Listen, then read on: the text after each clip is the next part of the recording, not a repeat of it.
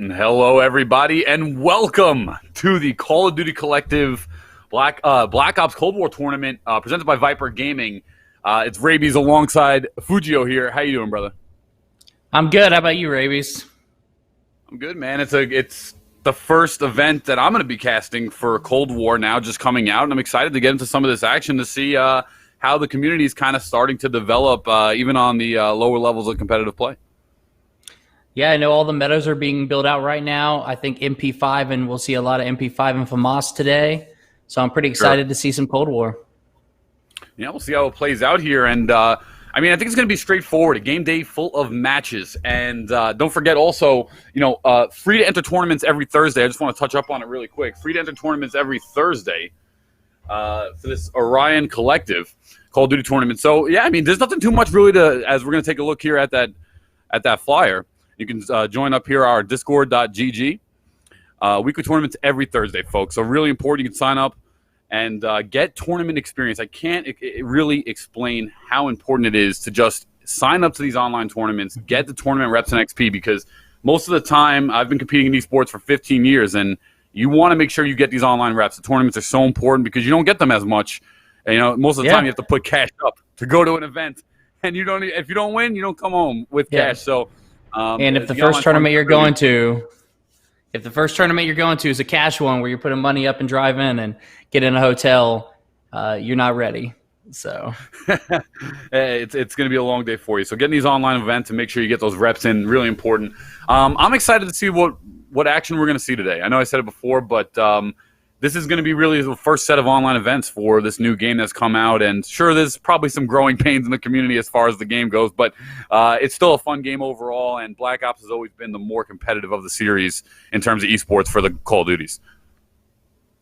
Yeah, absolutely. I've been playing a little Black Ops myself lately, and I've been having a ton of fun in the game. Zombies is my favorite mode in the Black Ops games. Sure. I'm happy that's back, but of course I love multiplayer, and I'm happy we're back to the 4v4 as opposed to the larger teams with Modern Warfare. Sure, that's right. They did drop down from the 5v5 competitive standard that we saw in the Call of Duty League last year, and now they're going back to that 4v4 premise. I'm pretty much just having to pick a map in the chat. I'm with you in terms of just like how I'm excited for the 4v4. I thought the maps are better off smaller. I like the more combat. I like that there's easier rotations, and you can also just have a more mental collective in terms of locating teammates when it's 4s instead of 5s. You don't have to worry about as many people, as many timers, and things like that. So it's interesting to see. I'm with you right there. Is there a favorite gun you're enjoying so far in the in Cold War here? My favorite gun is always in every Call of Duty the MP5. Like, no matter MP5. which game it is, I'm always like, if it's not my main gun, it's my secondary gun in every Call of Duty. So I already picked up the MP5 in Black Ops, and I'm having a ton of fun with it. You and 4 million others that are also just wrecking people online with the MP5. That gun is so good.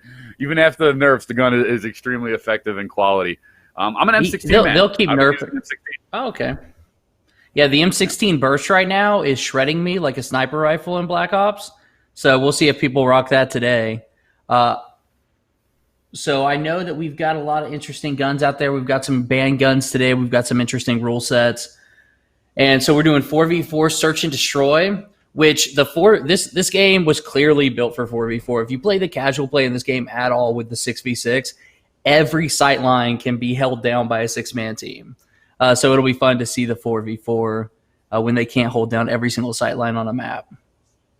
Yeah, that's honestly a great point. You don't really think about that, how much more cluttered these maps do become 5v5. Now, I know that they were building them a little bit bigger to accommodate the 5v5 before, but now these maps here in this game, some are of them super tiny. Feel pretty small, and yeah. They just what did they announce yesterday? My mind's just blanking right now. The new map that they just said they were going to put in, an old map revamp that everyone's excited about. Nuketown, maybe. Nuketown, yes. Okay. Yeah. So that was another good one, another really small map that's going to be exciting, and we'll see where this game goes over the history of its course, I guess, over the next year. But we'll talk about this for a minute while we have some time to kill. A lot of stuff is just strong right now in the game. There's the stuff that is being used currently is just really, really strong. Like you said, the M16, I was playing online with the XM4. I was using that first. I was struggling. I couldn't kill anyone. I really couldn't kill anybody. I was using that last night and getting no kills. No kills, bro. I was raging on my stream. I was like, is this me? Like, what? Yeah. I switched to the M16. Laser and kids. Laser, just... And then, you see some of the death cams with the MP5. There's other guns like the QBZ, which is another assault rifle that's very, very good. I hope that Cold War kind of addresses that, because I would like to see more variety in terms of like where it's like 1 to 3 guns that are just staple, and then outside of that, it's like whatever, you're playing at disadvantage. Yeah, I mean, Modern Warfare had guns that were clearly like the most powerful guns, but I think they did a pretty good job of giving diversity to builds. I mean, you had people using everything from the Kilos to the AKs to the Grauls, which was like the most popular for a long time, to the light machine guns, like the popular light machine gun everybody was using, which name is blanket on me right now. But so I hope Black Ops kind of takes a page out of that book, and it's really about personal preference as opposed to like which gun is just the gun you have to play. Because, and to be fair, like the mentality of this is the gun you have to play because it's overpowered isn't always the best strategy for people. Sure, yeah, I definitely agree with you want to stay comfortable in your play style, even over picking a top tier gun. To a certain degree. Maps, small, guns, combat, everything seems to be in tight. The grenades and equipment don't seem that strong in this game. Like explosions don't seem to be that insane. Or do you feel like they are? Well, I got my first random grenade throw kill last night in Black Ops, so that's always fun to get that first one in a new Call of Duty game. The grenades are okay in this game, but what is overpowered right now is the War Machine grenade launcher score streak. That thing is ridiculous right now. And when your body's hit with it, your body literally evaporates into like a mist pool of blood. It's so powerful. So first up who do we have first on the day here for the start of this tournament? Now we're going to be streaming one match for every round of the event here, folks. So you got a lot of action here on the day. It's a double elimination bracket. I don't know the final clarity on how many teams signed up. I saw 90 plus last night, but there's a lot of different teams and totally free online event. I can't stress the importance it is if you're an up-and-coming player or you're interested in getting involved in esports to sign up to free events like this and compete in them. Yeah, and this tournament has a $500 cash pool, but then you also have $1,200 worth of portable SSDs being supplied from Viper Gaming for the winners. So whoever wins today is going to walk away with 4 2-terabyte portable SSDs. So that's a pretty good prize to me. I'd take it. That's a great prize, especially for just playing on a Saturday. And so it's 500 plus the SSDs. Yeah. So pretty much first place is taking home $300 plus the SSDs, and then everybody else just second and third are getting a smaller cash prize. But that's what it's awesome, and I really want to see. I mean, obviously, it's now shooters have the easiest when it comes to online events. Something like a fighting game is a very tough time running an online event due to the connection problem and frame data and specifics. But shooting games don't have as much as a problem with that. It's great that you can just sign up to a shooting event, play online, not only get the tournament rep, get the tournament practice, get the team practice, but then you're also getting a chance to walk away with cash and walk away with computer parts. There's no gamer that's turning that down on a Saturday just for a Saturday event. And if you're playing the game anyway, better to play it in a tournament. 100%. Yeah, you want to get that rep, you want to get that experience. But so we're waiting for this map to get picked, and we're going to get right into our first match. I'm excited for the action. I want it to get underway. I'm almost tired of rambling to you guys. I want to see some gunfire, and I want to see some stuff going off, explosions. Let's see some Cold War. I'm excited to see all the different guns people are going to pick. So I hope we don't just have MP5s across the board today or FAMASs. I hope we see a lot of diversity. I didn't think about that, actually. Are we going to see just an abundance of MP5 today? Is that, I mean, even after the nerf, was it not enough? It was a major nerf. They nerfed the gun across 3 different categories, and it's still insanely strong. It always gets, even in Modern Warfare, it just kept getting nerfed, and it was still in most players' kits. I guess the question about this game is like one of two things. Has the Modern Warfare meta shifted to the Black Ops because it's so early in the series? Or are we going to see, or has the actual meta for Black Ops been defined so much that people are going to follow a new meta? So if we're going from Modern Warfare coming in here, then I think the MP5 is going to be popular just for that reason. And there we go. It's Search and Destroy, and the name of the map is Moscow. We're going to get right into it here, and as these players will check their controls, make sure everything's going properly. And here it is, game 1, getting on the way. We'll follow alongside Volkl. He'll be using the AK-47. Another gun we didn't talk about too much, but actually a one that's creeping up in terms of playstyle. A lot of people using this AK-47. Always a popular gun in any Call of Duty game is that AK-47. Very strong gun, a little bit harder recoil to control generally, but does the damage. Right. And so far, we'll see just blue team set up here, and there's only problem alive. Crash. Yeah. So we just had a crash out, so we're going to restart this map. But it looked like the attacking team was just setting up in mid and trying to get an early pick before they pushed in and actually planted the bomb. So it looks like that might be a strategy today. It's just hanging back, watching sightlines, playing it carefully, not being too aggressive. It looks like we got some pretty smart players right out of the gate here. Well, one of the biggest issues that a lot of teams have, and especially young players, especially when it comes to a search and destroy type game type, is when you're playing defense, people get too rushy, they get too impatient, they want to make a play, and we're defending. The bomb is not down yet. Hold the line of sight, hold the angle, let's listen for footsteps. When they plant, maybe we can then start rushing around and play the game. But it's a big misconception that you have to play this aggressive style or try to get a pick early in search and destroy. You just don't need to. If that bomb is not down yet, play patient, wait for it to get down. That's the name of the game. Let them put themselves in a hole instead of you. Yeah, be so patient that their patient runs out first. They push forward a little too far. You get an early pick. Now you have a massive advantage. A single kill in search and destroy can be just the game-defining play. And then occasionally you have somebody clutch it. I can't wait to see our first clutch of the day, a 1v4 where somebody comes out on top. Yeah.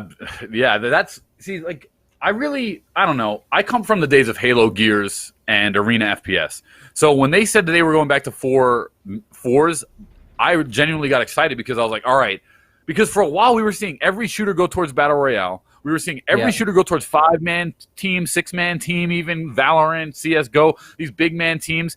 And that is not the FPS that I personally enjoyed growing up in Gears and Halo and these other games. I like the 4v4. So this is just going to be really interesting to see how this whole entire Call of Duty is going to shift and whether they stay with it. Are they going to keep it these low teams? Is it going to wind up going back or whatever? But for right now, we have 4s, and I'm excited to see as we get back into this next map who's going to clutch it out and this arena-style shooter tournament here take off. Yeah, I can't wait to see it. I think with the way they're designing maps, they have to stick with 4s. Like I was saying, you put one more person in there, and it gets real cluttery on some of these maps real fast. The ship floating in the middle. We were on the ship floating in the middle of the ocean last night. I can't remember what the map's called, but you can hold every sight line with sniper rifles like from the upper deck, and that's what happened last night. And I was seen and I was dead all night on that map. So it was just too many people, and they could hold too many sight lines.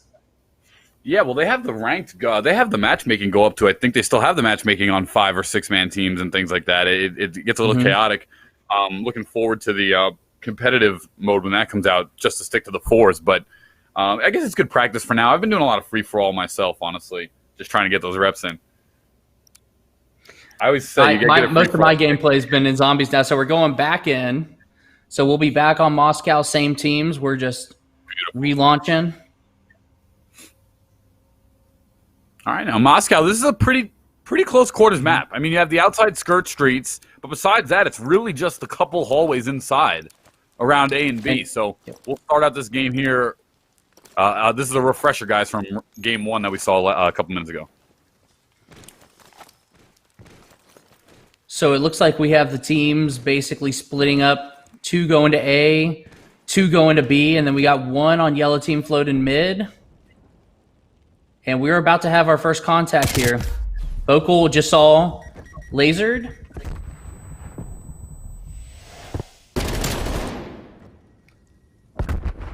So we got our first kill. All right, well, on with Zappy. He's using a Pellington. Thermal snipe. Bravo team with a pretty big advantage. Yeah, smoke through a thermal sight. Very cool. So it's a 2v2 now.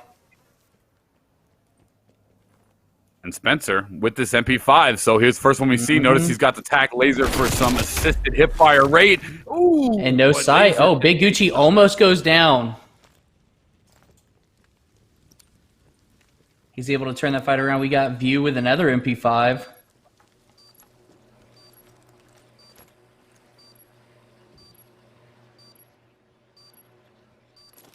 So bomb is being defused, and Gucci's able to take him out.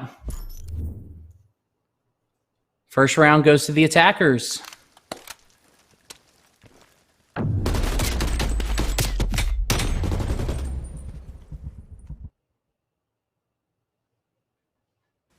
What do you think about that round?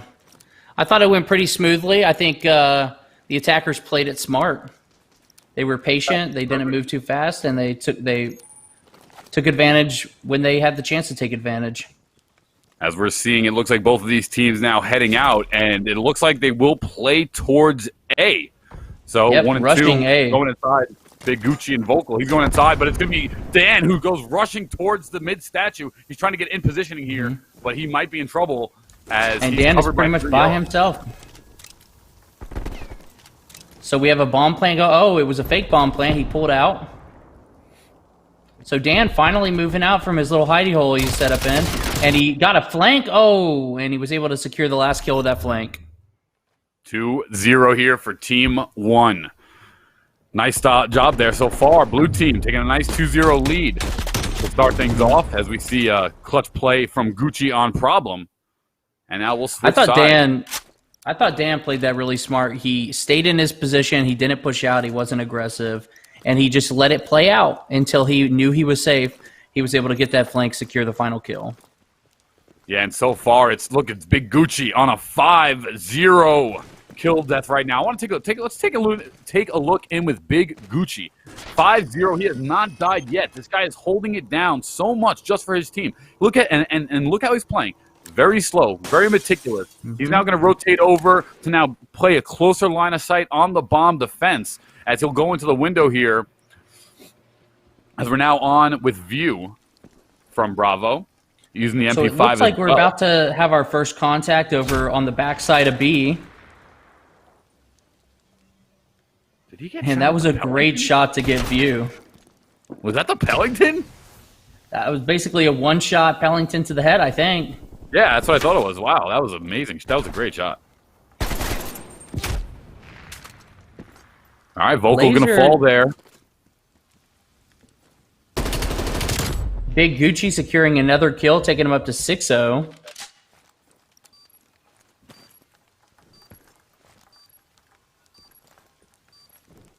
Problem was looking in that window, but then he looked away. And now somebody took that window and was able to get a flank on him. Yeah, 3-0 here. Blue team just playing super effective and really, and this was the shot, I think. Yeah, it was. Yep. Boom! With the Pellington. Nice shot there. And so far, blue team has been extremely dominant here. And you got to look towards the side of Big Gucci. He's 7-0. The rest of his team, 1 kill, 3 kill. If Bravo and Zappy, View, Problem, Laser, if they're able to lock up Big Gucci here and get him taken out, get that carry out of the game early, they're going to have an easier time. Big Gucci is hands down carrying the blue team right now here on Moscow. 3-0 as we head into round number 4. Yeah, and it's not going to be easy to get close to Gucci because he is playing very safely. Right. So Dan is basically in the same spot he was in the first game where he got that great, or the second game where he got that great flank. So it looks like Back on that is his Zappy. corner. Sure. Now, how Problem hasn't been shot yet by Dan is... So Problem has crossed in front of Dan's line of sight twice, and Dan has not engaged him. Oh yeah, Dan's just camping behind that right corner there. He's trying to see if someone here is going to play over aggressive and get an easy kill. See, Problem here actually isn't looking towards that statue. I don't know if he knows he's there. He's really just holding the line of sight. There's 2 inside this building, and they're just sound hacking right now. They're trying to get any kill. Problem is looks like he might peek, and he's peeking, and there goes Problem. Dan finally got the kill he was looking for. Now he's pushing in. And he's using that MP5 lasered now for Bravo. There's only 2 men left. He'll find one here. He's now looking for a quick second. That was a big kill. It's only Spencer alive versus Laser and Zappy. Yep. Bomb's gonna go down, but Bravo winds up cleaning it up, and that's exactly what we needed to see now. Bravo getting a little bit got of their win. Yeah. And exactly as you said, they took down Big Gucci, and they were able to win the match. And it's surprising because I didn't think they were going to once Dan got that first kill. And he literally just played insanely patient for like 2 minutes. He did not touch the controller, just sat behind a statue and got that kill early. I thought blue team had it again, but yellow team did a great job at clutching. Now Zappy with 3 kills and lasered as well. Yeah, Dan is stepped it up that match, took himself up to 4 kills from 1. Yeah. So Dan doing a pretty good job in that last match. His hidey hole really worked out. It looks like we're rotating to A. We've got Big Gucci on his long sight line. He plays these long sight lines really well. It's really just this one mid-room separating both teams, but it's going to be Dan who winds up finding problem with the Tundra. What a shot that was. Jesus, I didn't even see it.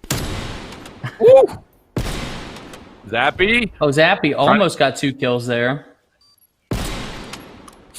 Ooh, Jesus, so close. Why they need to put a musket in the game. Call of Duty American War, American Revolution. What a musket. Dan picking up 3 more kills this match. Dan is putting himself on Gucci's level. He heard us talking about how good Gucci was, and he said, "No, I'm gonna show you." And now we're seeing View repping that AK-47, but no, there's another cleanup here for NATO for a 4-1 lead now. It's 1st to 6. So this is a shot I was talking about. Ooh! Just sees it coming and quick locks up. You know, you don't really think about it. In 4v4, even though the maps are small, the sniper is actually so prevalent because, especially in search at least, and that's that second shot. That was amazing. But one shot is all it takes. Just that one bullet. That's right. So Dan is actually doing... Yeah, Dan's actually doing a really good job of switching between guns. We've seen him on the MP5, and then we just saw him on the Tundra. And they left the bomb behind. Somebody had to go back and grab it. Yeah, you got to remember the bomb. That is an important asset. I would say so.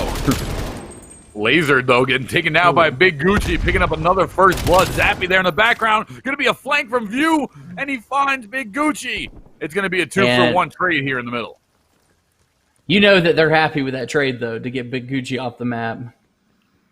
No question. If I was the leader right now, I would literally be screaming, lock him up, call him out, let's get him. Like, literally, he's just carrying the team. Everyone's stepping it up more, no question. But look what happens again. Big Gucci goes down early, yellow team. And now it's just cleanup. Yeah. So the question is, can Spencer clutch it? And the answer is no. We found that out before I finished. That was clean. Look at this drop shot here. This is so clean. Oh, that was the best play, wasn't it? Best play. Yeah, it didn't do the final kill. Yeah. Here's the drop shot, just like you were saying. That's what it was. So we saw that last drop shot. Play. Very long. But yeah, I like so I play mouse and keyboard. I mean, I don't know if a lot of these guys are playing controller or what, but I will say you have a slightly advantage to drop shotting on the controller, Absolutely. Which is not much of an advantage, but it is easier to drop shot on the controller than it is on the mouse and keyboard, depending on what your binds are. But it's interesting to see the movement of a controller player versus a mouse and keyboard player. You can almost always tell because mouse and keyboard players rarely drop shot and things like that. Not that they I'm rarely also do mouse it. and keyboard, and I do not drop shot very much. So. Yeah, it's just a difficult hand placement. We're rotating the control or C, your pinky. It's a little bit. It's different than just having it on a click of a right stick that your thumb's resting on. You know what I mean? It's a little harder there. I'm on one as well. I rarely drop shot because I play mouse keyboard. So it is a 1v3 with Vocal here. Vocal playing it smart, trying to head glitch over here. He got 1 kill, but now they know where he is. That 1 kill's big detriment, though. It is 2-1. He's using that AK-47. He's looking to pick up Zappy here, but no! Zappy's going to quick peek back out and take him out. Nice teamwork there as Bravo has fought back into this one. 4-3 now, heading into round 8. Woo! Vocal basically thought he had him on the run, but Vocal had less health, so that aggressive play turned out not to be the great play. But even if he was able to get that kill, you had the other yellow teammate right behind him coming in. Right. As we'll see here, I notice so far no team has even touched, entered, messed with, or acknowledged the B site. Now, it's probably because A is much closer and B is closer to the defending team's spawn, which is why we're not seeing anyone go B. However, I still feel sometimes this is a rotation you want to make just to throw off the enemy team. If they're rushing A flat out 7 rounds straight, a flank to B, even if it's not in the best position, might work out. Well, we might see our first B play here based on the positioning, but they might be planning a rotate into A right here. And as we can see, we've got one blue player just sitting in that corner. So Big Gucci is about to have contact. Let's take a look. It's going to be a slide in from Laser, but Laser takes him And out Big on the Gucci's slide. taken out. And at the same time Big Gucci was taken out, Problem was taken out too. But Vocal winds up picking up one for blue. And now it's Vocal, and Spencer finds another. It is only Laser left. 1-on-3 situation. It's not looking good for him here. Blue team might have found their rhythm once again. They're just going to play the bomb. They're not stressed about this. Bomb's They know down. He's going to somebody's pick it up. gonna He come pick it rotates. up. They call him out. Oh! Great kill, but he didn't see the second player behind him. Oh, he couldn't find him. Yeah, I hate to see it. I can't believe he even got in that far. That was a great slide in. I mean, Yes. he's... What a play. So Laser did a great job taking out Big Gucci early on, but sadly he isn't able to clutch it up. We'll switch sides again here. 5-3. So Bravo team has this one last chance to kind of establish themselves and stay in the game. Big Gucci, when we first talked about Big Gucci, he was 7-0, 6-0. Right. And now he's 6-0, I think. 9-4. Had So a his slower teammates have second really half. picked up a lot of the slack. Yeah, you're right about that. You called it early. You know, Dan now sitting up at 8 kills. You got Vocal on 5 here, and it's nice to see the first round. Maybe there was some jitters or maybe just some warm-up prowess, and now you can see the teams are starting to get warmed up. We're starting to see some quick shots, quick scopes. Starting to see some nice plays, slide-in shots.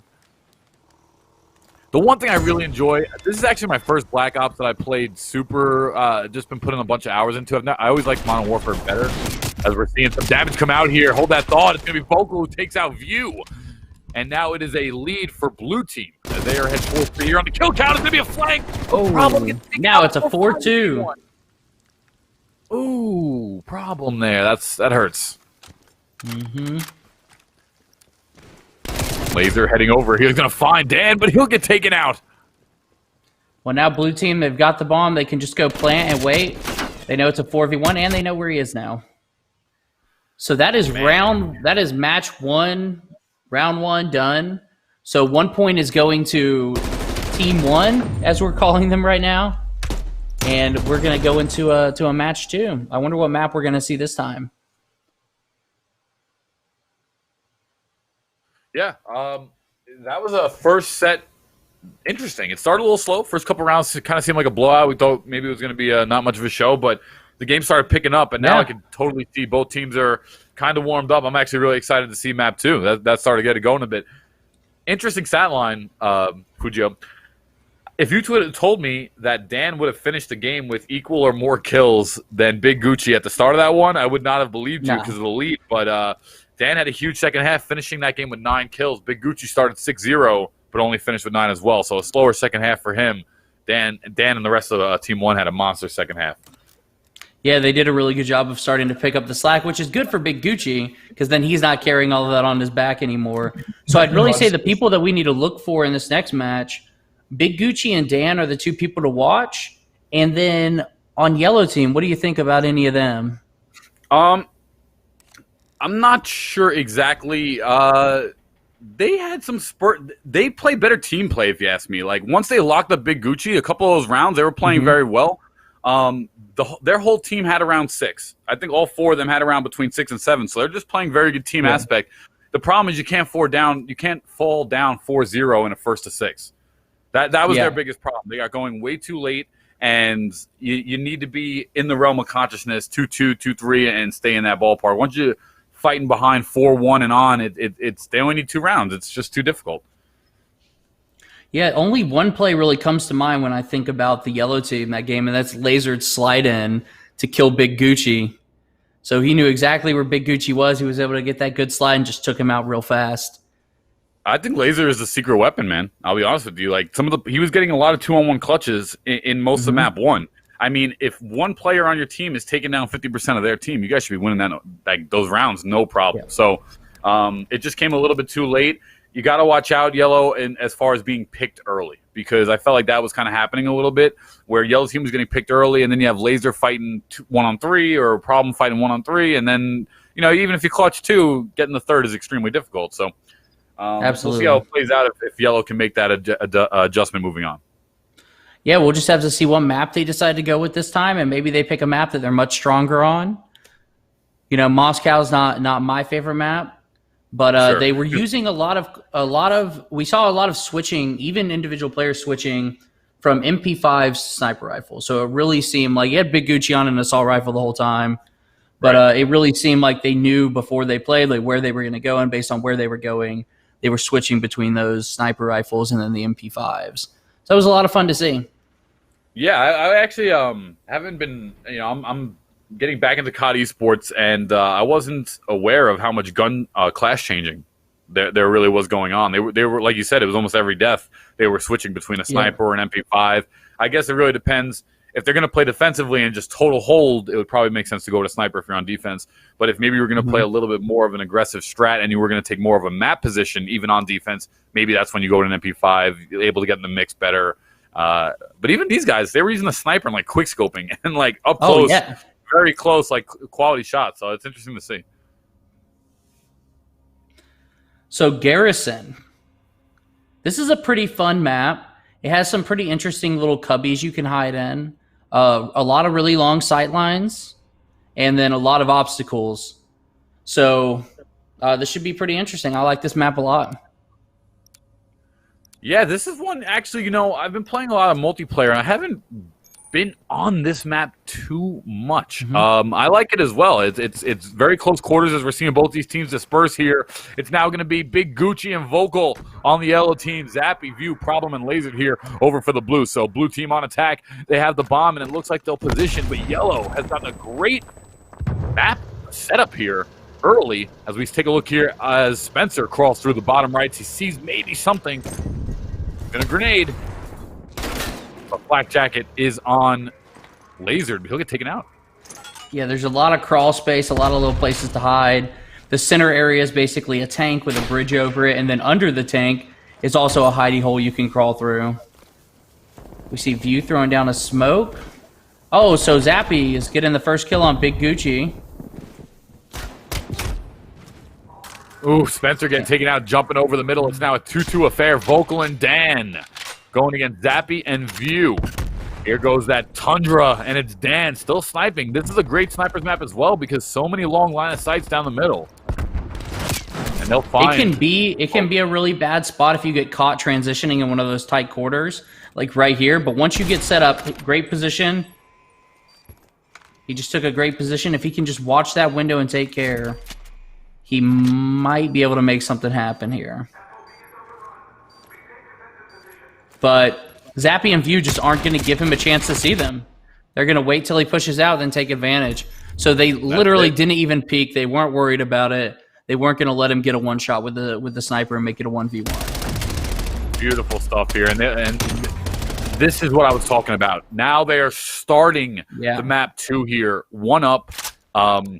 And that alone is just such a big difference. I'm telling you right now, if you did a stat, how many teams won a set after winning the first map, I bet you it's a lot higher than people think. Yeah, Zappy's team definitely has a chance of coming back here and winning game 2. So we're actually seeing a point given to... Oh, wait, never mind. Looking at the wrong thing on the UI. But it's looking real good. We got first contact here. Big Gucci has a pretty good sight line up on this bridge, looking over. Oh, almost takes down Lasered, but Lasered actually survives that onslaught with like 1 health. Yeah, the big collective of gunfire here in the middle. It's Big Gucci going to nade out towards A. He knows that Lasered is there, but Spencer going to get taken out by Problem.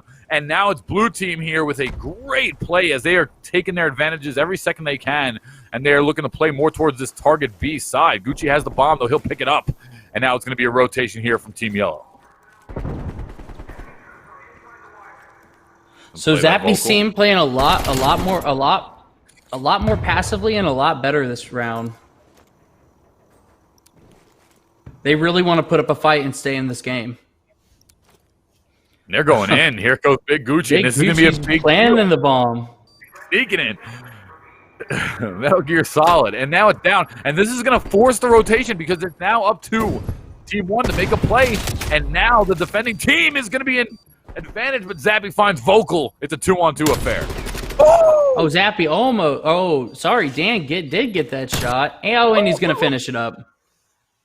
Two great shots consecutively. Wow.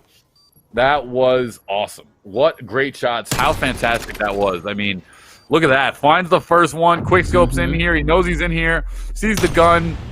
Just hit the hit confirm. Nice and patient. Beautiful job. And that's why you don't just walk around a corner in Call of Duty. This game has a high punishment, man. This game's got a high punishment. If the enemy has an accurate shot, which in competitive most of the time you're going to go against people who do, the punishment is high. The time to kill is extremely low. Yeah, one shot pretty much, and you're getting out of there. We do have health stims. We do have health stims back now, which of course we were missing in Modern Warfare. So that's a nice little addition back. Yeah, massive. That's basically your saving grace. If you can get a health stim off, you have a second chance at life. But you do got to trade off the stuns for that, though. Absolutely. So it's kind of a choice, you know. Are you running a health stim or are you running a stun? Yeah, or a flash or whatever. But I guess with the prominent use of the, I got to say that with the prominent use of the, what is it, perk 1, you either go flak jacket or you go reduce stun flash. So with a lot of people going that, I guess you're seeing more maybe room for a stim pack. But we're not seeing anyone use stim pack in here, actually. Yeah, we're seeing nothing but stuns here. All right, 1-1, 3-3 here is the man count. Vocal, Spencer, and Dan. Zappy, Problem, and Lasered for the blue team. They'll be alive here. Here comes that snipe as Dan looking again with the Tundra, looking to find anyone he can for a pick. Got it. Find Lasered in the chest. Ooh. So View knows that Dan is in this cubby, and he's trying to keep an eye on him, but he's...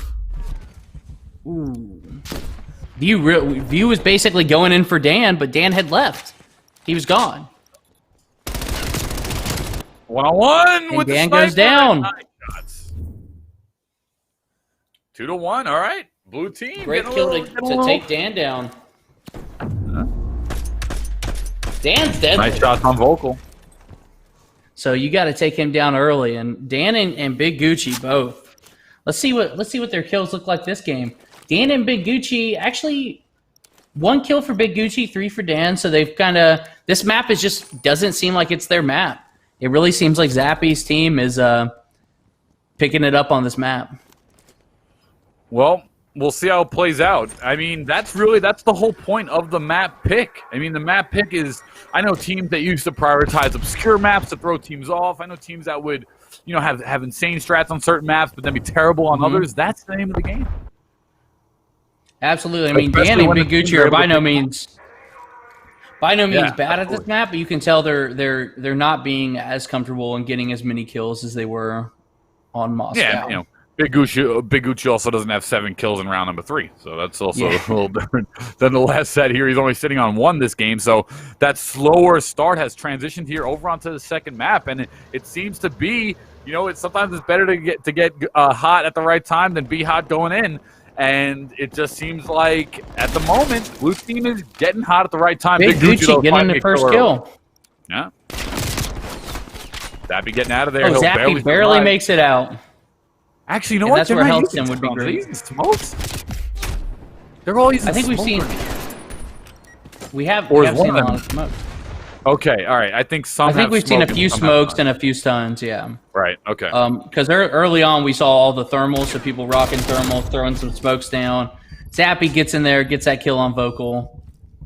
Man, that tack laser on the MP5 is just ridiculous. I mean, he hip-fired him, not even thinking about it. Other guns cannot hip-fire like that, depending on how you attachment spec them. But the MP5 with tack laser and added stuff definitely can. Nice shots there. As we're going to see Dan, the only one alive against Zappy. Zappy is defusing. Dan's going to get the alert. Oh! Dan with the shot, man. Portable sniper. Dan knew all he had to do was wait. That's it. And he was able to get that kill. I just love seeing Search and Destroy and all these different, I study a lot of shooters, and every Search and Destroy game mode, every shooter has its own pace to it. It's interesting to see the Call of Duty pace to Search and Destroy. I know it's always been an esports staple in the community, but it's nice just getting a refresher and seeing it. It's faster pace. I really enjoy it. Yeah, I mean, it's especially Black Ops, With Modern Right. Warfare being the meta, if you enjoy Black Ops, we're finally back to that Black Ops gameplay, which I Black Ops enjoy is more faster. than the Modern Warfare gameplay. It's way faster. It's a lot more arcadey. It's a faster paced game. It has a lower time to kill than Modern Warfare. Modern Warfare has a pretty high time to kill. This game has an insanely low time to kill. You hit somebody once, they're dead. I mean, so it's interesting to see here. Big Gucci dang and taking out lasers will fall for the blue team, and now a second one Zappy as well. Went to finding a third, and now it's just Vocal here. However, though, we need to mention real quick, Fujio, that it is tied up 2-2. So yellow team hanging around here. Yeah, they're doing a really good job. Both teams are being very competitive right now. It's anybody's game at this moment. Nice. Vocal was not able to clutch it up. I know he wanted to, but it's too much for him. 1-on-3, very tough situation here. Taking down Dan right there was a big play. Getting Dan out of the game. Dan is very comfortable on this map, as you can tell. Yeah, View as well. View here on the blue team, and Dan and Vocal both putting up 5 each for the yellow team. We got to see a step up here from Zappy and Laser. Now they are ahead. So and honestly, Spencer 1-5, Big Gucci 2-4. Those guys for the yellow team need to help them as well. So a couple players here have a little bit more to do. We'll see how it plays out now going into round number 6. Big Gucci with the MP5 doing some pretty long shots. But Zappy takes him out with a grenade. He'll wind up hitting the scoreboard there, and Big Gucci 2-5, just having a hard time getting going in this game. But it's gonna be a flank, and the Vocal gets taken out as well. It's 4-on-2 here for Team Blue. You pick the wrong corner, you get taken out, Vocal. Dan is able to get his MP5 kill too. Yeah, Spencer picked up one as well, and now it's a 2-2 affair. So with Dan still being alive on the other team, you got to say Dan is deadly. You don't want to be on a sight line with him, but I don't think he's rocking a sniper rifle this round. I think he switched it over to the MP5, and we're seeing Dan do that a lot, switch between weapons pretty effectively. Yeah, it's an interesting skill set. One player being able to play multiple different positions. It's going to be a one-on-one Spencer against Problem, and Problem going to be jumping a bit using that AK-47. Going to get the better of Spencer. Spencer did have the bomb. 8 seconds remaining on the time clock here, and it looks like, whoo! It's a 1v1. It's a 1v1. Time is ticking out. He finds him, but it won't be enough. I think that's the first time we've had time limit reached.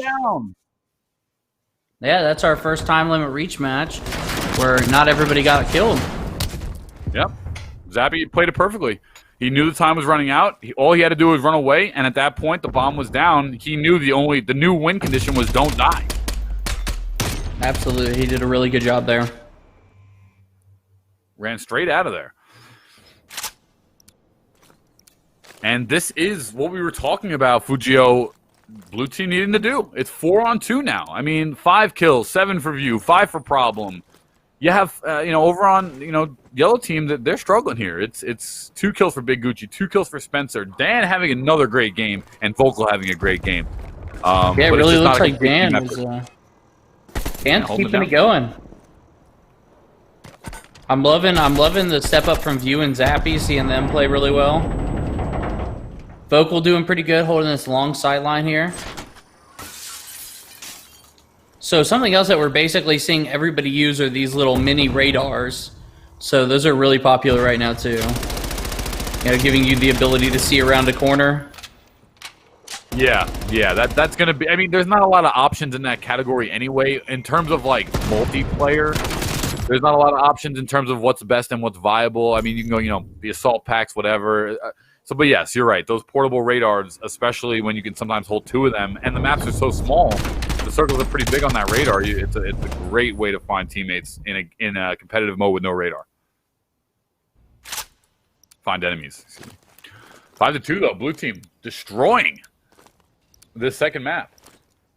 Oh, trophy. Oh, they're using trophy. They're establishing their lead. This is, they can lose this one and feel pretty comfortable. And still come back next round and win it. So we're just going to keep with them. We're seeing first contact when nobody goes down. Yeah, Zappy playing that corner well. Over to Big Gucci now, sitting in 2 and 6. He's got to find some kills, but he winds up going one-on-one here, and he'll find one there. Nice job, Vocal and Big Gucci of Team Yellow going to find one each, and Problem going to fall as well. Oh. It's now 4-on-1, and Lasered is in trouble. Yeah, so basically, Big Gucci's team said, no, you guys aren't winning. we're coming back. This is a massive round, honestly. Like, for Team Yellow, that is a massive round. It is now 5-3 instead of 6-2. That is a big, big swing. So they stay alive. One more round. Can they get the job done? And this is all starts on the back play here of Big Gucci.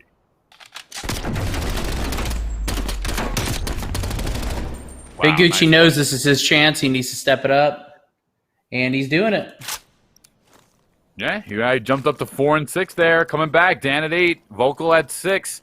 They're going to need to win the next 3 straight, though, to be able to take down Team 1 here, Blue Team. Zappy going to pick up the bomb as we take a look here at the loadout. No snipers in this one. We're seeing 4 MP5s, 3 AKs, and an LMG. Jeez. So not much variety. You know, we thought we were going to see a lot of variety so far. Not much. AKs, Well, MP5. I'm mostly surprised about the lack of FAMASs and all the AKs being played. So we're seeing a ton of AKs as the assault rifle, not really any FAMASs. Yeah, lately I told you, man. Been seeing everyone use the AK. People have been complaining about it now, like saying it's the best gun. Like I don't know. People have been using it nonstop. Yeah, we'll see how more teams play out. Obviously, this is only 2 teams out of the whole pool, but but it is a good consensus to start out. I mean, we're barely seeing any diversity. We're seeing over 50% of the game with MP5s and about 30% with AKs.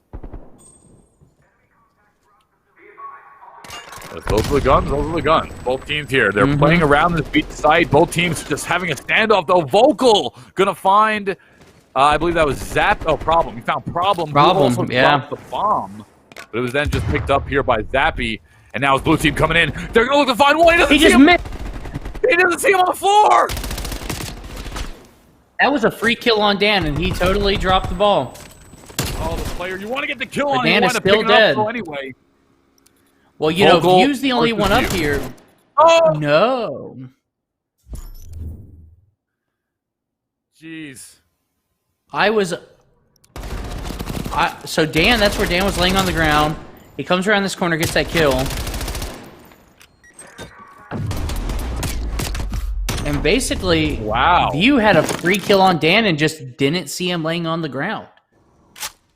Yeah, and that's so unfortunate because Dan had a monster round, took out 2, and he could have been If he would have eliminated. killed Dan, that would have been game.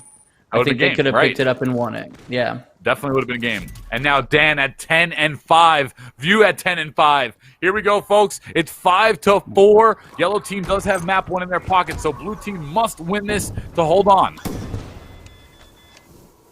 Both teams now heading around towards A site. Oh, Problem's got his eyes on 2 players. Oh, he gets taken out by Dan. But yellow team is very weak. Dan finding another, and now it's a 3-on-1 swing. Here goes the last guy, though. Dan Zappy gonna find one. Vocal goes down, but we still got Dan and Spencer up. And Dan is very scary. So Dan goes down. Now it's a 1v1. Spencer's going to get that bomb down at B. And now it's a one-on-one affair. Zappy versus Spencer. This could be for the map if Zappy can clutch it. Spencer has to clutch it so that the yellow team can hold on. Oh, man. Spencer not in a good area Spencer's kind of been slacking the whole time, so this is his chance to really step up and win a game and win a match for his team. He ran up high. What a flank. Oh! What a flank. He moved all the way around, went up high on bridge, and the other team didn't even notice. No, that was pretty dope as we take a look here at the play of the game, and it's coming on in. Dan finding one. Quick nade to the left. Gets the flak jacket triggered, and now he jumps over. Nice jump shot here on Lasered as he'll find 2. Nice play there by Dan. Now at 12 kills. And Jesus, just like that, it's 5-5. Zappy, View, Problem, Lasered. So tight. Need to win this round, or they are going to head into the loser's bracket early. Yeah. If they can win it, we'll head out to a map 3. And you know what's interesting is just like before, Zappy's team's kills are a lot closer than Dan's team's kills. You know, there's less scatter, there's more teamwork. The first kill in this match could be game-defining. And there it is, Big Gucci going down with lasers. That's a massive kill because we know Big Gucci can make a play when he needs to. Yeah, and he hasn't had the best game so far, but getting that kill is now so massive. 4-on-3, like you said. And now yellow team has to plant the bomb. Blue team does not have to go anywhere. They don't have to do anything. Dan getting a kill. Find Zappy. Now it's a 3v3. Dan's still alive, sitting at 13 kills. He's running a 2.1 KD right now. Ridiculous. And this is a great spot to camp for Dan. View getting out of there. A lot of damage coming on his tail as we'll switch over to Vocal. Vocal now for the yellow team. It was actually, Laser got picked up there. It's a 3-on-2. Bomb is going to get planted at B. Now it's a 2v2. Behind. Yep, problem found Spencer, and now it's a 2-on-1 in favor of the blue team. Dan can clutch this. We know Dan. He is such a good player. He can bring this back. The bomb is ticking. He just has to be patient and wait for somebody to go disarm. Playing bomb. Problem is defusing. Dan's going to come in. Oh, problem goes down 1v1. Oh! And Dan wins it. Great job, Dan. What was Dan's final kill count there? That had to be 15? 15 at least. What a great kill from Dan. I mean, problem had to know that's where Dan was. That's where everybody that plants the bomb goes to defend it. There's no other spot to hide. Clearing that vent first would have been a really smart move from Problem, and he just didn't do it. He decided would have been super easy to slide into the vent, clear it out, come back out, defuse the bomb. Yeah, and that's a tough situation there, but blue team was able to hold on, and they are going to wind up. Oh wait, no, they just lost that, right? Dan teams won. So yeah, it was yellow. It moved back and forth, but anyway, Dan's team won that time. Yeah. So Dan did a really good job. He picked up the slack. At first we were looking at Big Gucci. Big Gucci was doing really, really well, and then Dan took off and stayed on top for the rest of the games. Yeah, I want to see Dan play again. I'm excited for that. Yeah, he had a fantastic game. I think he finished that one with 14, 15 kills, 6 deaths. Took multiple 2-on-1s. I think he got 2 or 3 in that final round. And Dan really stepped it up. And I mean, that was another game. Yep. Blue team got to be kind of kicking themselves a little bit. They were up 5-1 or 5-2 at one point and lost 4 straight. I mean, that hurts. Yeah. And that's kind of was their mentality should have been play it slow, play it safe, play it smart. And especially there at the end when Problem didn't check the vent, it really seemed like they were kind of panicking. They were, we were winning, we felt so good. And then you always see that when a team is winning a lot and they start losing, they get more panicky than they would have been otherwise. Yeah. Sure. And that happens in every sport, right? Traditional, all sorts of sports. Once you get like this, it's almost everyone on the team feels the tilt. And it's you're all trying to grasp it and trying to slow it or stop it, but sometimes it's just like you said, everyone's panicking. For instance, it was 2-on-1 in that situation. There's no way Problem should have been defusing without constant pressure from his teammate on Dan. But Dan got a free pick with 0 pressure from I forget who was with Problem there at the end, but he got no pressure, so it was 2 1-on-1s at that point, and Dan's been clutching all day, so that was an easy cleanup. And it was, with it being a 2v1, they should have taken that extra few seconds that they had. They had the extra time to use that 2v1 pressure to take out Dan. The second you start defusing the bomb, you've lost one of your players. Now it's a 1v1, maybe, if the other person's even around. And so they just didn't they didn't look at what advantage they had. They didn't press that advantage, and they just tried to go straight for a bomb defusal, which is always a mistake. Right. I couldn't agree more. But that's not the end that we're going to see of that team there. They'll head into the losers bracket, and maybe we'll see them again later in the tournament, as we will be streaming one match from each set here, one match from each round of the tournament. That was a really fun first game, honestly. I thought it was going to be a one-sided tilt at first, but that game really wound up picking up some steam and becoming very fun to watch. Good job to both teams there in round number 1. Yeah, and a lot of these free tournaments, that the quality of competitor can often be so one or the other side that you're going to see a lot of just a team coming in and crushing a bunch of people until they get to that final round where they're going up against another good team. But we started off really strong there. Those teams were pretty balanced, even though it might not have seemed that way in the first match. And Right. they both did a really good job. So I'm excited for the rest of this tournament. Yeah, absolutely. We're waiting, I believe, getting into a next match, or where are we headed here? But either way, that. All right, yeah, we're gonna. Okay. Yeah, thoughts. Okay, so we're gonna throw it to a 5-minute break, guys. Thank you so much, Rabies, alongside Fujio here for the Orion Collective Call of Duty tournament, sponsored by Viper Gaming. Don't go anywhere, folks. We'll be right back in a couple minutes.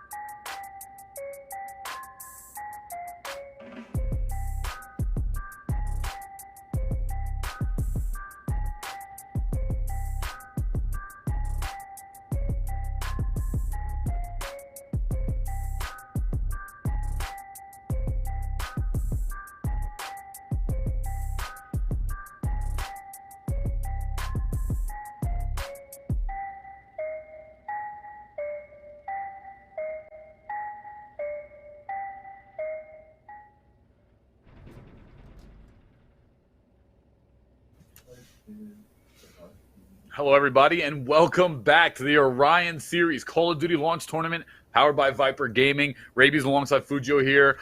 We just had a first amazing round one, Fujio, and now we have a second coming up here. I'm excited for the next round of action. Yeah, me too. I enjoyed the first round a lot. I'm hoping the second round is going to be just as competitive and close. Yeah, we have seed number 8, EST Coasters, going against seed number 40, MMA George. And it's the Curious George display picture. Yeah, that's a great team name and logo and icon. So we got King Curry on East Coasters, Beast Material, Hutch, and Glock going against Dylan Chillin Jones, Super Pants, the Wu and Empire of MMA George. So it's going to be a best of 3 once again. And let's see, do we know the map that we're starting on? Not sure of the map, but that's okay. Yeah, we'll see if it's going to be 18 versus 40. So we're going to get a good idea here now of what the skill gap of this tournament is going to be, kind of based on this match, because you have a team that's in the top 10, and then you have a team that's kind of in like the middle of the pack, around 45, 50 seeds. So this will be an interesting detriment to see how different is the higher tier echelon seeded teams against maybe the middle of the pack teams. Yeah, so I'm unsure if these teams are seeded by actual skill level. So we're going to see, because totally ignore everything I just totally 100% ignore everything I just said. No big deal. So we're going to this match. It should be a lot of fun. I'm personally hoping to see my favorite map out right now, which everybody hates, which is Miami. I just like the aesthetic. Okay, that's the outdoor map, nighttime, right? Yes. And it has a big long beach site for good snipers. Right. Oh, you're right. The beach side. Yeah. It's the longest site I've seen in this game. So we are instead going into Crossroads. Right. So going into Crossroads, you got to have your Stowy maps and your Call of Duties. So blue team, we have the East Coasters, and yellow team, we have the MMA George. So that'll be easy to remember because yellow team has Curious George as their guy. We'll see here, East King Coasters, Curry. King Curry. Yep. Yeah, see how it plays out here. We're up top on Search and Destroy. First minute here starts out this first round. Yellow team really sitting on side of B. Blue defending on side of A. Ooh. Empire almost going down. He's able to recover his health. But, now he's down. Empire's dead.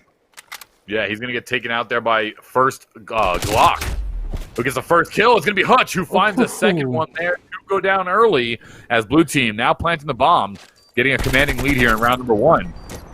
Glock got some really good shots on Super Pants over there. The Wu almost down himself. We have seen already a ton of people going down to 1 or 2 health and then coming back just in the first 30 seconds of this matchup. Ooh, nice so the shot by the Wu there. Finds a second. Oh, now it's a 1v1. Wu doesn't know that the guy's behind him. But Glock not even moving to the point. What is Glock doing? He's going to get it. He's going to get it. He's got absolutely. Glock took a really long, instead of beelining for the bomb, he went up the stairs and tried to get a height advantage, but it was too late. He took too long of a way around to get to the point. Yeah, that was peculiar. Yeah, to say the least, honestly. The Wu getting these 2 shots, unless he was AFK or something. I mean, what was he doing over there? He was either AFK or he wasn't paying very close attention, because those 2 teammates had just gone down. He knew exactly where the Wu was. He should have been moving to intercept. Yeah. Let's see how the second round plays out. So pretty much everybody but Beast Material has a kill on East Coasters, but on Curious George, on MMA George, the Wu's got 3 kills. All right, King Curry there activating. It's going to be actually 2 go down here on the yellow team. And now it's Empire and Super Pants for yellow against King Curry, Beast, and Hutch here as Super Pants and Empire both find one though. Oh, yellow with the rotate. Yellow. Super Pants, 2 great kills. Wow. Great play. See, right here, he pushes back out this door, knowing Super Pants is out there staring at the door with a gun. And that's always a mistake. If somebody has shot you through a door, take a different way around. Don't go back out that door. And just like that, every member of Team Blue picking up a kill here, as it is going to be a 2-0 lead, though, for Yellow. And MMA George getting the advantage early. Mm-hmm. So the Woo didn't get any kills that second game. And the Woo gets a few bullets on him by Hutch right there early on. Hutch is really trying to hold this sideline down with the Woo, but he doesn't know where the Woo is. Oh, Woo jumps on top of that tank. And he's going to barely just make it out of there with his life, as he'll stay alive, though. No one has been taken down yet so far. This map extremely small. Oh! And the Woo going to find a headshot on Beast Material. He'll get taken out. What a shot. We thought he was going to lose that one. Absolutely. I thought Beast Material had him dead to rights, and the Woo just turns on him, gets a perfect shot. Woo takes out another one. Hutch going down. Great job for the Woo. I mean, we already have our eyes on the Woo. Is this going to be like a big Gucci situation where the Woo steps up early on and somebody else comes up later? Or is the Woo going to keep this pace up? 2 rounds. I mean, that's pretty remarkable. And I'm pretty sure that made it sick for the Woo. Yeah, probably did. He's really carrying it. If I'm not mistaken. Take a look. And that is an nice headshot. That was an MP5 from that far. Taking that dude good. He's got 6, Woo. Wow. Yeah, that final kill was the Woo. He took it 6-1, doing it great. I mean, now we're seeing, Super Pants on a 3-kill streak, Woo on a 3, Empire on a 2, and it's goose eggs here for Team Blue. They're struggling here a little bit, and no streaks for Blue Team. They all died. Let's see how Blue Team can rotate around here. Now they are on defense, and this is a round where they can come back, but unfortunately, Hutch goes down. Take down Hutch from long. That was a long shot. Dylan Chillin getting a second kill. So now everyone on MMA George is on at least a 2 streak. Every single one of them. Yeah, MMA George, they're playing quite well. So this is kind of how I expected most of the early matches to go. And we didn't see it in the first match, but we're seeing it a little bit more here. And the question becomes, is this just a really bad map for EST coasters? Or are we just going to see MMA George take it all the way through? That's a great question. And so far, MMA George has just been nothing but dominant. What a shot. Super far range. That was a great early kill. And then Dylan Chillin will pick up that second kill right here. Wow.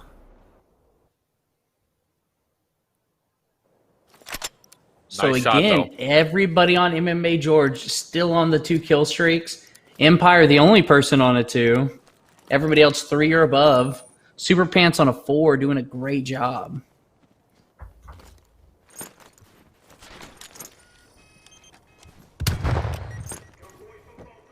Grenades coming out from Dylan. They'll wind up connecting some stuns there. It looked like, stun grenade hit. Yeah, so Hutch is now full health. Yeah, go ahead. Oh, well, Hutch was down, and then his health is back up to full, but Hutch is holding down that sideline pretty good this round. Dylan Chillin not able to get that early kill. And Blue Team was able to find Woo. Dylan Chillin, though, finds another, and this is Blue Team's chance. They've got to get this round here because Woo off the board. They just ended his streak. Dylan Chillin now on a 4. He'll get taken out and end that one. So Empire down as well, and now it's 3-on-1 in favor of Super Pants, who is rotating around the map here. Now they have the bomb. They could be pushing in the plan here. They're kind of just playing for the pick, I guess, but, I think you want to push in and start getting some pressure from the plan as they'll rotate over to A. Yeah, get that plant on. Make him push out to you. But Super Pants knows they're going for the plant. He has eyes on. Great kill from Super Pants. But you're low health. You got to get out of there. You can't stick around. He got aggressive instead of backing up and getting to a safe spot. And he will get taken out 4-1, though, as, however, Blue Team has managed to pick up a point on the board. Once again, another kill there. He's been able to hold down that angle. Multiple people. It was Woo one round, and now Dylan Chillin held down that angle, but that's a very nice headshot spot that we're seeing a lot of people use here into round number 6. Classic caster's curse on MMA George. We see how good they're doing. They lose their first round. Lose their first round. Man, it literally never fails. It's so funny. Literally never fails. As we're seeing, though, it seems Hutch just sitting back in spawn, just literally deep head spot here, just waiting for that team to come peek. Dylan chilling though, taking some damage, almost takes him out. So close to take him out. Yeah. So I think the two sleepers that we see on East Coasters that I think could really pick it up and make some good plays are going to be Beast Material and Hutch. Sure.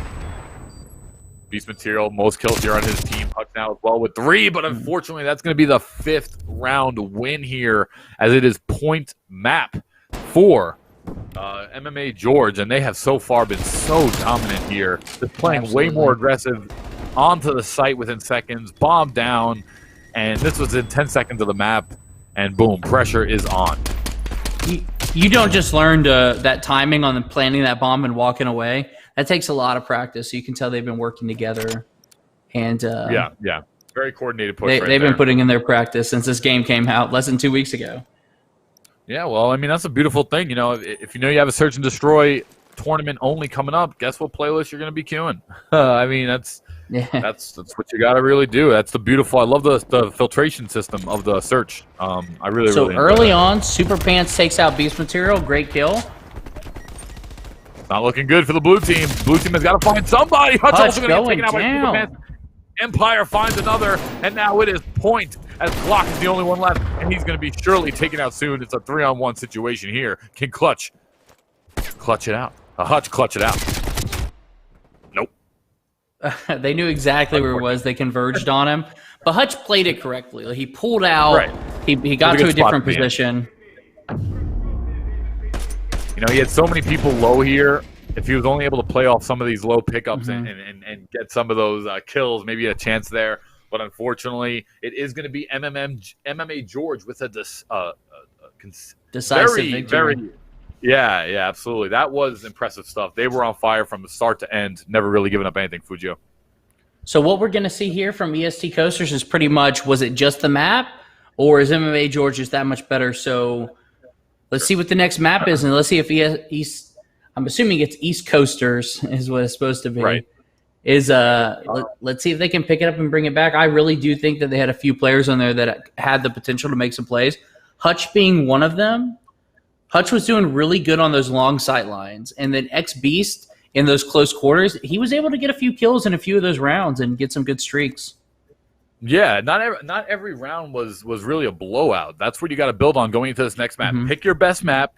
It's best of 3. You don't want to fall into the loser's bracket. Make sure you give your team the absolute best chance to win. Best map, most practice map, or favorite map, whatever falls in line with your team, and go to that moving forward.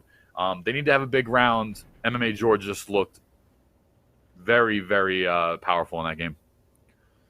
But we'll see how it plays out. Yeah, so far, I'd love to see MMA George going up against that team we saw last game, Dan's team. So we might see it, but MMA George being real dominant so far, I enjoyed that. That was my first time seeing the new Crossroads map. So it's a pretty interesting map. It's just basically a square rectangle almost with a few buildings in the middle. Yeah. It's interesting where we're seeing Call of Duty build these maps, right? Like before we were seeing a lot of intricate Call of Duty maps and different placements and weird building positions. We're not seeing that in this game. It's square, it's rectangle, it's small, one box, one room, one building to either get in or out, and that's really it. And I'm really liking the change up in pace, not only because I've just never been a fan of the slower paced matches. I want to see the action, I want to see the fighting, I want to see, no camping, the best team win every time, and I think the smaller, medium-sized map really promotes that gameplay. Yeah, the no camping is a big plus on the smaller maps. People get in, and pretty much when you cross your first 2 corners, you're in combat of some sort. You're in exactly. Yeah. And I love that play style. And the nice thing about it is that they're still camping. There's still people in some head glitch spots and some tough to kill areas that still have, it's not run around and just kill each other all the time. There is still a setup portion to the game, but I like that it's not walk into this room, walk into that room, guy upstairs, downstairs, hiding on a light, in just every single corner. In this game, you know where to look, you know where to peek around the corners, you have a good idea of where people are going to be sitting in each and every room, and there's not a lot of rooms. Direct action, like you said, one corner, you're right there. Yeah, something we didn't talk about the first match was Gucci's ability to turn everything into a head glitch. That he was head glitching every possible item that was in front of him, which is something you only see from people that really play a lot and take a lot of time to figure out where all those good head glitches are. Yeah, you put yourself at advantage every single time, and people don't realize that advantage is so many different things. Advantage is peak advantage, advantage is position advantage, and that's what a head glitch or a headshot, whatever it is, peak spot is. It's positional advantage that is so hard to kill somebody, and they're going to have a tough time killing you, and you're going to have an easy time killing them. So it looks like we're going back to Moscow. Okay. So Dylan Chillin has decided to select Moscow. So hopefully that's a map they're comfortable with. It's a more common map than Crossroads for sure. So. I'm not gonna lie to you. I would never say this on a cat. I've never seen Crossroads. I didn't even see that map before just now. That's only a search and destroy map. Maybe. I don't know. I'm not 100% sure, but I've been playing a lot of different playlists, and I have not played Crossroads once yet. I've been doing a lot of FFA. But I really, really enjoyed that map. It was so simple, so simplistic, and just a lot of action. I thought that was a great search and destroy map. I really enjoyed. Sorry, Fujio. Oh no, I was just gonna say I really enjoyed Dylan Chillin and Hutch's play style on that map. They both held the same side of the map each time. It was a long sightline area. They watched it. They were patient. They waited for somebody to come out and make a mistake. And basically, what it looked like their strategy was the people in the middle skirmish, and when somebody takes damage, they're running out to that area to get out of combat, and that's when Hutch or Dylan Chillin are picking them off and taking them out.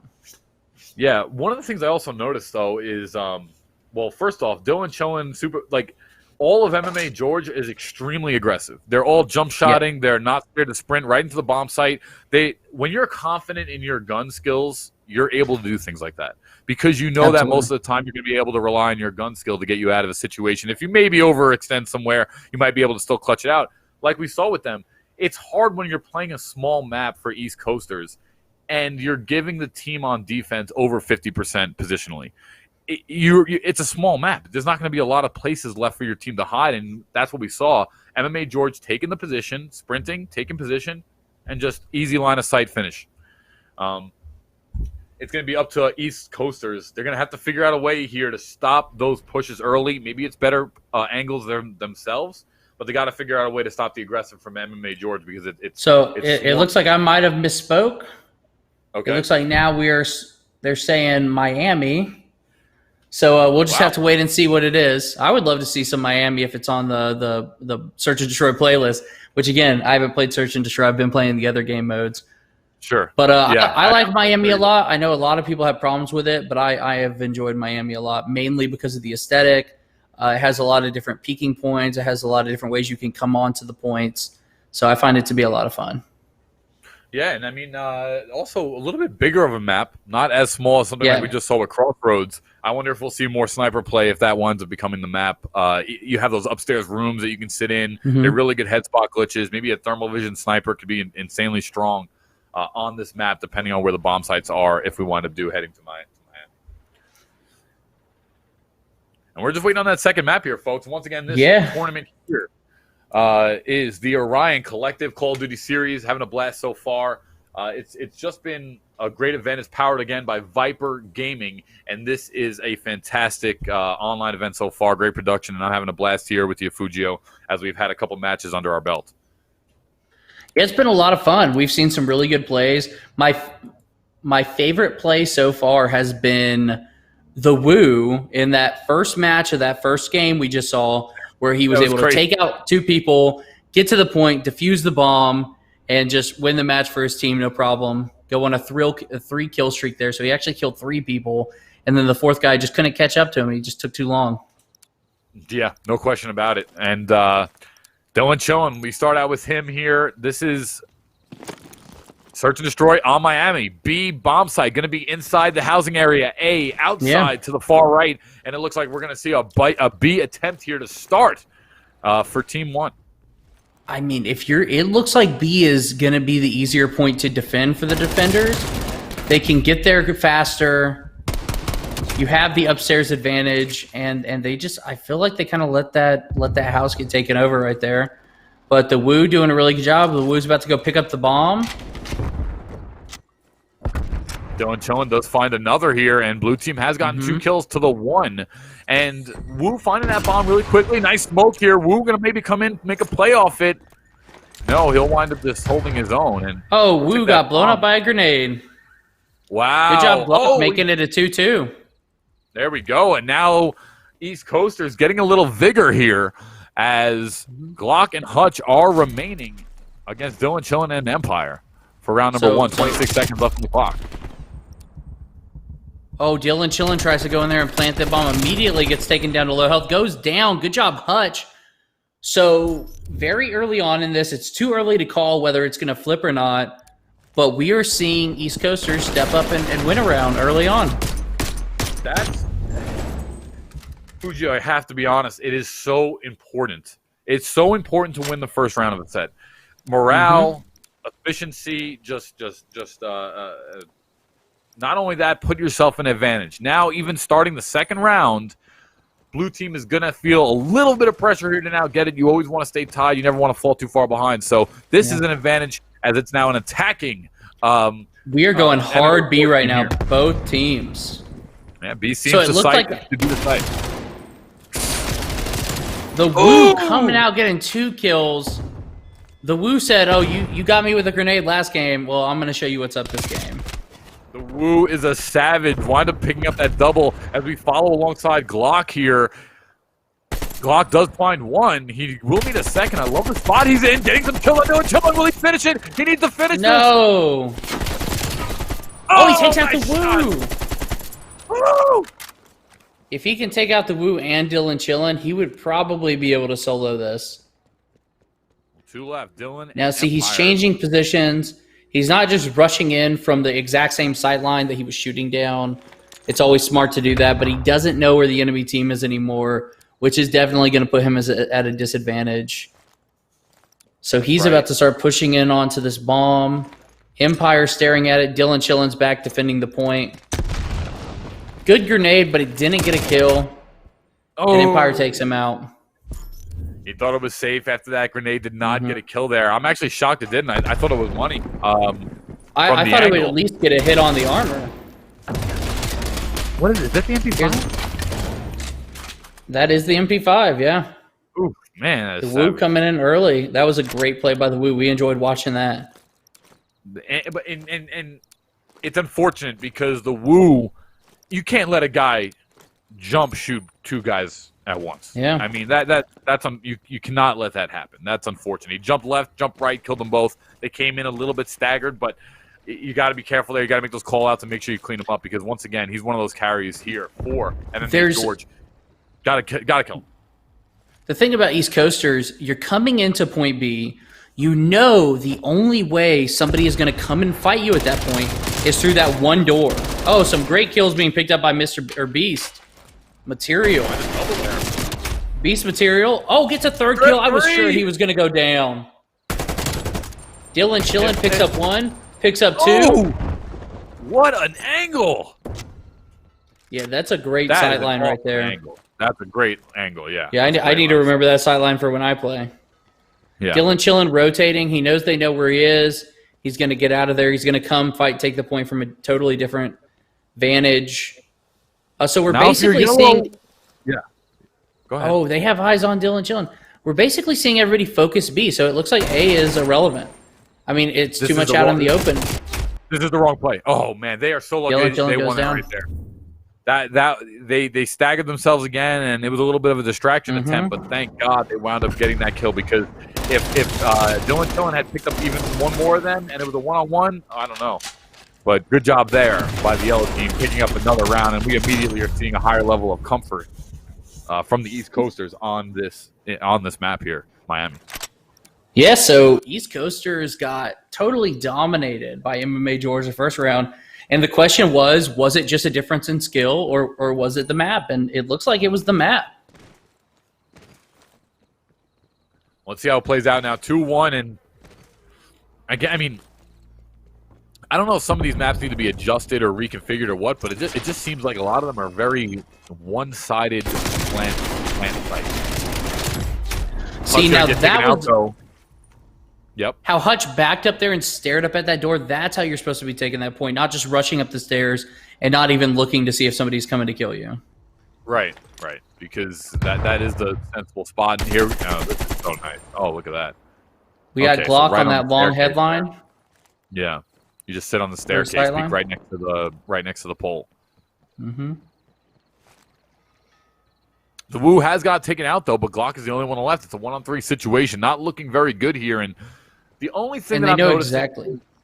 yeah, they know exactly where he is. 100% correct. Sorry, Fujo, I'll let you take over here in a second. But the one thing I'm just noticing is that it just seems like MMA George slaying, man. They just seem to be having an easier time finding kills when it's in their favor. Yeah, absolutely. MMA George know they have the advantage here. They're being super confident. They have 16 seconds. He has to push in. And so he's going to start freaking out, and then it's an easy kill just like that. Because the guy on the stairs, it doesn't even look like the guy on the stairs is the one that got that kill. Yeah, it was Empire over here. Yeah, wow. What an... Yeah. He had no idea the Empire was even looking down that sideline.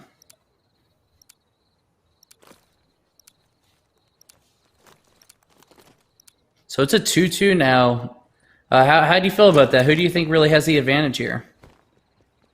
So far, I just think advantage-wise, it's going to MMA George. One, they're an entire map up. That's a lot of pressure on East Coasters. And two, the Woo is the best player in this game, period. Mm-hmm.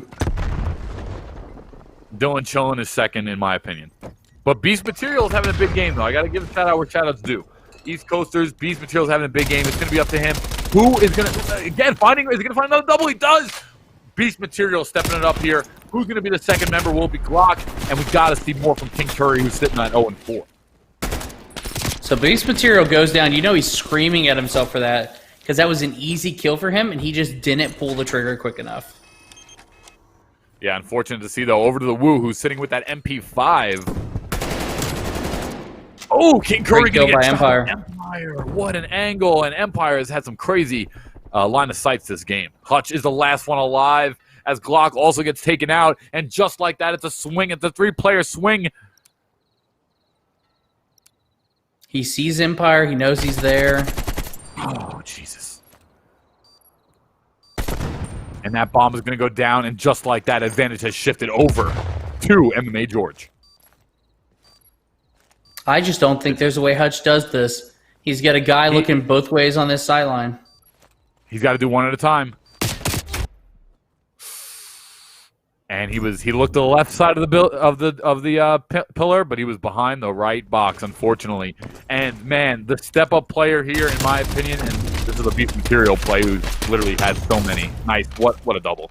That was a really good play, and now it's 3-2 here in terms of MMA George going up, and man, the Woo at 7 kills, and so is Beast Material. King Curry has got to step up. He's at 0-5, Hutch at 2. If any other member of East Coasters gets going, we might see an East Coasters win this map.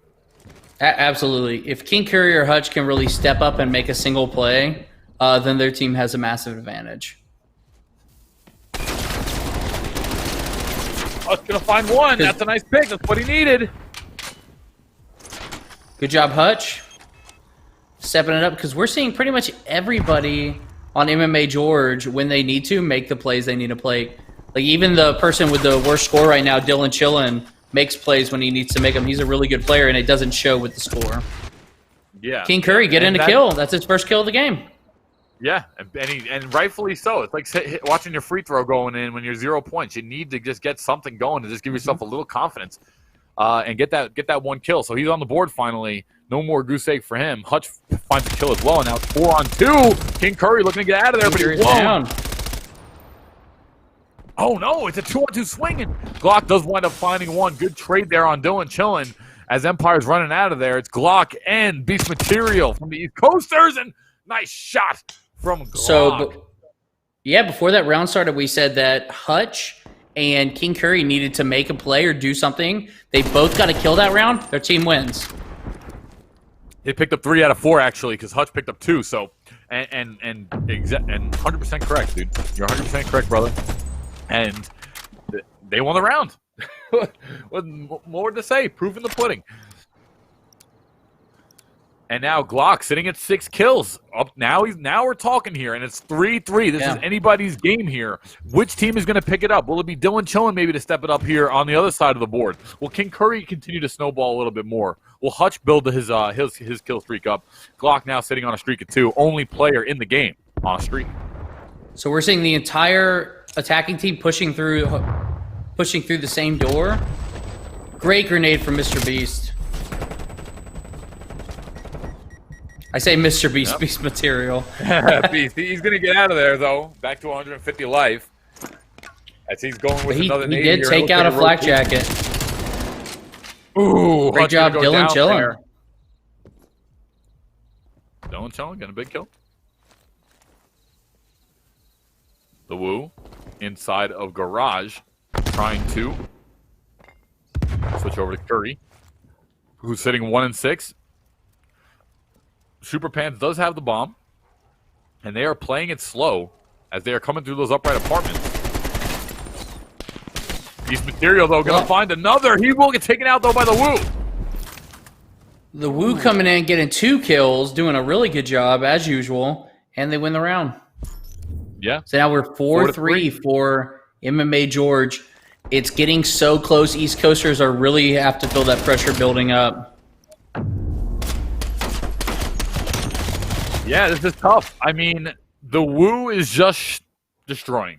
I mean, the rounds that they take him out early are just a slower paced round. Anytime he stays alive, pushing, running, jumping, aggressing, and the round ends very, very fast. I mean, not that I've never seen a player have this much impact on a game, but he's literally everywhere. I mean, they need to take him out. Beast Material's doing a great job just holding line of sights, but they got to find Woo. Once he stays alive, they have a hard time winning the round. Yeah, where Beast Material's really shining is when 1 or 2 people push in on him overconfidently, and he's able to take him out. The Woo almost securing 2 kills, but he's taken out by Beast. And that's what I was just saying, Beast. When you pressure Beast and you push in on him, that's when he really starts getting all of his kills.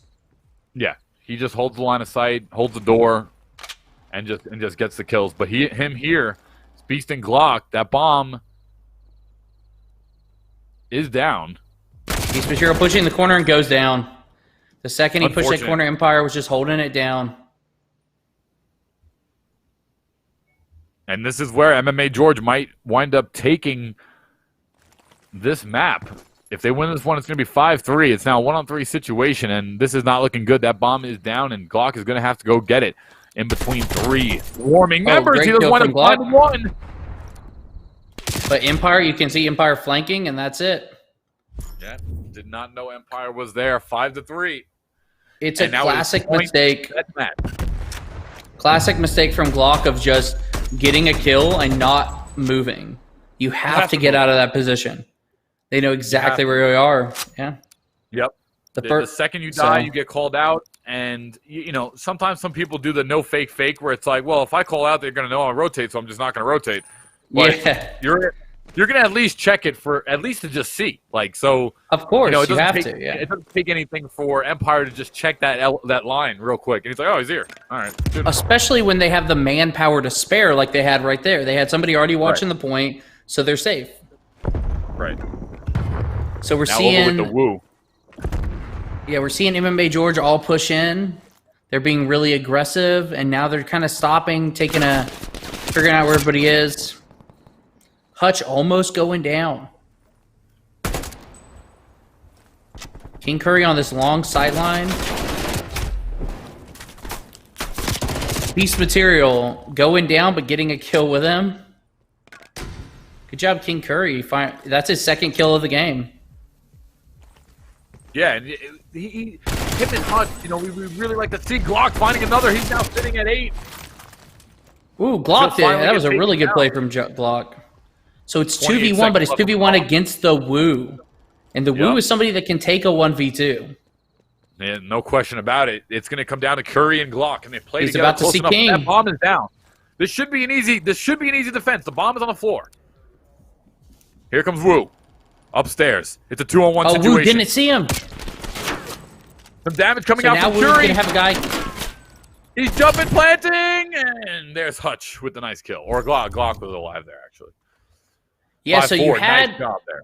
you had Glock upstairs, and the Wu. So this is King Curry's second kill of the match. Good job, King Curry. Got best play for it.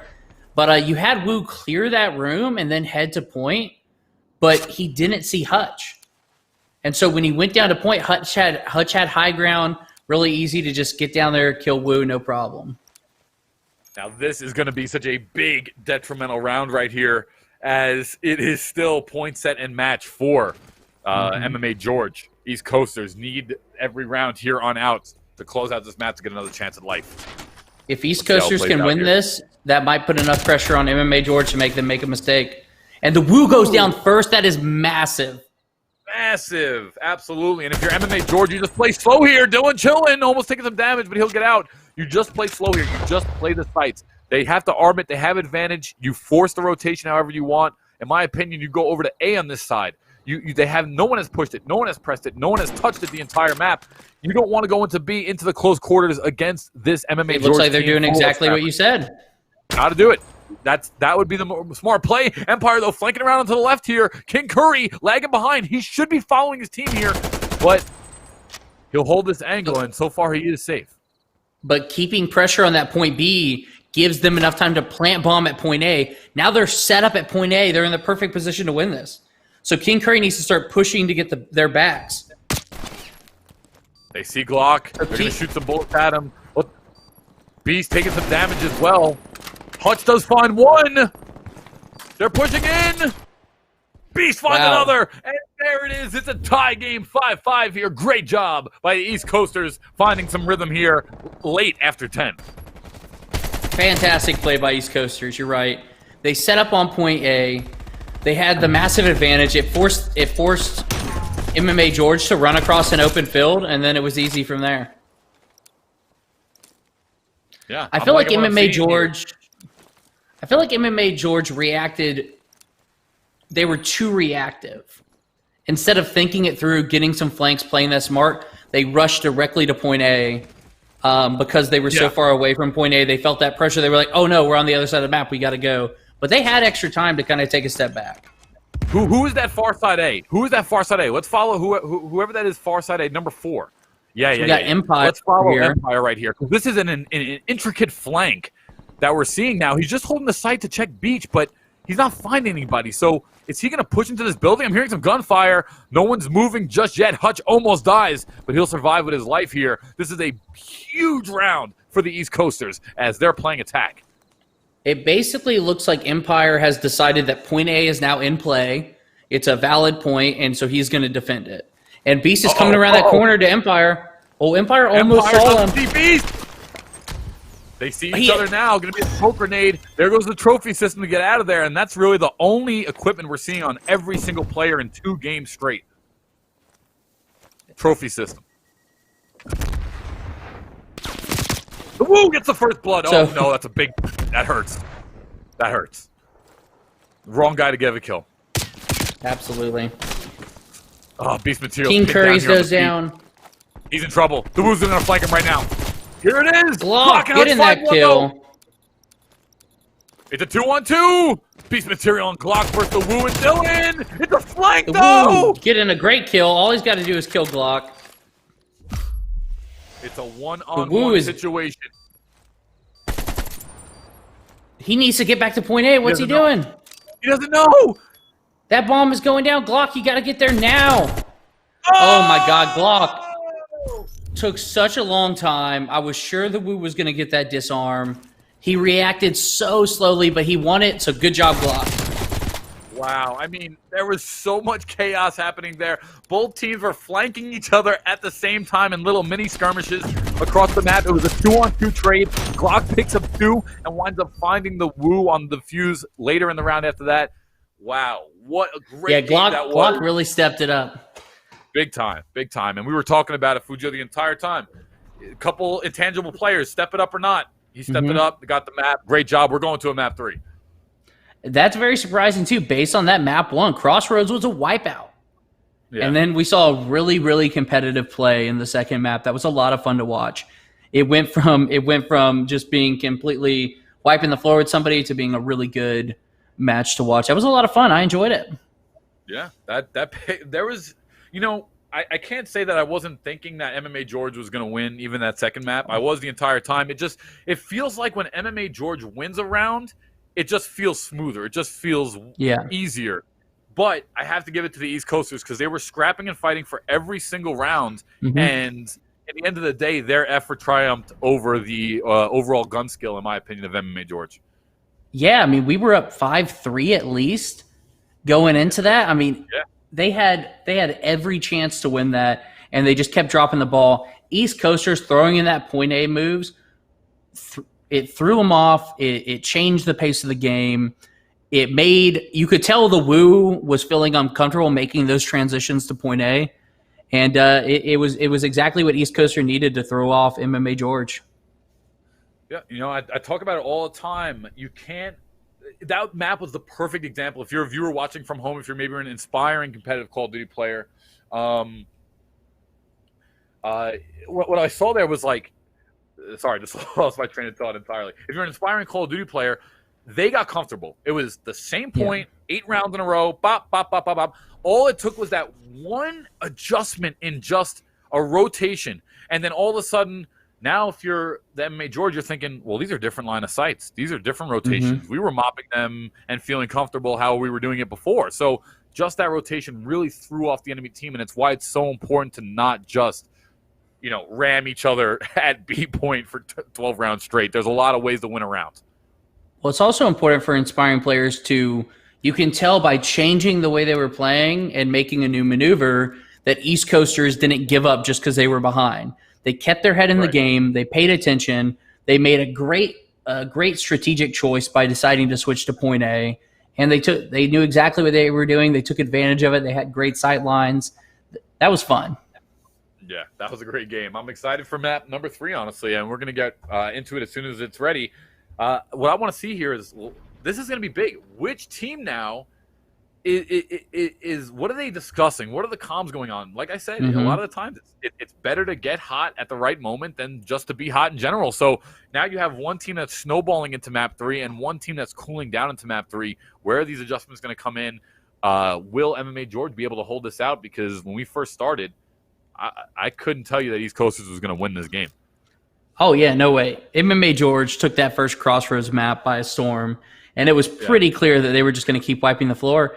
A map change, a strategy change, East Coasters brought it back and won. That was fantastic. Now, is map 3 neutral map, or is map 3 now MMA George pick? That's the one thing I just want to get clarification on. Yeah, we're going to have to get clarification on that from because our friends. I would assume it's map pick.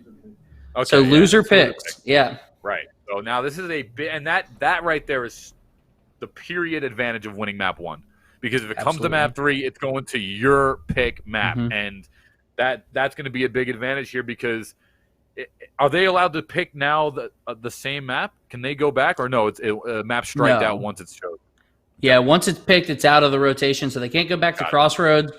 But Crossroads had a kind of similar setup, in my opinion, to Garrison, in the sense that you have long sight lines on the sides. You have a cluttery middle. You don't have as much high ground on Crossroads. But I think we might see a Garrison again. I mean, that's a nice close quarters map. Let's see what we go into. Yeah, and if you are Garrison, perfect. Right on the button. Yep, and you're right. They know MMA George knows that they're better at gunfighting than, or at least they feel they are over East Coasters. So again, they're going to go right back. I would say smallest map as possible. Let's bring it right to the front door. And we might just see that here as we are starting map number 3, folks. This is for the marbles here on Garrison Search and Destroy. If I was MMA George, I would be focusing on Beast and Glock, taking them out, and then Hutch and King Kiri, you don't have to worry about too much so far. And then Hutch is also gotten a few kills here and there, but really Beast and Glock are the 2 that you need to take out, and you'll win. Yeah, and so far, let's see how this plays out. I mean, I wanted to say I knew what the prediction was going to be, and that MMA George is going to mop the floor with East Coasters, but East Coasters just threw the wrench in everybody's mechanic here as the Woo does find Glock early, and Dylan chilling another. This first round might be headed towards MMA George. Oh, the Woo getting the first kill, perfect. That was fast. So that was not the first kill. I must have missed the first kill. No, the Wu got the first and the third kill. We saw the third kill just there. Wu got the first kill in the opening couple seconds. Dylan Schilling got the second. Wu got the third, and then there was the fourth. I think it was maybe this one. I don't know. But also, and this is what we were talking about: bringing the combat right to the front door. Yeah. And that's what they did. Those close range assault rifles and those SMGs with MMA George, they're really powerful with those. You see the Wu rocking his MP5 in that last round, doing a great job. Dylan Schilling going with a close quarters assault rifle. So you can tell Dylan Schilling likes mid to long range, but he is super comfortable close range too. So we're already seeing Super Pants just laying down fire across the map. And Hutch has a pretty good sight on the Wu right now. He's trying to get the Wu to peek. The Wu peeks a little bit. He gets a few shots off on him. And now Hutch is just going to get out of there because they know where he is. Yeah, and Glock happens to find Super Pants there in that engagement. So now it's a 3-3 affair, though. But it's going to be Glock who also finds the Wu. Dylan Schilling with the trade. So that's a big trade there as Glock seems to be the man that's really stepping it up here for the East Coasters. Honestly, we need to see the Beast come back also from the last game. And well, I told you, you take out Beast and Glotch and you pretty much win. And that's what we're going to see here. Right, and King Curry, I can tell you right now, has got to work on positioning. He's getting taken out too many times without any productivity or not that, I don't want to say any productivity because I don't know the comms. You know, he could just be a support player, which is totally fine. I just want to see a little bit more from him because he just seems to kind of get taken out a lot right now. But great Russian, though. Wow. Nice kill on Hutch the did Empire. a really good job there. Ooh, Hutch and almost clutched that up. That was a beautiful play there. Nice 1-1 tie. I like to see. This is interesting, man. You know, these two teams, both games so far to start off this tournament, like you said, a lot of the times in these tournaments, you see a lot of sweeps, and not in this game. There has been nothing but competition so far, and I'm really enjoying these games. Great job by both teams. Yeah. As we see Glock here take out the Wu. Me too, and you were right about those AK-47s. I was sure we were going to see a lot more of the FAMAS. Yep, AKs are what people have been using. I've been playing a lot of Firebomb, and AKs are what have been the spice.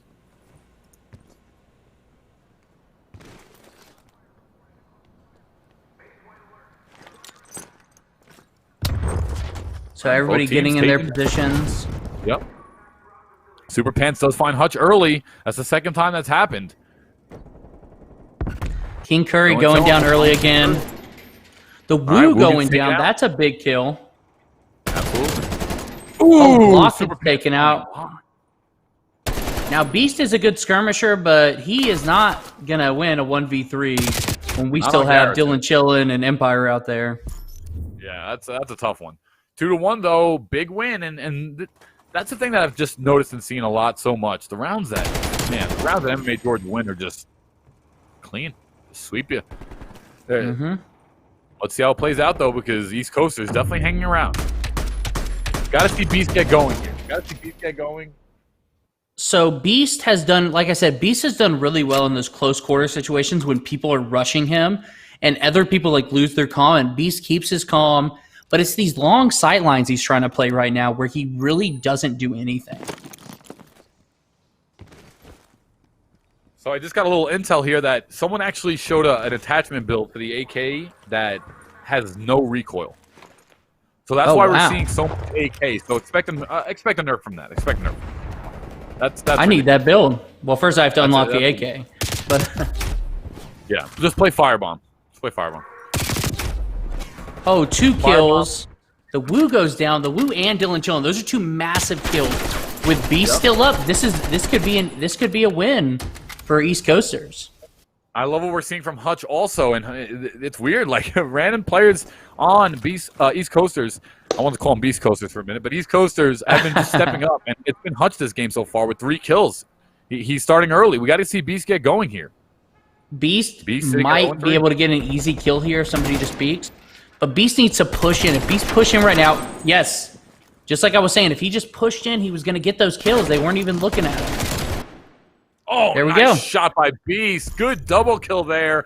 and it's a 2-on-2 now. And wow, I mean 2-2 score on the round count. It's 1-1 on the map count, folks. So whoever wins this map will advance in the winners bracket. Losers will hit the second bracket, losers bracket.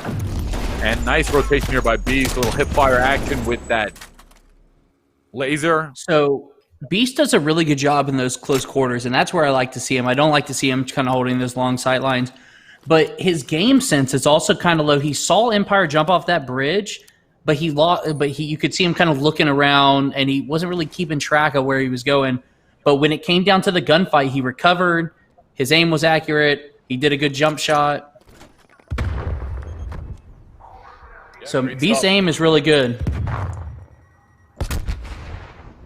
Empire, who's sitting in a very nice area. They're playing very defensive here. Both teams now pressing up onto that B site. King Curry getting some damage, but he'll wind up getting out of there just in time. He's 1-4 now. Over to the Woo, well, sitting on 2 and 3, but it's actually Dylan. Dylan chilling, going down.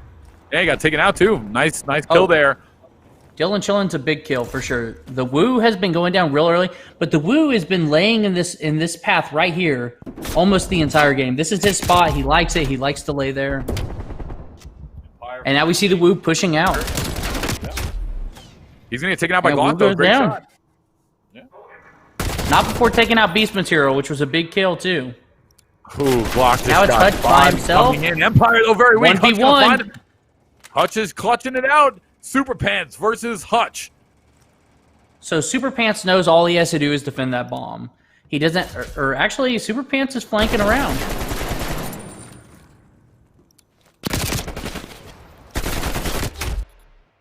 Ooh. That Super was Pants having the height elevation. Yeah, Super Pants did a good job there. He backed up. He played it safe. But we saw Hutch kind of get overly aggressive. He pulled out the pistol. He switched back to his AK. He wasn't sure if he should reload his AK or just switch to his pistol and take the fight. And it put him in a position where he wasn't ready for that gunfight when Super Pants turned around to take it. Honestly, with that stuff in my opinion, just personal opinion, if they are not 1.5, 2 shots, I'm not pulling out that pistol. I'm reloading. I'm right there with you. Yeah. And if you have to back out and reset the situation, you back out and reset the situation. That's the beautiful thing about 1v1. You have the whole map. So King Curry this is kind of his position too that he's been taking. He's been playing that same little spot on the map, and it's been getting him killed very early, almost every game. But there has to be a strategy to it. Well, he wants the line of sight. It's a very good intel spot. The problem is that you're very pinned, you're very locked, and also look at that, Woo and Dylan, both carries getting a big kill there. Super Pants finding a third, now it's 4-on-1 against Beast. Woo knew exactly where King Curry was coming from, was able to hold down that sideline. This is pretty much locked up for MMA George. X-Beast is good, but he's not going to be able to take this 1v4. Let's see. Great kill from Beast. He needs to get the life back. Doesn't have a ton of time. At least he's not freaking out. He's thinking about it, but at this point, you have to make a choice and go. You just have to pick a lane and go. Man, Super Pants just sitting underneath Empire. See, I think you go instead of flanking. There, exactly. Get up to that bridge. Take that bridge. Yep. You got a better sight of the whole area. And he had plenty of time. He was just standing there for a little bit. So that was an interesting play by Beast. Like I said, I'm not sure Beast is a strategic player, but his aim is really good. What we got to see from King Curry is that I don't know if it's just I don't know if they have a set play in mind here, but when you go to the same spot once again now 6 rounds in a row, you have the enemy team calling you out before the round even starts. Mm-hmm. And when that happens, it's literally like you're on radar 24/7. They know where you're at. There's no pressure from you. They can play around you. You have to have other spots that are able to cover the same line of sights as the ones you're responsible for. It's very important. Yeah, so we actually see King Curry playing the most passive he's played this entire time. He's hanging back a little bit more with his team, and now he's pushing up to his spot right beside B. So King Curry's back where he's been almost every game. Careful here as King Curry is back up on that bridge.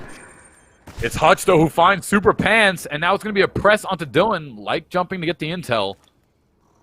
Playing it safe. Hutch throws a grenade up there, gets Dylan to stop looking at that sideline, and then Hutch takes that advantage to get up on the bridge. Oh, nice great shot kill on the by loop. Beast. Good positioning there. It's now a 2-on-4 here, and this is the exact round. Nice play on 1v4. Dylan as Hutch finds another. Empire all by himself. If we are talking about Empire's being this surrounded. this round was so insanely important. To be 4-3 and 3-4 instead of 5-2 is just so massive. They needed that round. If they didn't win that one, I'm not sure if this game was going on much longer. King Curry, yet again, King Curry. Every time King Curry gets like one kill, it becomes the best play. So that's always fun to watch.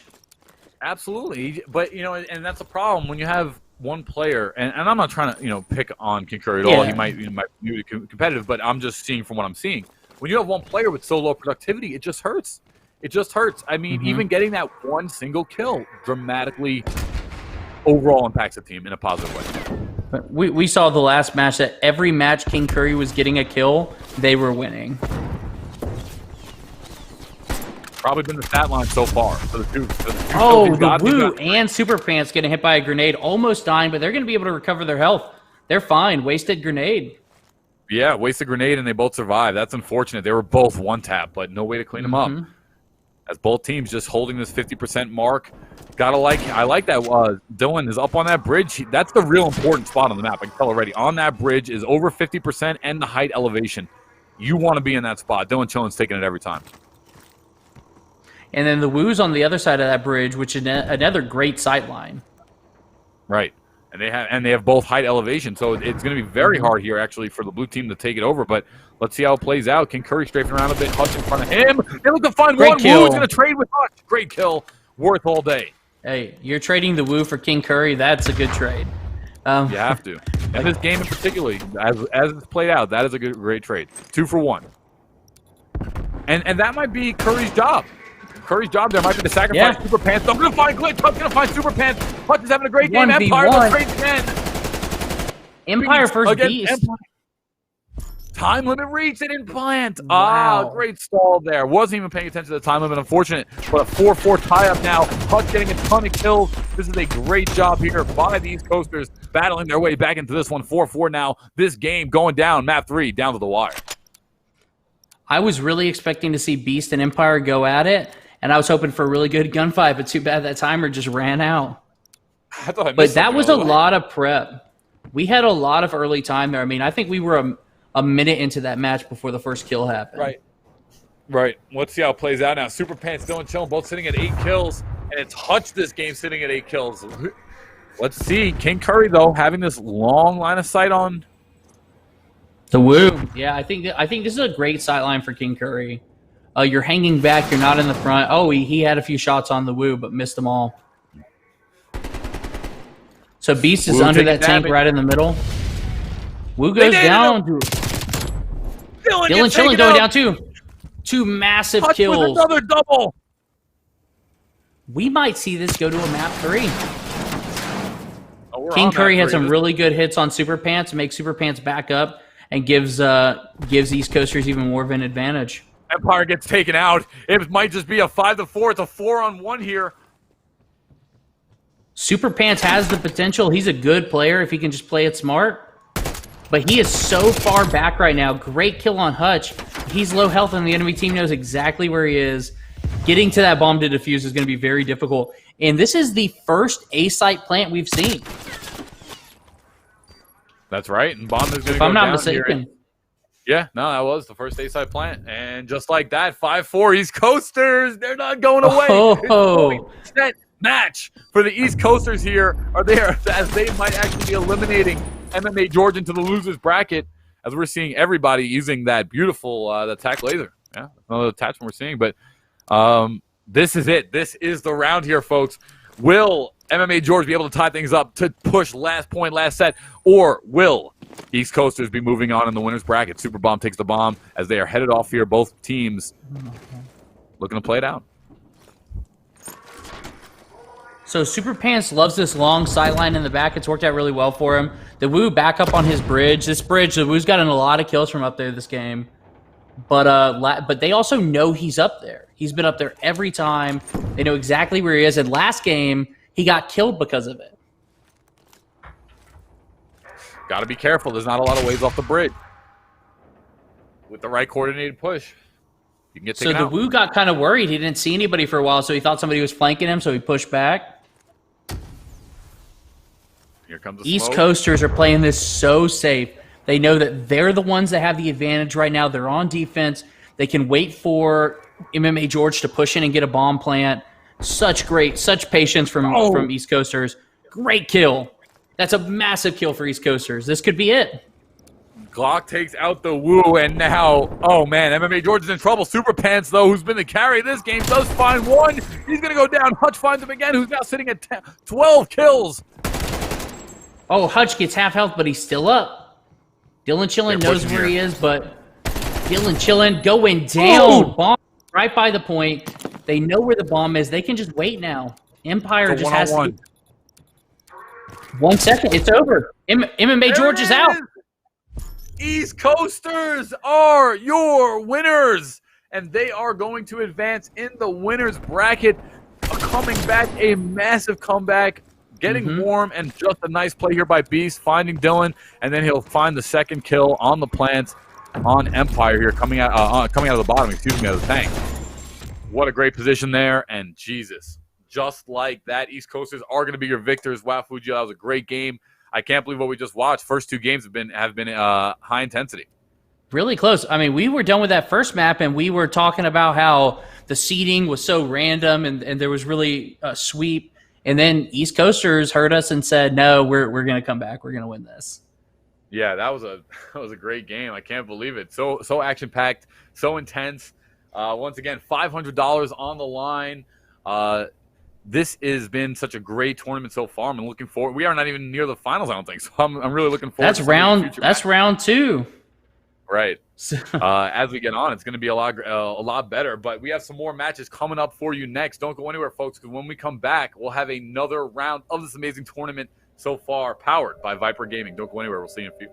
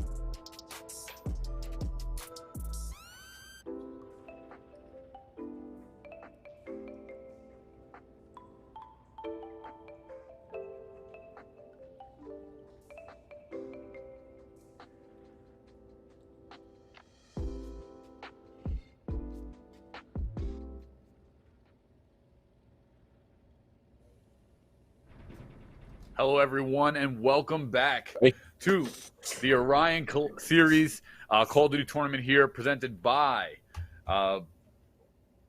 Viper Gaming. Love what we're seeing so far, and I'm going to be joined now by Cry here, as we'll get a caster replacement. What's going on, Cry? How you doing, man?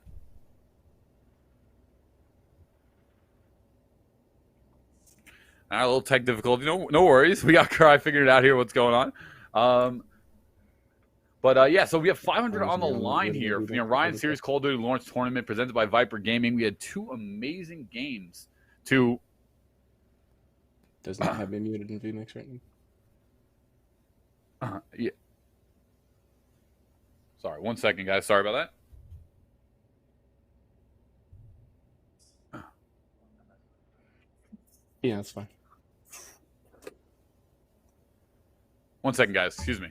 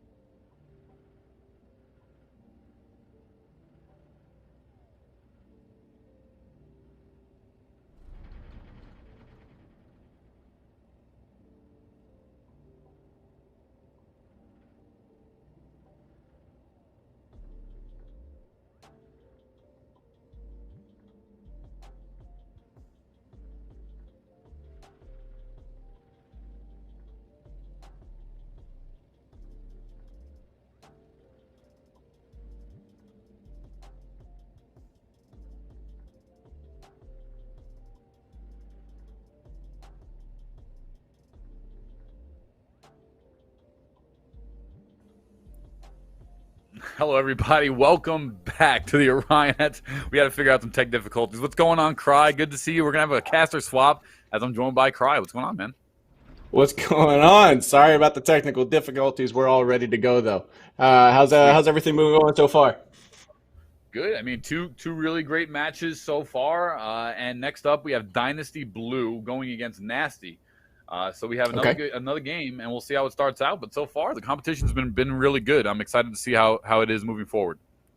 All right, yeah, I caught a little bit while I was away there before I swapped in, and it looked like close match. I think I saw one go 5-5 and had to go into maybe like a tiebreaker. Is that right? Yeah. Last set game map 3 final, almost the final round. I think it went to like 10 or 11 rounds, but it was a great set starting out, and we'll see. Yeah, it was a long game, but it was a great game. As we're going to get right into the first game. I love it. And we'll start it out here on Checkmate, Dynasty Blue versus Nasty. All right, fantastic. Yeah, I'm excited to I'm excited to get into it and see what these teams have to offer here. All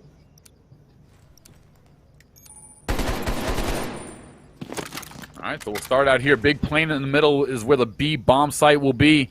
A going to be a little bit more to the left, as you can see right here on your map, as yellow team now, Asuna, Gus, Dr. Frost, and Tyrion Streams takes over that plane early. Yeah, seem to be taking a couple of different approaches. Yellow seems to be kind of staying towards the middle versus blue being a little more spread out, covering your outsides. So far on with Dr. Frost. And both these teams taking their time, but Asuna going to get taken out first here. for the yellow squad. And that first is going to go over to Dynasty. That's right.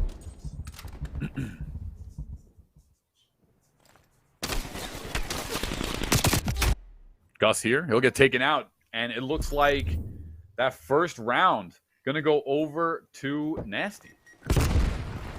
Yeah, that looked like a pretty one-sided affair there, and Dynasty was doing a lot of work early, getting the 2 early kills.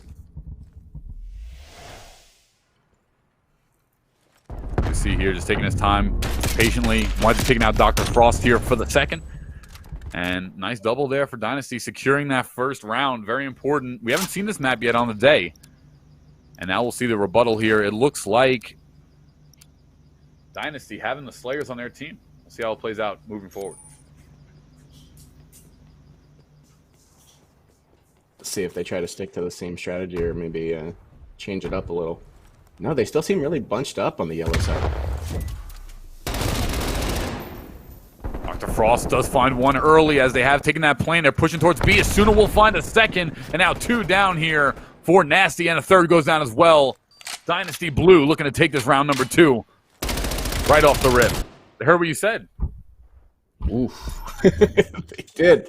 They switched it up a little bit. Yeah, they kept it a little tighter that time. Actually, I think it paid off for them. They were able to get that round. Nice wall shots there coming out from Asuna, who winds up not only taking one but also getting the bomb plan down here for the play of the game, play of the round. Constant switching sides here on this search and destroy game type, as it's a 1-on-1 here heading into round number 3.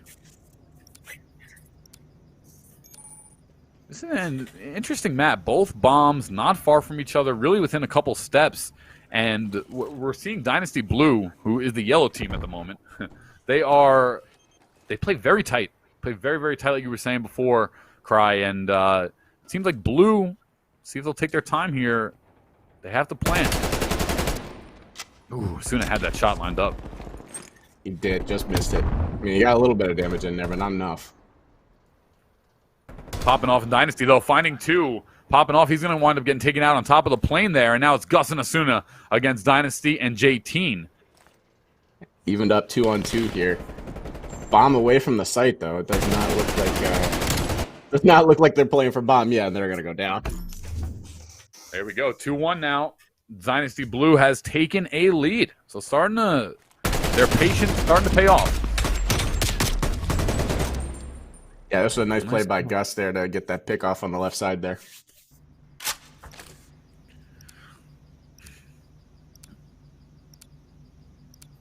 Starting round number 4. 3 kills now for Dynasty on Nasty team. He's been the one stepping up so far. Asuna sitting at 3-1 as well. Asuna also on a 3 streak. So this time, even on offense, we're seeing from Dynasty Blue, we're seeing them stay together. They're very bunched, play very tight. As Trin Streams gets taken out, Gus finds Dynasty. It's a 1-for-1 trade.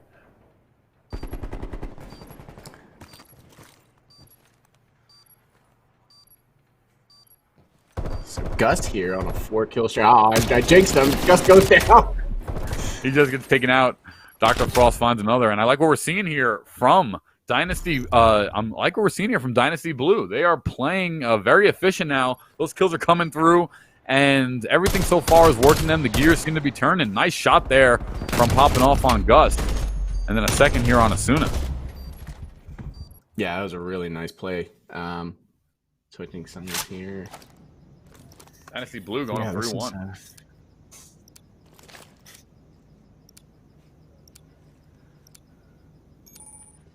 Now I wonder, do you think that J-Team Dynasty, and Nasty team here, do they need to play tighter? Is it the effective tightness of the strategy from Dynasty Blue that's prevailing here, or what are you seeing? It seems to be like a very protect like a VIP thing when the person's got the bomb. Of course, I say that and they spread out a little bit. But every time teams has the bomb, they try to group up and hang around them. They're not grouping up as much on the yellow side now. Seem to be spreading out a little more, but a lot of fighting going on inside this plane too. They're really trying to get this bomb plant. I think they're going to. They are going to get the bomb planted, though. Asuna going to find Dynasty, and now it's popping off left against Gus and Asuna. Bomb is going to go down. He does find Gus. Nice headshot. He'll quickly be called out, but he'll start moving. Great positional change, and now he's lost where it is. Popping off has his life back. It's a one-on-one affair. That bomb is also down. Let's see how it's played here. Asuna looking to pick up a 4-1 for his team. Wow. Ooh, yeah, that was the play right there. You did not have to play aggressive. He played it right, waited for him to come around the corner on pretty much the only angle he probably could have came in on that bomb and took him out. That was a very well played bomb plant. I like what I see there, and nice use of the line of sight cut to plant the bomb, get it down, smoke grenade out, and reposition himself. Had this great play on Gus, but then winds up getting taken out, and that so far, this is that's the round they needed, because Nasty here, you know, one team Nasty, the other team Dynasty Blue, but Dynasty is on Team Nasty, so this is somewhat. It's really throwing me off. I gotta tell you. Yeah. Dynasty Blue is the team without Dynasty on the team. Who's on the blue team? Yeah, got it.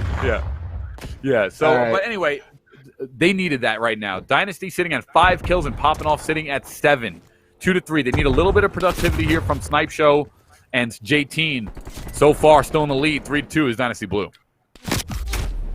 Yeah, it kind of looked like yellow team was going to be swinging around the left side there for bomb plant at A, because everybody's been fighting B the last few rounds, trying to maybe sneak that A plant, and it did not seem to go too well. It looks like bomb's down right now.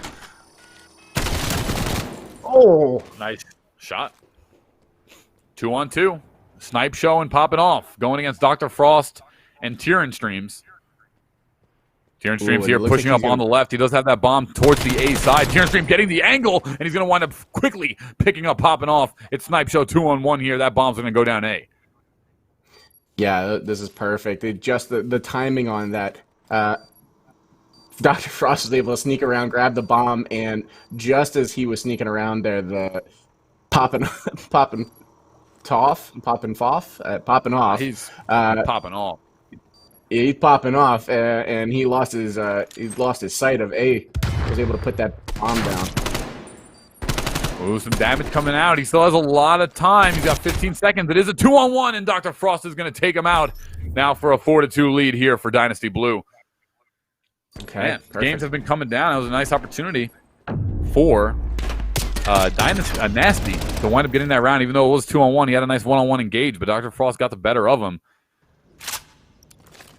We need to see a little pickup here from Snipe Show. He's sitting at 1-5, and the lowest, him and J-Teen are the lowest 2 scored players in the game, and they are both on one team, so that's not going to help here. We've got to see them get some productivity here, Cry. Yeah, no, absolutely. And it looks like they're going to try to get to B really quickly here. I think they want to go for a bomb again in mid. Seemed to work for him last time. I think they want to go for that again. Suna winds up picking up, popping off. Dynasty, though, going to trade on Dr. Frost. And now it's a 3-on-3. 4-2 here. It's a big round for Nasty. They need to find a way to make it come. And Tyrion Streams winds up finding one. Asuna gets a second, and that's 3 down. And right now, Dynasty Blue is outclassing Team Nasty. Yeah, struggling here. Bomb down in the plane for B, obviously, and three team members down for Team Nasty. Oh, and Dynasty looking worse for wear. Nah, he's in trouble here. He is the best scoring player on his team, but 3-on-1 is just tough. And you know there's a problem when you're shooting at Ghost because there's nobody there. So he's in trouble in that situation there. 3-on-1, not much you can do in all fairness.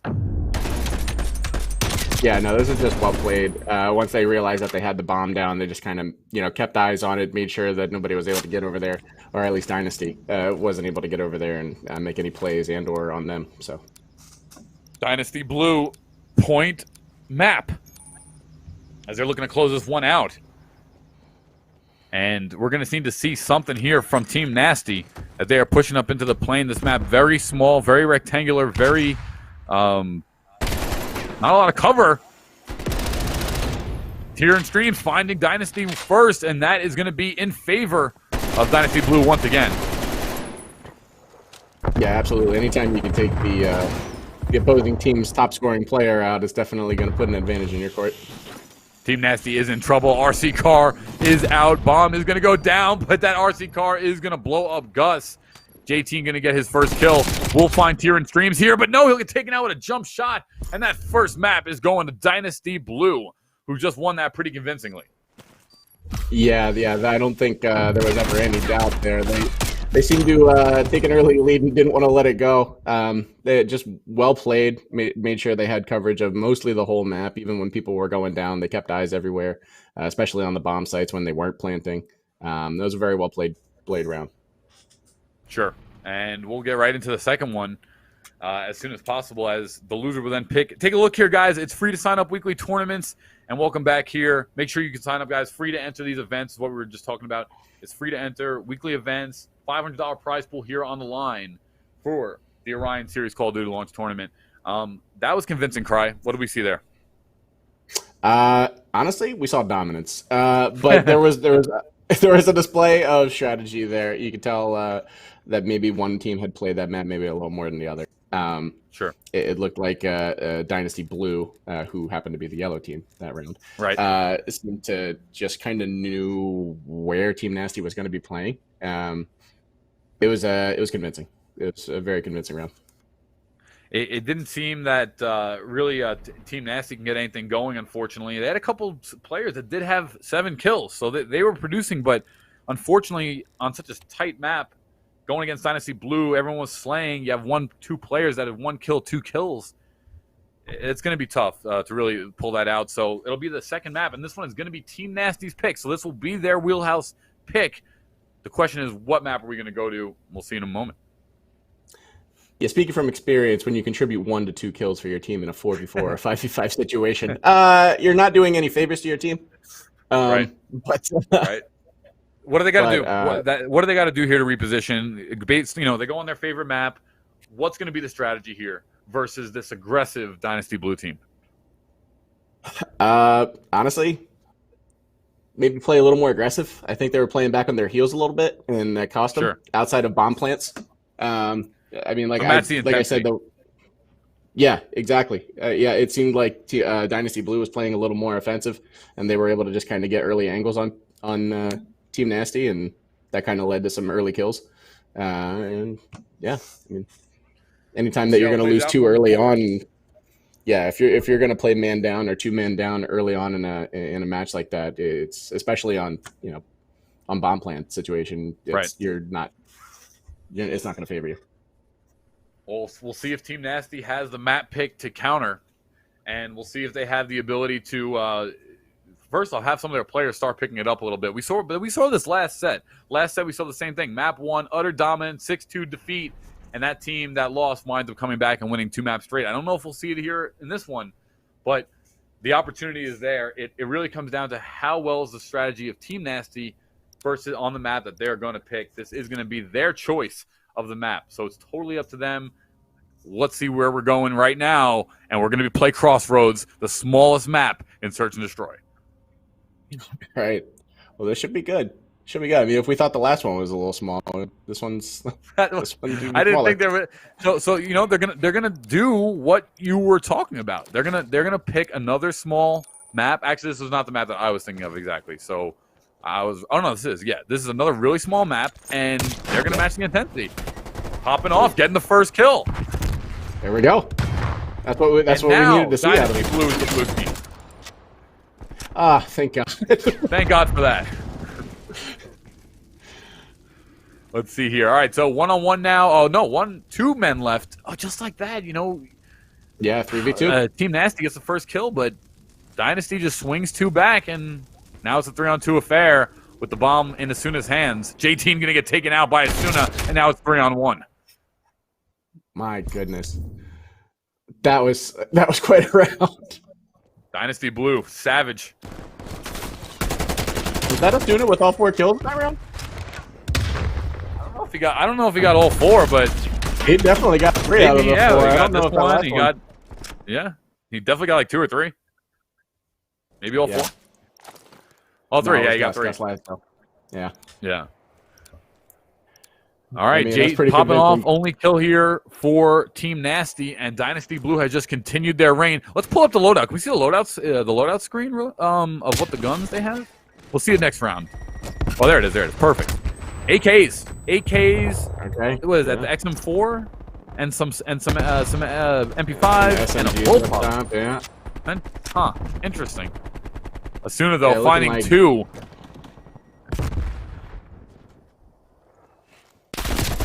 Yeah, looking. Whoa!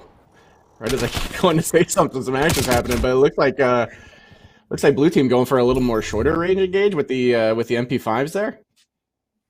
Yeah, I mean, I'm not gonna lie. I don't think I've seen any people pick the bullpup unless I'm missing something, or it's just a preference gun, which is totally fine. But haven't seen too many teams go that today. I'm seeing a lot of preference towards the AK, a lot of preference towards the MP5, a little bit of a tiny amount of XM4, but not any of the bullpup. Interesting. He's the first player I noticed with it.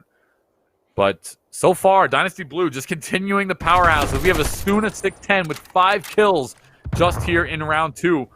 And popping off, though, gonna try and stream. So Team Nasty finally with a kill lead for the moment. Yeah, I mean, hey, I'm just taking notes at this point. Anything to help my game. It's not looking good. I don't want to show you any of my scores, but these guys are definitely noteworthy players. I like what I'm watching. As soon as RV coming out. Here we go. What's it gonna be? The RV. Ooh! Got him. I love that. They're so satisfying. So satisfying. Imagine you're. Oh, geez. Oh, okay. Here we go. 2-on-1 now. Dr. Frost. This is the round that we need to see Team Nasty get on the board. Get a little momentum getting. Get a little confidence stirring.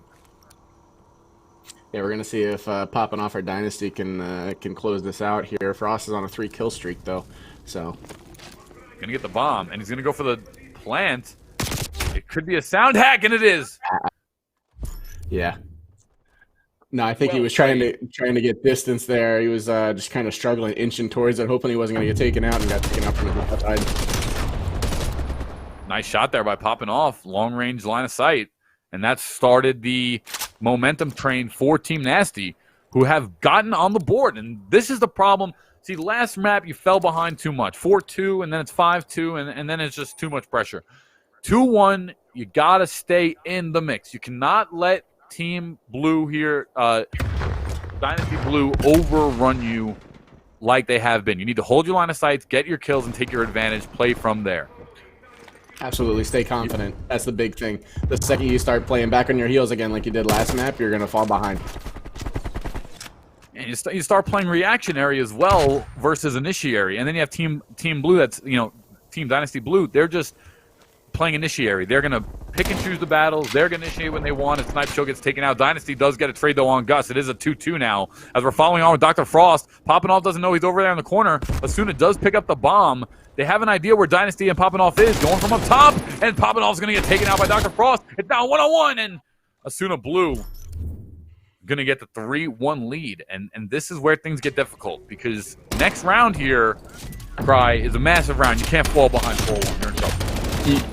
You can't, no. I mean, even 3-1's kind of a bit of a detriment to come back from. But, I mean, let's see what they can do. They got to come back. I mean, they got to put up some sort of a fight here. It's kind of the same two people who are, yeah, no pun intended, but popping off. And, need a little production from the middle of the map. Or the middle of the team, I should say.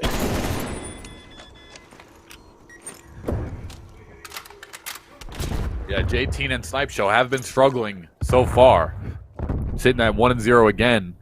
Only 5 kills between the both of them across 2 maps so far. As Tyrion streams is going to get found by JT. Good pickup there by Jay.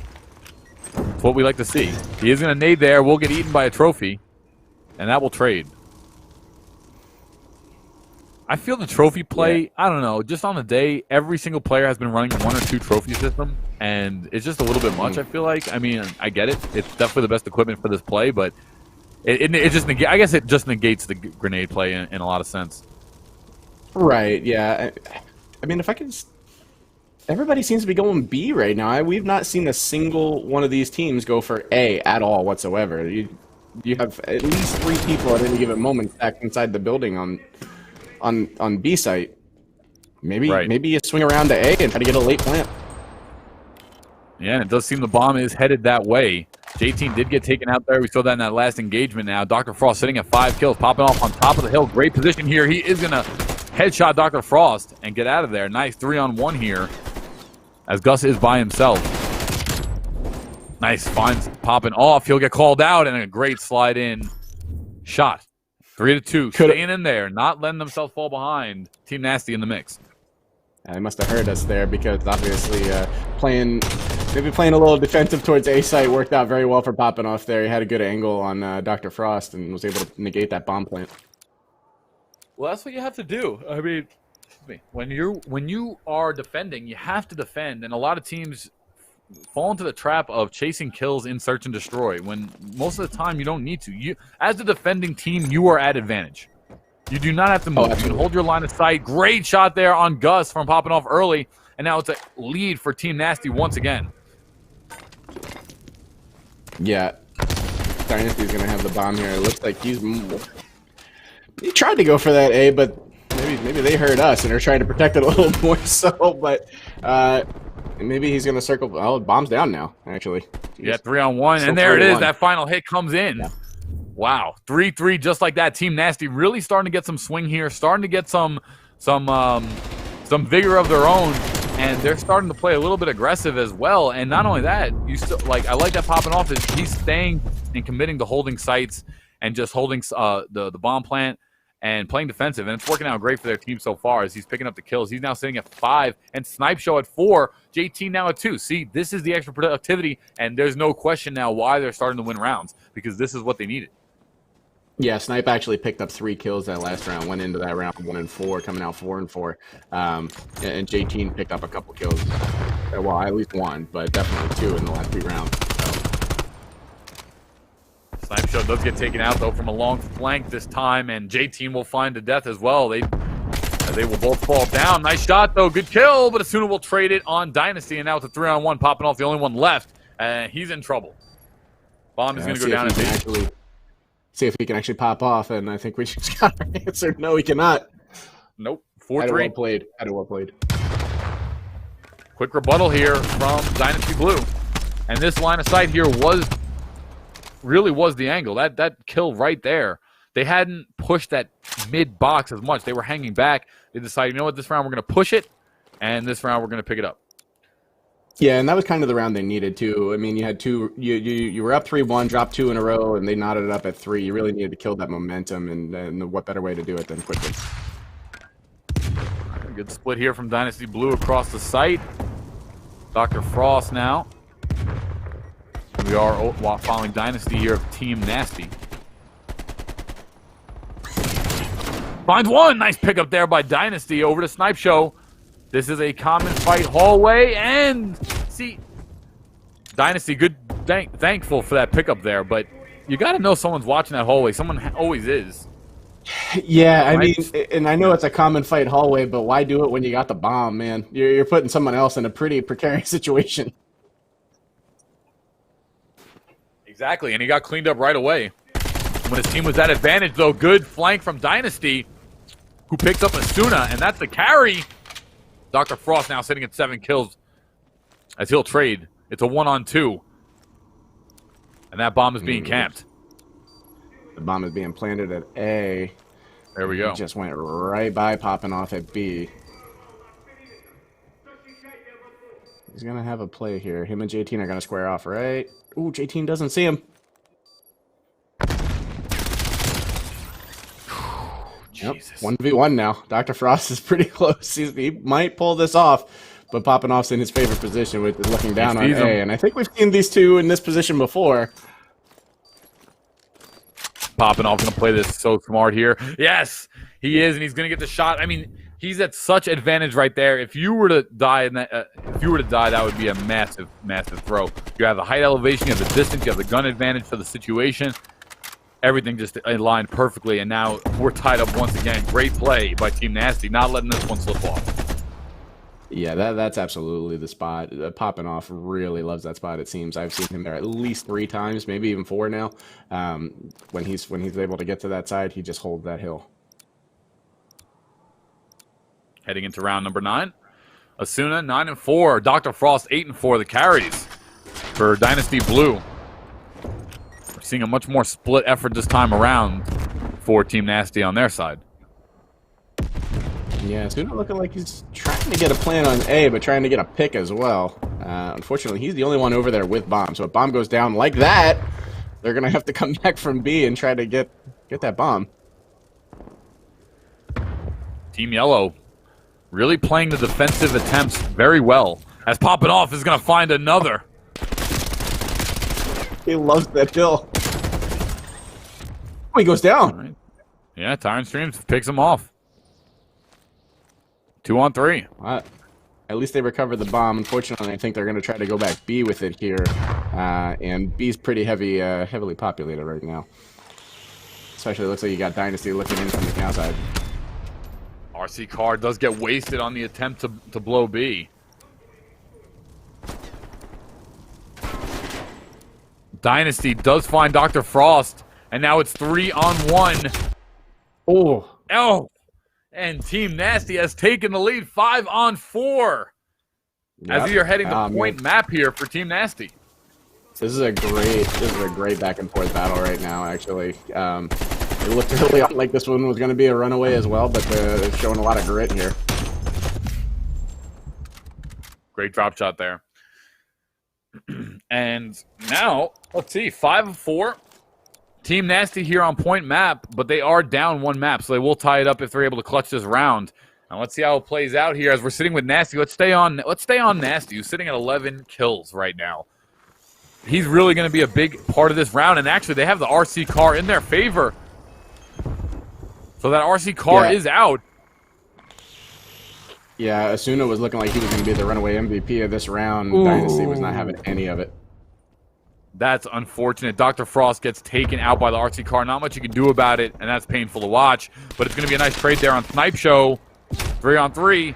Wow, what a snipe on Dynasty. It's Tyrion Streams. He's got the sniper this round.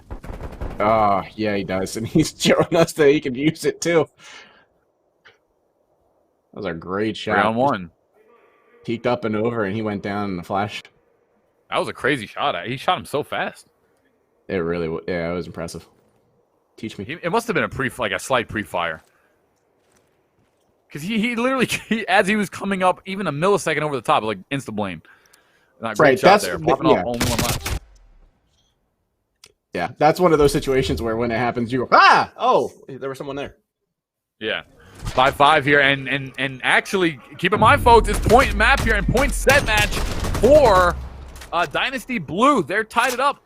Team Nasty, which is the yellow team, they have to win this map in order to stay alive and avoid the loser's bracket for now. We have Asuna with 11 kills, Dynasty with 11. Let's see how this one plays off as we follow alongside Dynasty here to start things off. Oh, an aggressive play, and Asuna takes him out. That's not going to help. But I think Asuna heard me. Asuna said, no, this is my MVP. This is mine. I don't know about that one. I mean, that was a straight-up raw contest at disadvantage. J-Team looking to maybe take a similar route. I'm not sure if this is good, but... Ooh, and Asuna takes him from the same angle. That's an unfortunate way to go down. Asuna will get taken out by Snipe Show! Snipe Show with a double! Gives his team a chance. Popping off at least now with a 2-on-1. He is at disadvantage by quite a bit. His odds are not in his favor, but Snipe Show at least contributing a little bit to give him a chance. That's a lot better than the 3-on-1, I'll tell you that much. Absolutely. Oh, nice shot! Popping off. 1-on-1 situation to keep his team alive. Yeah, popping off here 1v1 with Gus. I mean... Smart. We're going to put the extra pressure on with him. But yeah, I love this. I love this right here. Put the extra pressure on.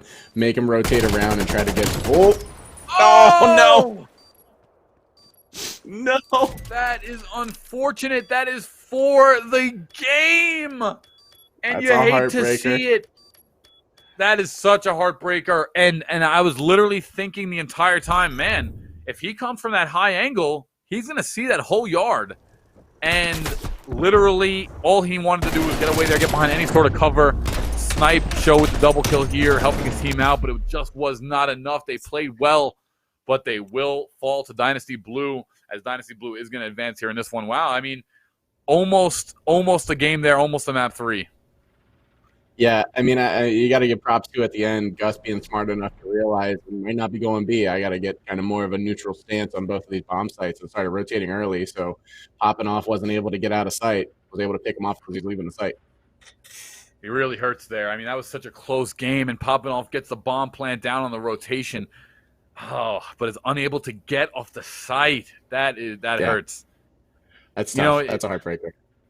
And the worst part about it is there's no options there. You have to attempt to get off site because you can't lay there. You'll just get seen and shot. So he has no attempt. He has no choice but to make the attempt, and it all comes down to whether the shots are missed or not, and they clearly weren't.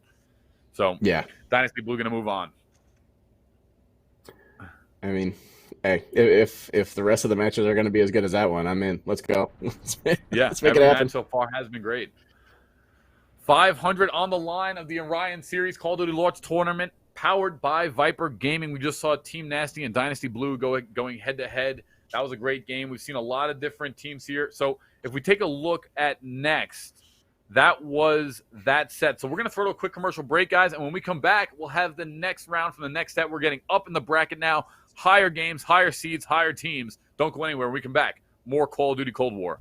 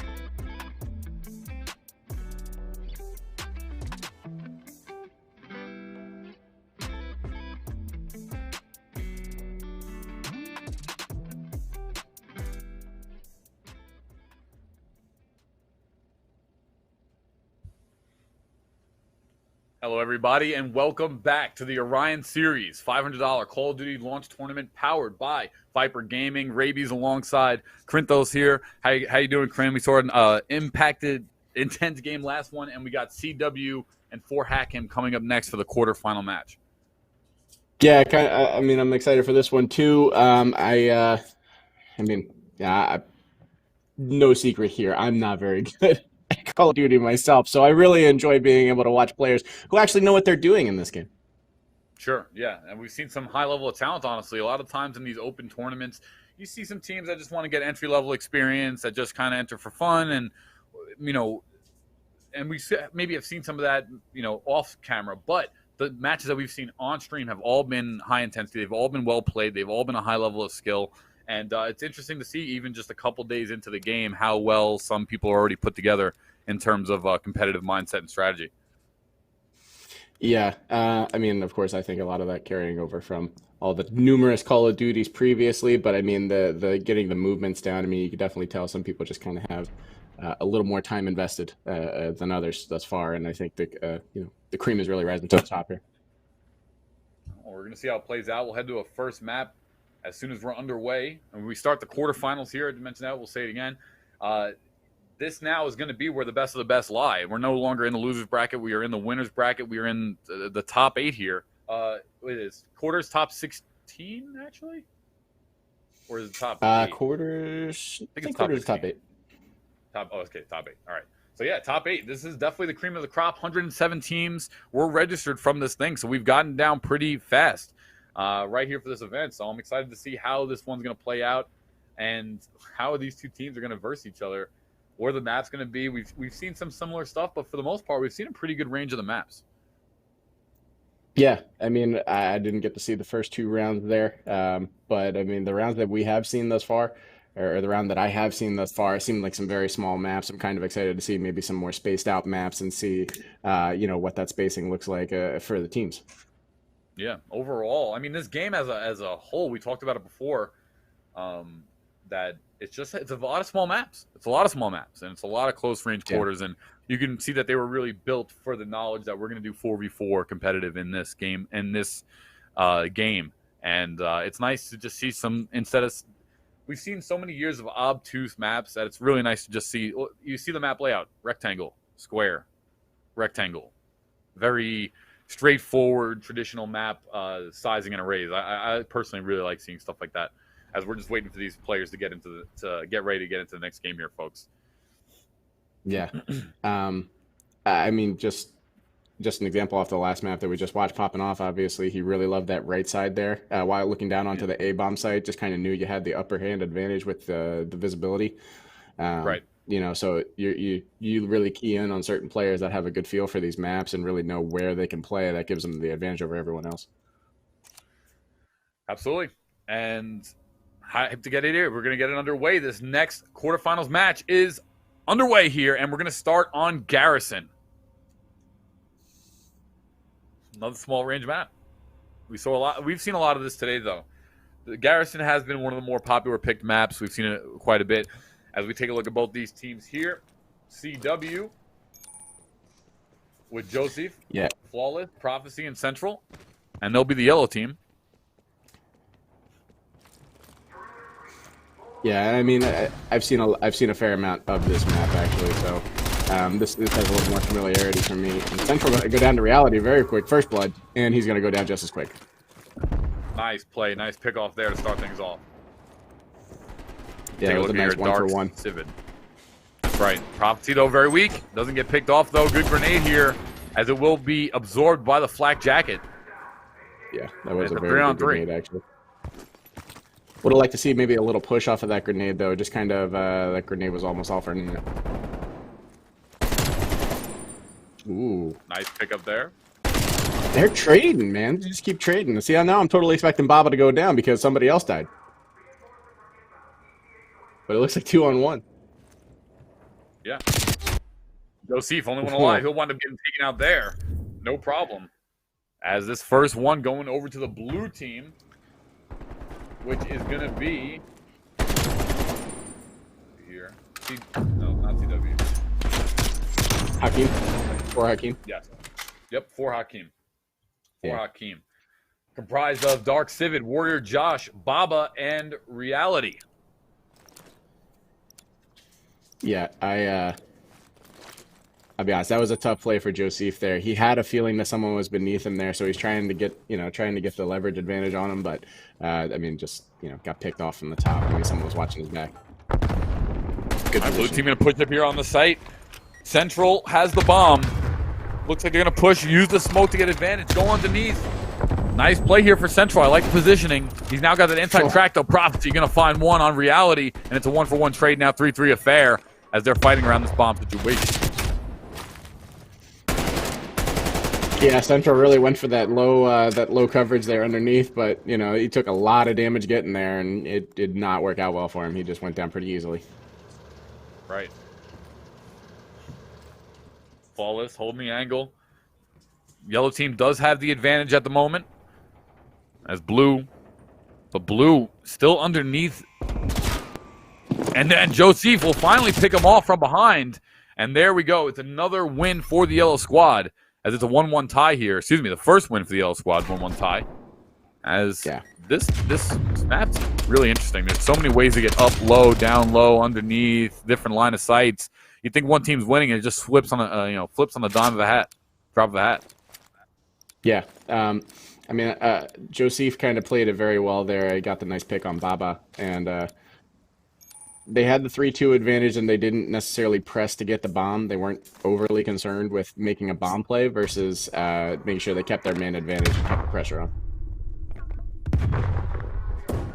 No question about it. As we switch over to Reality, and now over to Baba, who's got the bomb.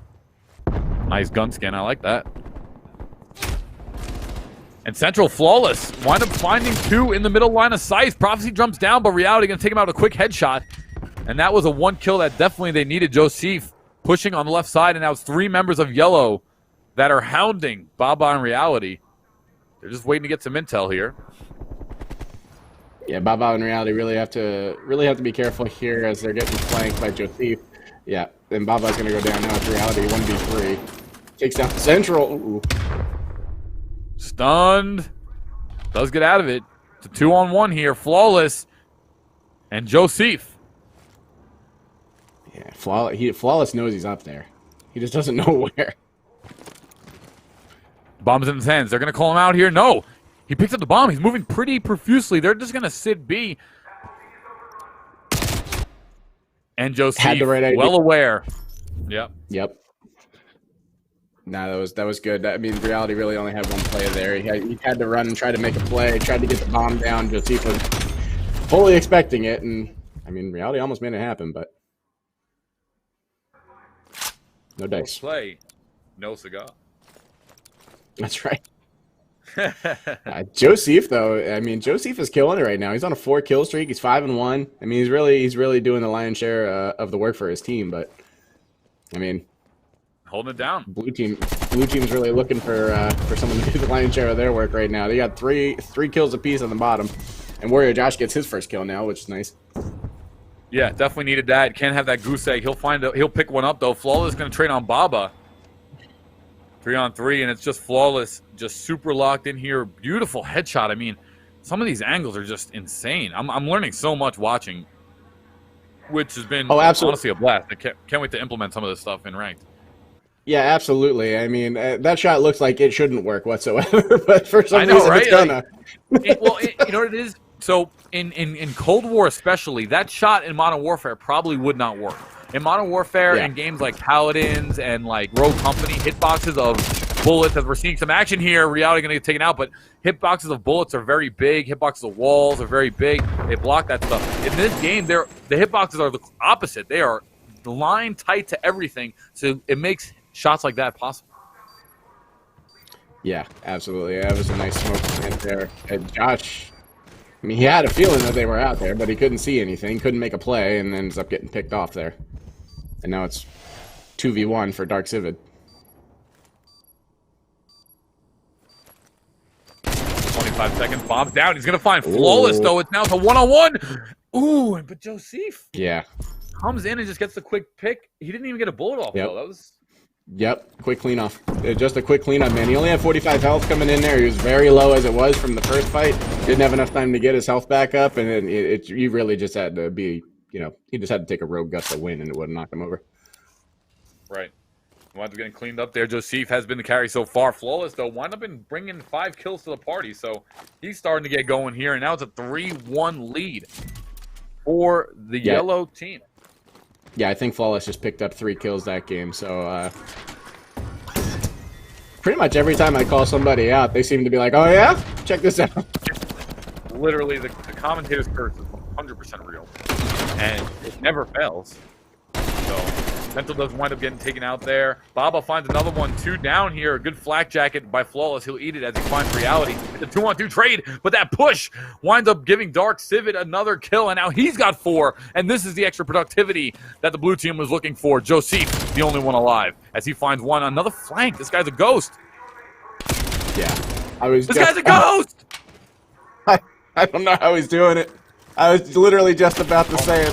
What an angle! Oh, no. What an angle! Yeah, this... Dark Civet top mid. Joseph now with 8 on a 7 streak. Man, he's looking confident. He's looking so clean right now. Yeah, he's going for the bomb plant here. Oh, has him turned around. Joseph was not expecting that bomb plant. No, he wasn't. And that's because he didn't get it off either. Oh, Oh my god, he didn't get the bomb plant off! What were you... 4-1. Wow, Joseph clutches it out. That was unfortunately the wrong play. You want to set up in an angle. You want to situate yourself. You knew the angle that he was at. You can easily play around it. You can't get do-si-doed like that, flanking in the mid. And right there, Joseph picks up a triple kill and clutches the round for his team. Now with a 4-1 lead. This is not looking good. Boy, I am so glad I did not say what I wanted to say. I was going to be like, yeah, at the risk of jinxing him, 3v1 does not looking too good for Joseph, but, I mean, he just killed it. That was fantastic. Great job. On an 8-kill streak right now. That is just absurd. Let's go to Joseph. He's on an 8-kill streak. Flawless doesn't get taken out. There he is. Here he is, the murderer. I'll give you the number next time. I'll give you that number next time. There it is. Prophecy does get taken out. Joseph now pushing in on an 8-kill streak. He's 1 shot away from finding one. He throws the grenade, but he's going to play it safe. Smoke grenade to get out. Last alive, and this is not looking that good. Oh. No. Why did we switch to Joseph? Don't listen to me. We hyped him. We hyped him too much. Nah, he was on a crazy kill streak. He was on 7, but blue team played it fantastic. And CW, there's nothing you couldn't play that round better. They won it 4-1. Great job by CW. Got to give credit where it's due, as they are now on their battle back. Let's see if they can snowball a 3rd round. Yeah, I mean, as you saw there, Dark Civet really kind of put in work with the sniper. Decided to snipe that round. Got a quick snipe. Bounced back out to the back, see if he could pick somebody off of the catwalk there, and was able to get, I believe that was, who was that? Was that Flawless up top? Central? One of those two. I mean, one of them. 1-6 for Central, though. He's got to pick it up, and now it's Prophecy at 2-5. They're the 2 slacking here for this one, unfortunately. Warrior Josh still at 2-5 as well, but he's got 3 teammates that are really carrying it out. Central, though, really want to see him pick up that kill, but unfortunately doesn't get it. They now know where he's at. Yeah, Warrior almost just went down there. I'm pretty sure he had sub 10 health on that one. That was very close. Ooh, pushes through. Nice shot there by Warrior. That was a play. That was a great play. Pushed right through their grenade. They were not expecting that. Wow, what an angle there by Prophecy, who gets the headshot there, and he'll wind up making it out to stay alive. It's now a 3-on-2 situation here in favor of CW. They're looking to pick up another round to get some steam moving here. They got to make the play. Yeah, that's nice. I mean, not only do you put the bomb down there and you make someone get out of position to go get it, but I'm pretty sure Civet was still sniping, so that takes down the snipe. Prophecy looking to run into Joseph. Joseph finds him with the sniper. Prophecy gets another, and now it's a 2-on-1 swing. Oh, Joseph is like a flanking prodigy, man. I swear. He just, you have to keep eyes in the back of your head when you're playing against this guy, or you're gonna go down. Oh, that's so unfortunate. He had a nice opportunity flank situation. Joseph didn't see him. He unfortunately did not take a more decisive enough path. They split CW, I forget who was the last one alive there. Oh, it was Baba, I believe. They split, and unfortunately, Joseph turned back around at the precise time and was able to pinch here. Let's take a look at the loadout. Let's see what the guns they're going into this next round with. And we're seeing a lot of AK on the side of CW. And not that much MP5 in this game. Really not. And now we're seeing Joseph with a sniper this round. Yep. He'll try to carry over some momentum again. Just hold down that middle line of sight. Nobody really able to walk in that right hallway. Joseph going to reposition. Yeah, now he's got them on their toes because he's been flanking them this entire game. Now he's going to sit back with a sniper and try to take someone out.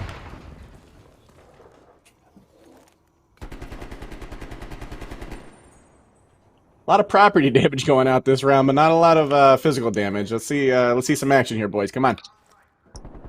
7-5 here for Dark Civid. 4 kills. We're following along with Prophecy now on Team Yellow. Nice head angle here. Reality, though, we'll be able to find him. Josh, though, going to find Central. Dark Civid going to find another. Prophecy's going to fall. Joseph, the last one alive. It's a 4-on-1, and this is exactly what CW needed. Life on the line for map 1. I'm not saying nothing. Oh, okay, there we go. I was gonna say, I'm not saying nothing until this round's over because we know what this man's capable of. Right? No question about it. Got something up his sleeve almost every single round, but last few times 4-on-1, unable to clutch. Hey, and you know what? That's all right. You can't win them all. No.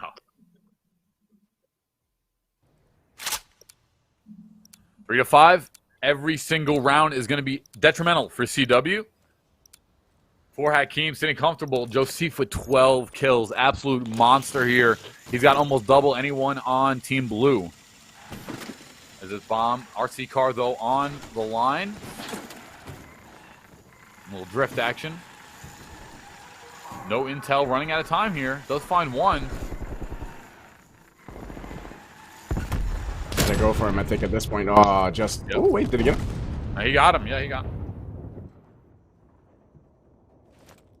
Wasn't sure if he had gotten that blown up prior, but yeah, just out in that range of able to take him down. Oof. 3v1 now.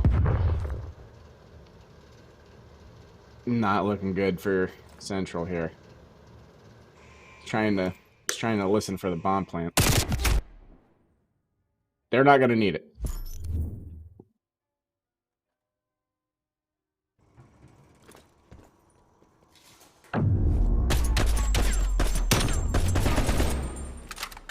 Well, 4-5 here. I mean, one more round like that, they're gonna bring it back and knot it up at 5. So, see if Joseph has something to say about that. Hey, he wants the bomb in his hands.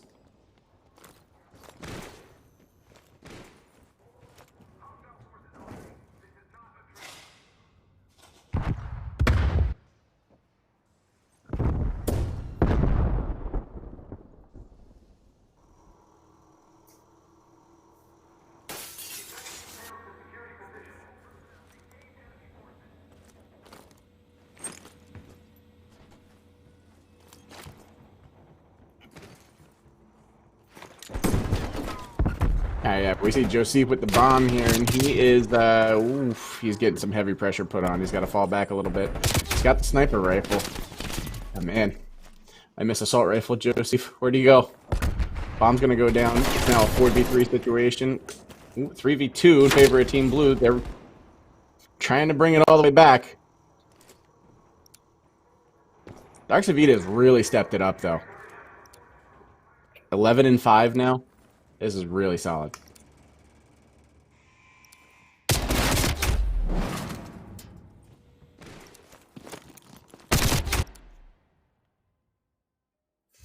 Oh, there it is. Knotted it up. 5v5.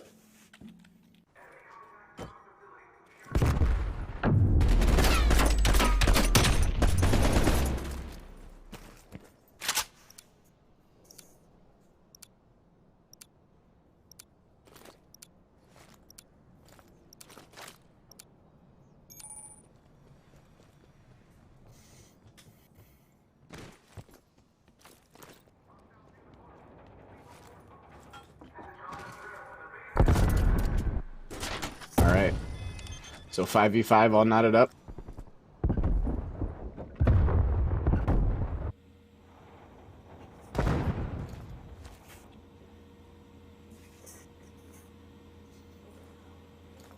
Right. Both teams know this is for all the marbles. They're working. They're working here.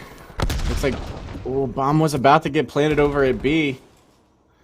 Did not get planted though. And Dark Savid trying to press up. Joseph is going to go down. 4v3 in favor of Team Blue.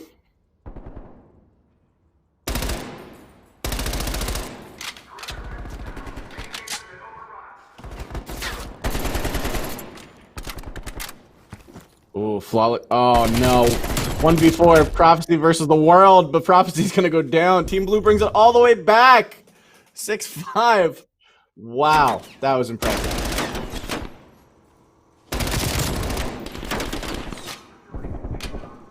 Pretty sure it was 5-2. Brought it all the way back. 4 straight. Able to take that. That was I mean that was a heck of a comeback. Hey, that just goes to show you, you're never down and out. Just keep plugging away. Play your strategy. That was just well done. Very well done.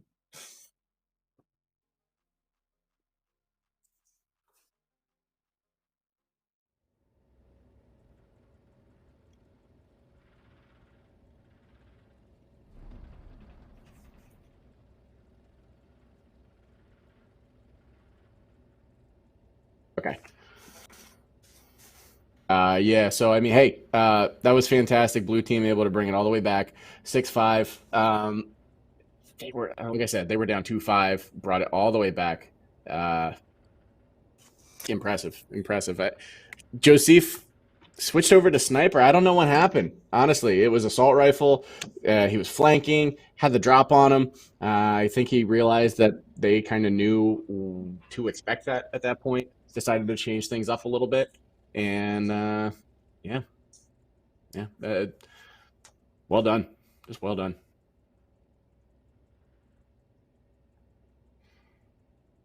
Yeah, we're trying to troubleshoot a little bit here. Sorry for the delay. We're working on that, but Ravens will be back here shortly.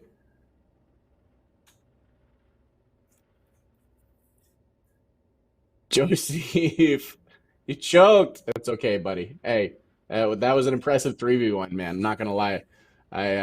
We thoroughly enjoyed that here. Very well done.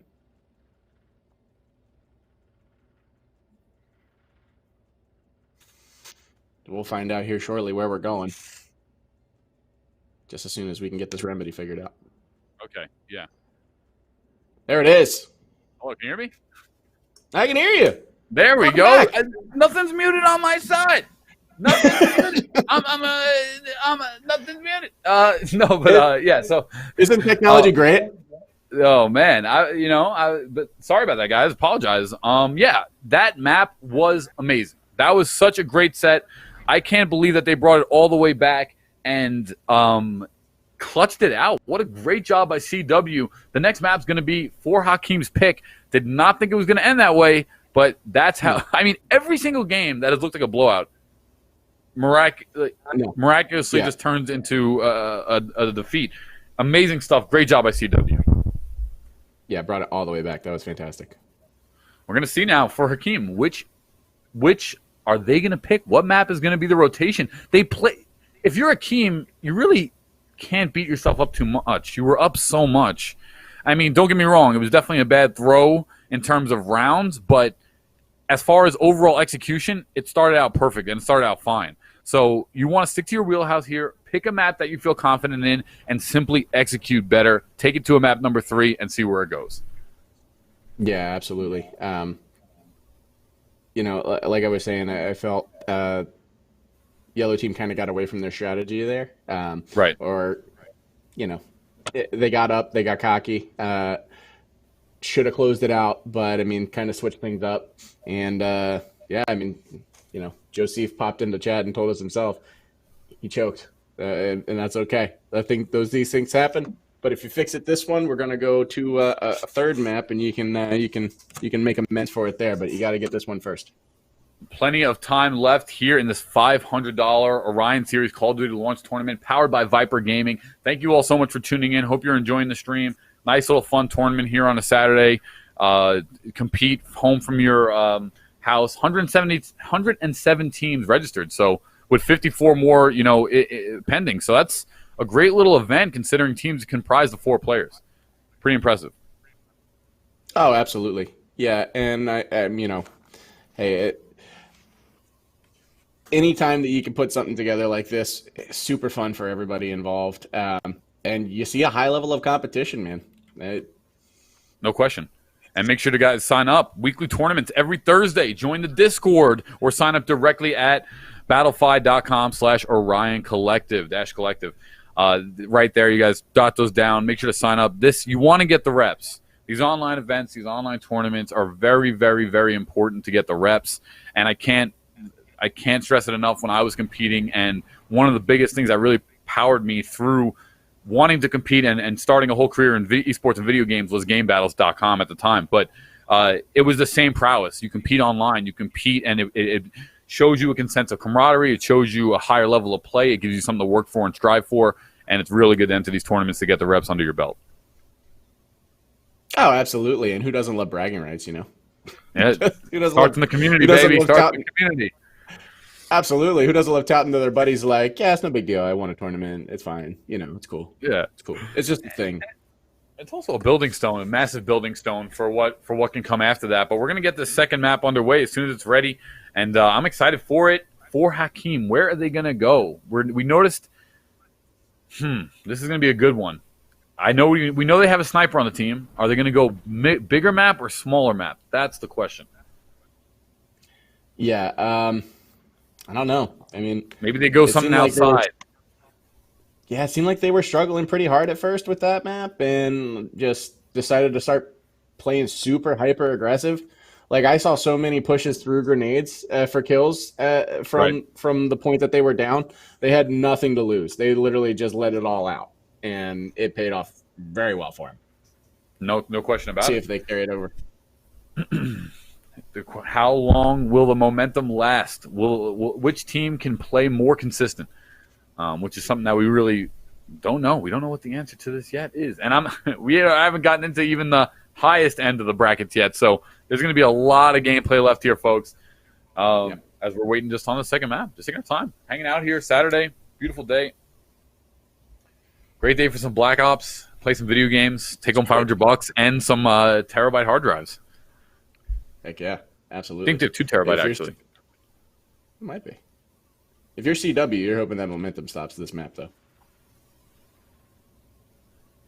CW they won, right? No, CW lost, yeah. Yeah, you CW need it. lost. The problem is that it hurts when you have someone that drops 12-14 and you lose. That hurts. Oh, yeah. Because, how harder can you slay in a competitive Call of Duty match, especially a search and destroy, and not come up with the victory? Really, really hurts being so close to the end game and not being able to slay it up. Someone else has got to step it up on the roster for CW. Yeah. Yeah, Dark Savid, I mean, he turned it on. Yeah, and if I'm not saying that right, I'm terribly sorry, Dark, but Dark really turned it on, man. He went from, I think, sitting at 4-4, hovering around 500 for the most part. Last I saw, he was 12-5 at one point. Right. I mean, he just poured it on. He was a big reason for that comeback. Yeah, and I think I'd said it backwards before. For Hakeem had won, CW will be the map pick. I said it backwards earlier. So we'll see. Man, do they go? I think I would like to see that map that we just saw outside, maybe the crossroads. Use Joseph to just maybe snipe one site totally out of it, and then the other 3 guys jam-pack B. Maybe we see him go more into the AR or an MP5 role and start overwhelming the team. He's the main slayer. They have to use him to botch the plan for Hakeem. He's got to be able to get into the wrench somewhere to throw it off. I don't know, man. I love watching Joseph flank. He's so good at it. And then he got away from it. The second he went sniper, it fell away. They fell apart. Yeah. Great point. Great point. Yeah, I mean, because he was putting that pressure on. They knew he was eventually going to somehow get behind him, so they knew they had to advance up, and then he would just pick them off. It was a very weird mid-pressure that he was putting on them. Right, well, this next map is getting underway, folks. Here we go. Map number 2, For Hakeem versus CW. I'm excited for it. Let's see where we're going. And we're going to the plane, baby. We're going to checkmate. All right, so it is going to be probably the longest map in the game.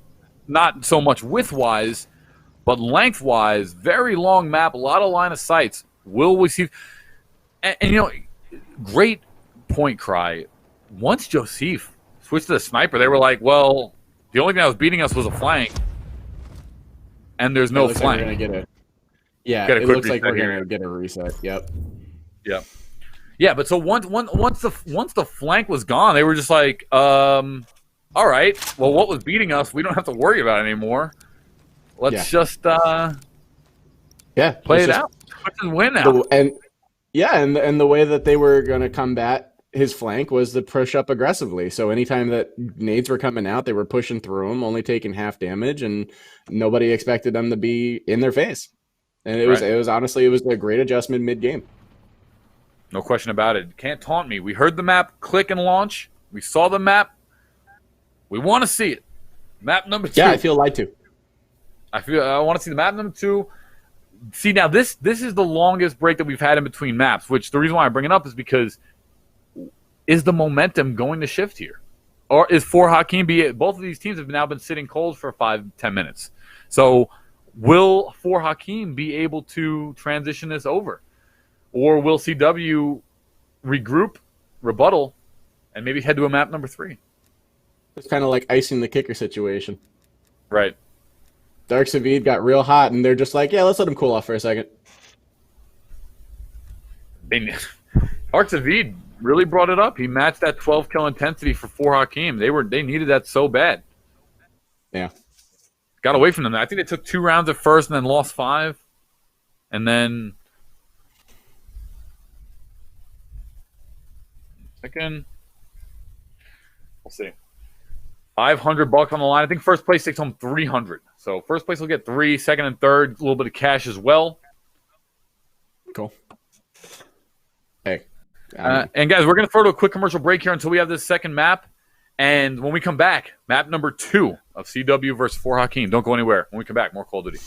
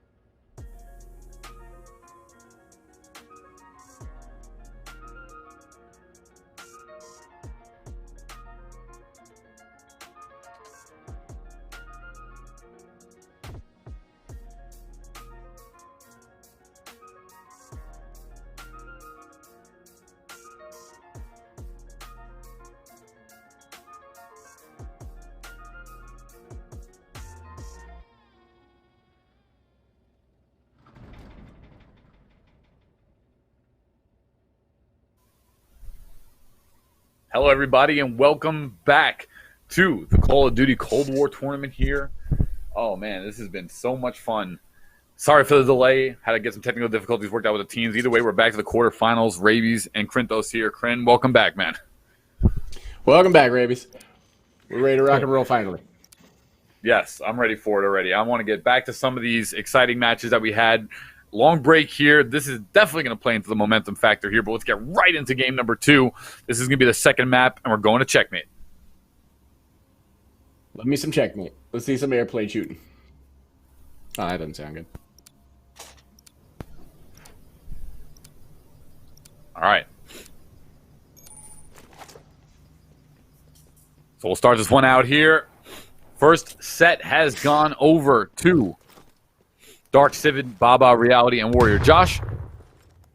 We'll see how the second one plays out here. Both teams heading out into the first portion of this map. First, 2 kills coming out for Flawless and Central. That's going to go over CW.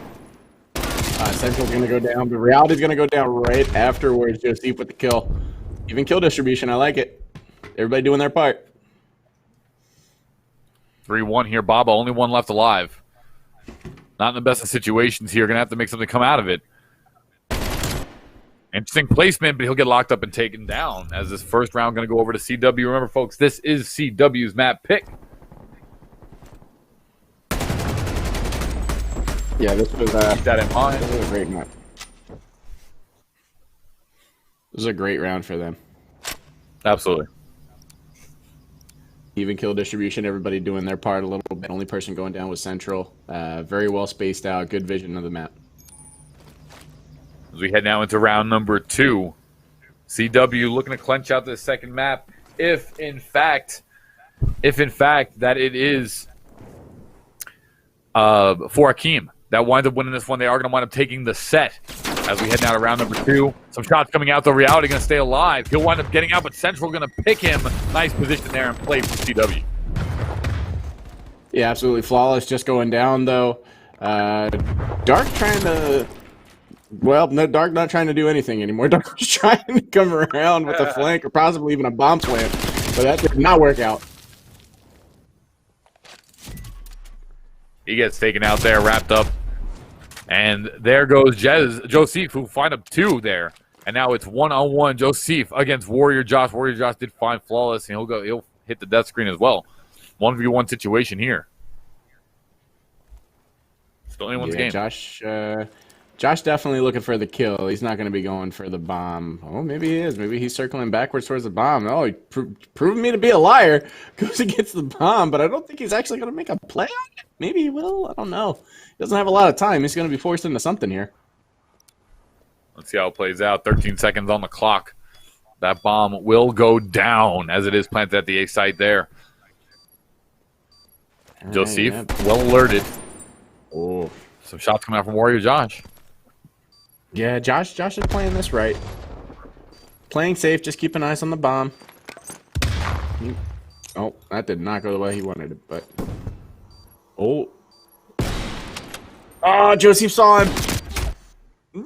Joseph! Going for the double, going for the shots. I mean, sniping in this game is tough. I mean, I know you can... I haven't experimented with too much, but I just feel like the overall ability to pull out your scope very quickly and efficiently is a tough... It's not as easy as it has been in past Call of Duties. Yeah, no, not really. I mean, he tried for 2 shots there. Unfortunately, just a smidge off on both of them. But yeah, ended up costing him the round there. Yeah, unfortunate here as we see him coming into the next round here. It's a 1-1 tie-up. Both teams as aggressive play. This is a very small map, not many areas to go. Some shots on the Baba. He'll quickly duck out of the action. Yeah, Blue trying to force B, trying to force that early bomb, but quickly becomes 3-2 inside the plane. Yellow's just really sick. They're really dug in around that bomb. That's not going to be an easy plant. No, Dark Civid, though, going to find a big kill there. That's a huge, massive one on Prophecy. It's now a 3-3 tie after that. Some damage coming out. The Warrior Josh, he's going to find 2. And just like that, Warrior Josh now on top with 5 kills. It's 3-1 here. And CW not looking good here in round number 3. Yeah, something tells me this is Warrior Josh's map.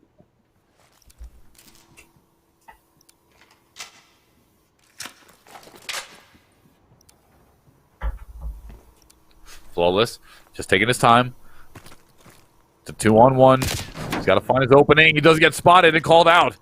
Bomb going to try to go down here, but he will get cleaned up very quickly. This map is so small. There's nowhere to hide. There's nowhere to run. You're going to get found once you're called out. Great job there once again by Hakeem taking the second round. Warrior Josh playing well. He really is. Yeah. I mean, what's that, 6-1 now? Yeah, 6-1. He's on a 6-kill streak. Like I said, I think this might be his map, and hopefully I'm not jinxing him here, but definitely turning around from last game, that's for sure. Round 3, let's start it out with the RC. Beat, beat. Very aggressive play here. Does get spotted. Great use of the grenade there to blow it up. Very smart play. The Dark Civic going to find Flawless on the wing of that plane again, as Reality also finds another. For Hakeem is starting to get going. Quick 4-man swing. Oof, that was a quick round. For Hakeem. Absolutely. Yeah, that was a really quick round. We got wrapped up in following that RC car. We didn't watch everybody just fall down. Sniper in the plane, yeah, that's a problem.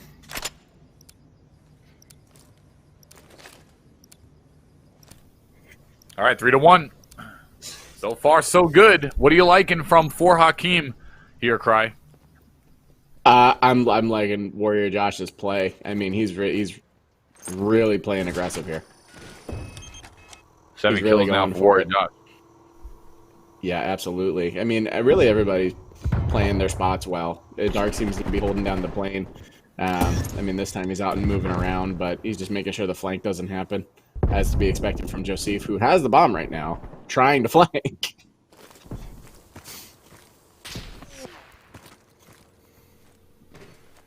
Very slow play here for such a small map. Nobody down yet. Some engagements will start. Baba going to find Flawless. It's a quick trade, though, for Prophecy. Here comes Blackjack, and now the engagement's going on. Nice pistol kill there by Reality. And Prophecy as well, so it's a 2-2 trade in the plane. And Dark Civic going to find a sneaky Prophecy along the right, trying to get a bomb plant situation going. Well, we've seen this before. Let's see if Joseph can pull it out here.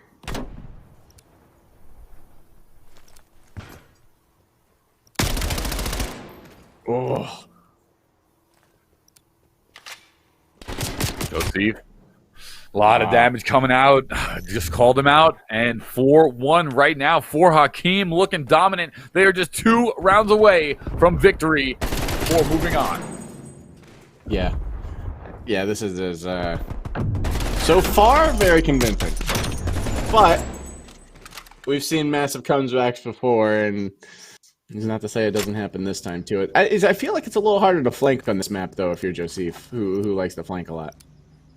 Yeah, definitely a little bit of struggle there due to the nature of the map. There's just not really much to go. I mean, when maybe you get down to a situation where it's 1-on-1 or something, maybe you can do things like that. But where he likes to go and the way he likes to play, do these big man flanks, it's just not very viable on this map. Such close quarter fighting. That Prophecy gets an easy headshot on Baba. Reality, though, going to use the sniper and find Joseph.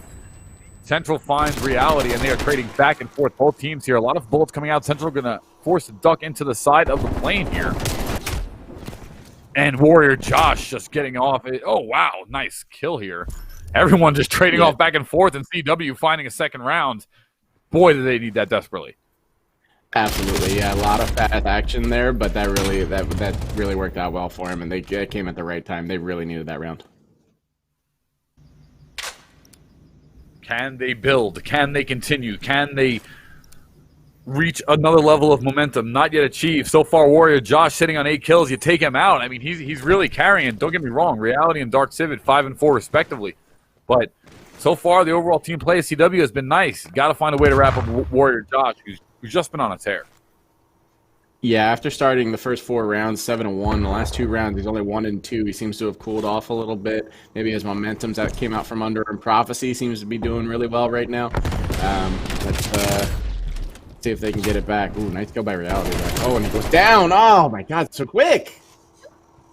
Trading back and forth. Dark Civet does find Central. 3 members up here for Hakeem in yellow. 2 members alive on CW in blue. CW does have to plant this bomb. It is located in B. Yeah, Warrior Josh is holding down an angle right now. He does not want anybody to cross his site. As you can see, he just took out and got that kill. Point, set, and match here for Hakeem. They are 1 round away from moving on here in the quarterfinal match. Hakeem looking impressive. Just playing their game, nothing too fancy, getting the kills, making it work. And Hakeem, 9 kills now for him. Reality now sitting on 6. And every member of Hakeem is firing off. Yeah, absolutely. Even Baba, he was sitting at 1 kill for a little while there. I think it was 1 in 4 for a bit. He's even trying to come back into the mix. May finish this at 500, may not. May have cursed him.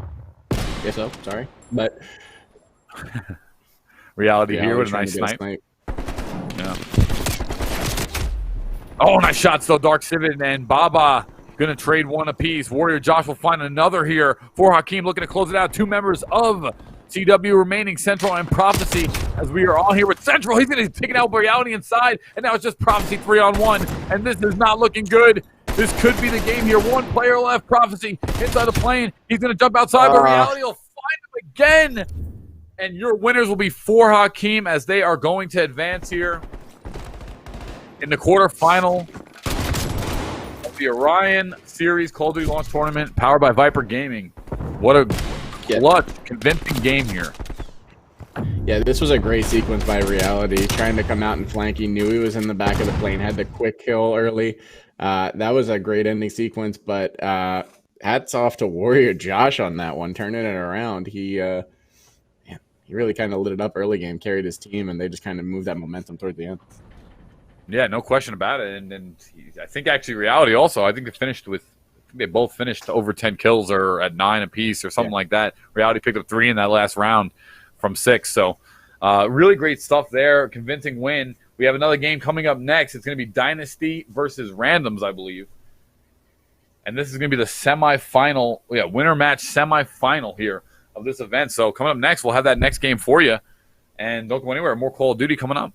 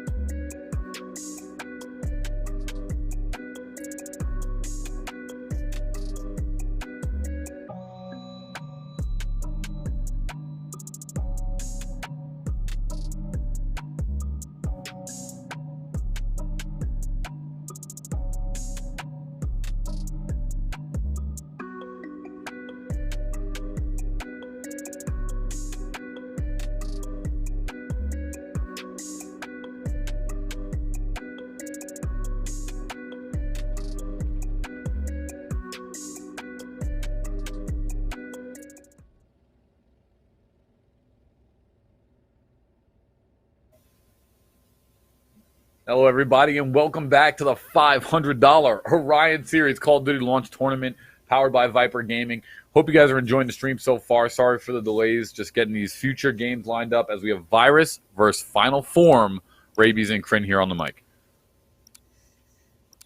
Yeah, man, welcome back. We're about to jump into it. Semifinals action, best of the best. Let's see it.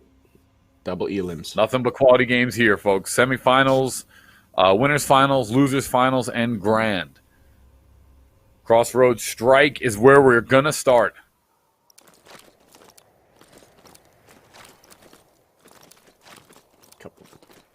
Couple people, hopefully that clears up at the start of the match, right? Yeah, there we go.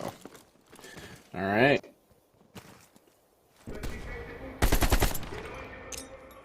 So it's going to be Googie, Parrish, Centricals, and Mikey Mac. They are going to be on Virus, Astro, Cyborn, Paramore, and Turnez on Final Form here as we get things started in this one. Ooh, nice snipe attempt. Really Turnez going to get taken out. Yeah. Oh, that was Centrical's kill. I thought that was the snipe kill. It happened at the same time. Oh, yeah, exactly. That would have been crazy. But, yeah, Turnez was found in the backside there with the assault. Nice grenade there from Centrical. Flak Jacket will eat that. Paramore just sitting up top, locked in position. Nice little sneaky attempt here by Centricals. Oh, I like it. Oh, he just gave himself away, though. Oh, no. Ah! I hate that. Just like that, Final Form. 2-2. 2-1-2. Googie and Parrish against Cyborn. Paramore. Cyborn going to get taken out, though. Paramore, only one left alive. But that bomb's going to go down. Just barely. Oh, nice pistol shot by Paramore. Oh, no. Wow. Wow, Man, great double kill with the pistol. That was a fantastic round. Paramore, I'll tell you, he saw him on the right side out of that door, so he came out sweeping right immediately. Paramore just big brained him, went behind him. Yeah, best play for sure. He barely got nice door scrape here. He didn't see him go to the right. Just picked them up both with the pistol. Ooh. First round, going over to Final Form. Getting late in the rounds here as we take a look at the loadout, and almost the same, pretty much the same. One SMG MP5 sniper on each team, and pretty much double assault rifle. Mikey Mac getting the first kill there on Paramore. Because really that difference is the looks like an MP4 and a bullpup swap. That's about it. Yep. Or MP4. Sorry, M4. 2 kills though. Turnez. 4-on-2. 4-on. Quick rebuttal here for Virus. Looks proper.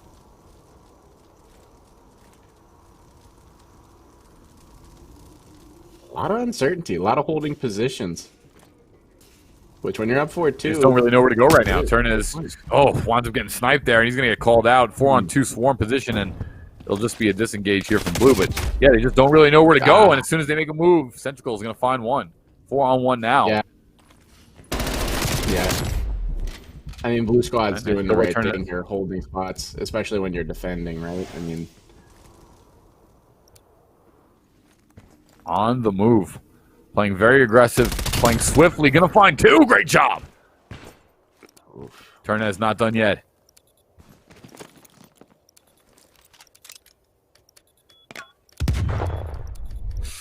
Oh, boy, this is going to be so hard.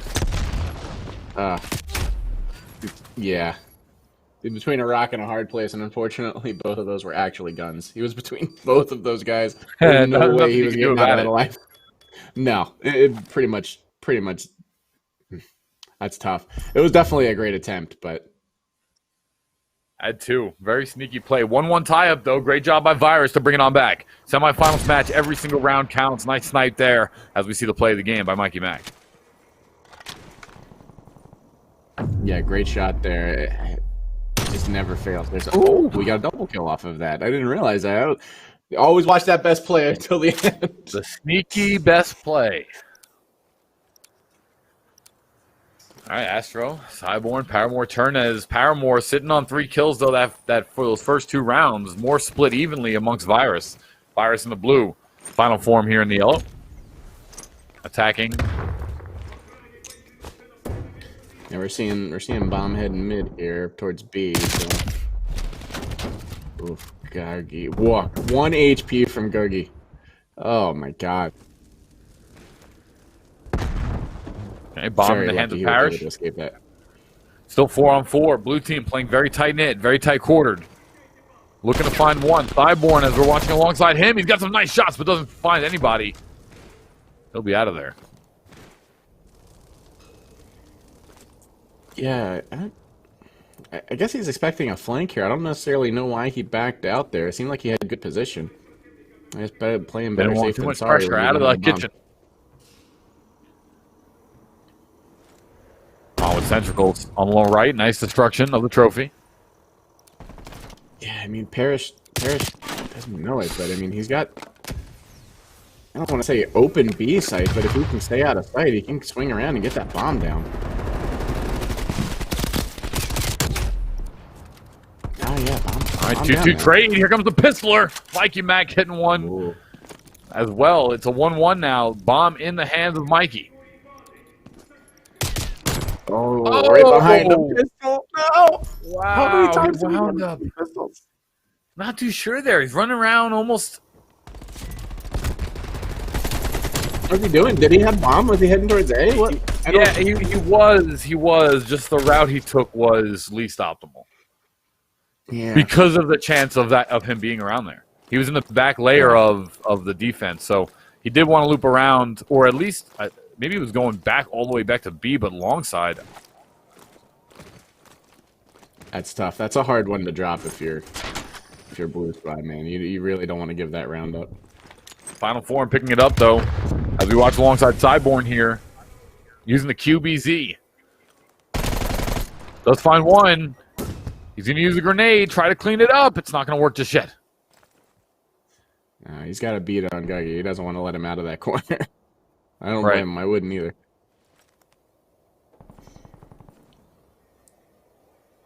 Blue squad with the early man advantage, though. Yes, sir. Paramore snuck on the bomb site, though. It's about to be a good old-fashioned sniper duel. Did Astro die over there? Is that why bomb's down over there? Or did Paramore... He did die. He did die, yes. Yeah. I didn't see him get taken out, but he did. He did. Oh, yeah, okay. It's on body. Turnez, Cyborn going to get taken out as well. Virus great shot. finds themselves round number 4. Heading into 5, 2-2. Teams seem very evenly weighted here. Back and forth so far. As Turnez gets taken now by Centricals. And you just go back to the round before, man. This is a huge swing. You could be up 3-1 right now, but instead you're 2-2. Just due to pathing, right? Any little bit in this game, just motion advantage, just knowing where spots are. It's just the difference maker. Yeah, and then, I mean, Cyborn's got to find a rhythm here. He's sitting at no kills. He's no productivity for his team in terms of, on the kills, though. Centricals will find Turnez there. Nice start. Cyborn will find a kill. That's what he needed, though. Cyborn doesn't get taken out at the flank. Astro finds Centricals. 2-2 trade for both of these teams. Googie going to fall to Astro of final form. And just like that, it's Mikey Mac from Virus, the only one remaining on the squad. Yeah, talk about finding a rhythm, man. Pinched him in the mid section there, and right between. Ooh, yeah, there you go. That's a highly contested breach, and Yellow Squad's gonna take that one. Yeah, that was a really. I really enjoyed this pinch in the middle here. Astro just flanked, able to get that kill, and then gets Googie on the outside. Perfect lineup there, like what we're seeing, and all it was I think Cyborn got that one kill that round, and just that one single kill, just that one extra 15% production on the offensive side easily makes a round go in their favor, as it's now 3-2 in favor of final form. Yeah, absolutely, and it wasn't even just the kill too. I mean, he took out about 60% of I don't remember who it was that died. Maybe Centrical's health there, and Astro was able to just sweep in and clean it up real quick. Right. And he just found the first kill for his team again. Cyborn starting to get cooking now. He's put 2 on the board. Astro's going to find another. Giggy, though, does find Astro. Turnez, good trade. Ooh, with the jump pistol shot. Was that Paramore again? That man loves his pistols. Let's see. In this fight, Astro taken out. Googie going for the double. We won't see it. I'm not sure. Was it? It's really anticlimactic. Paramore. Yeah, it's really anticlimactic when the best kill is followed up by a death. Right.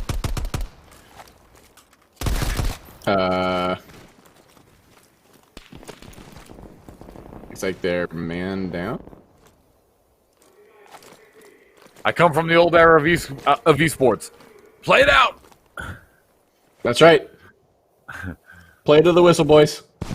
It's a shame that they didn't. I think it's kind of foolish that they didn't, honestly, but that's just my opinion. I think you always got to play it out just in case. You never know what a ruling's going to be on something like that. Yeah, no, for sure. Just saying. I'm just saying. They obviously.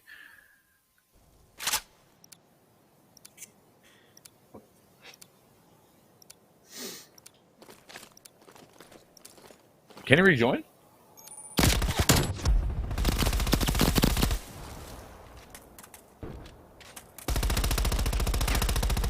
Welcome back, everybody. It looks like we're having an intermission trying to figure out what's going on here. Yeah, I mean, so far, Final Form was up considerably. 4-2, 5-2. The game was dramatically in their favor before that DC. They really started to get things going, but we'll see how it plays out here, whether they continue or I don't know. You sack the rounds, I guess? You go back to 4-2? Yeah, for sure. I mean, it has to be 4-2. That'd be my guess.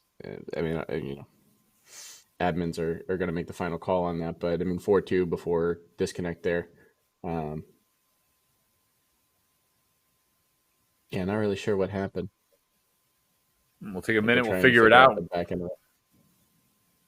Yeah, we'll try to figure it out and come back for I guess the second half of map 1.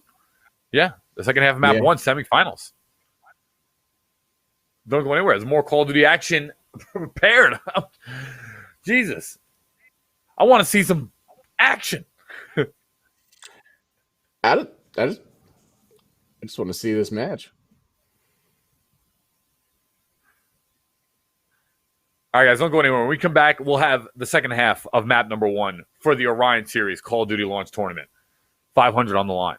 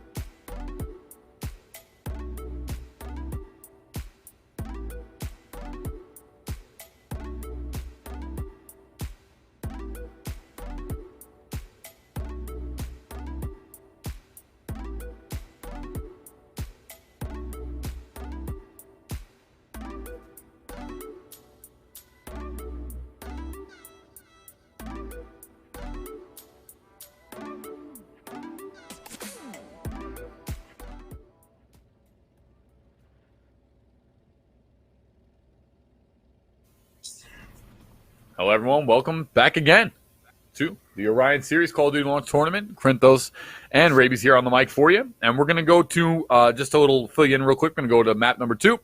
We're going to keep moving things on here. Semifinal match, it was 5-2 at the point of the map, DC. So super close there. Map's going to have to be forfeited, unfortunately. But we will go to map number 2, which I believe it was Garrison, Krinthos.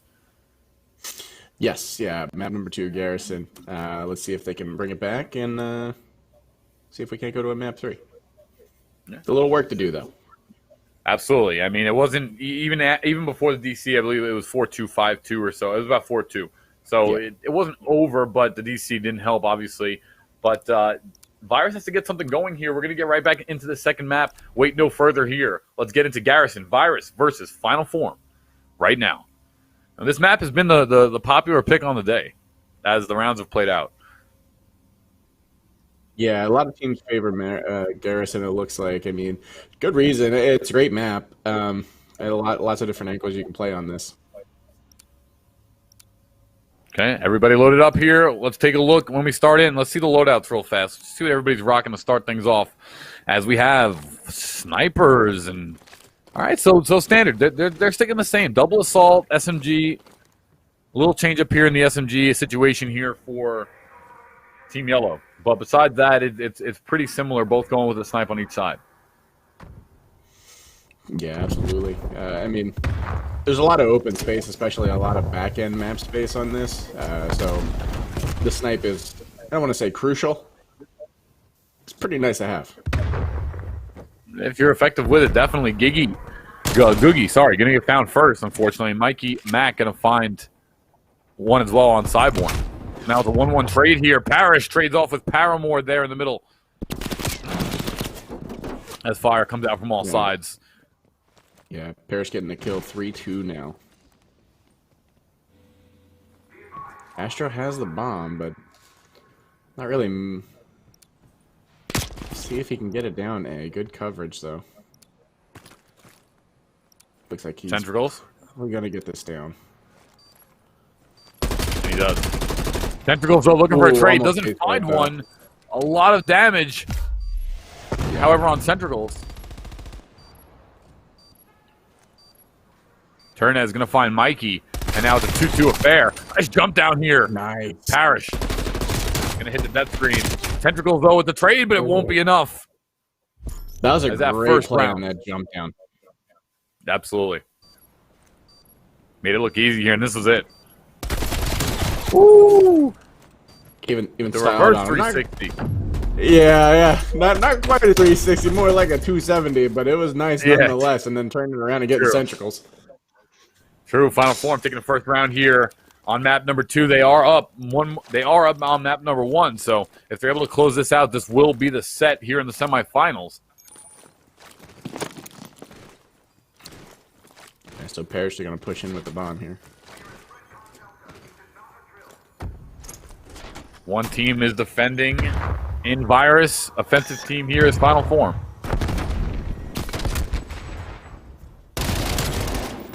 Nice shot there. Oh, 2 down.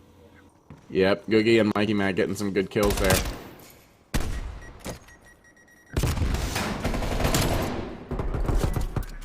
I like that play by Centricals. Even though he did go down, he pushed right up onto the door. Unfortunately, someone had an angle on him and was able to take him out.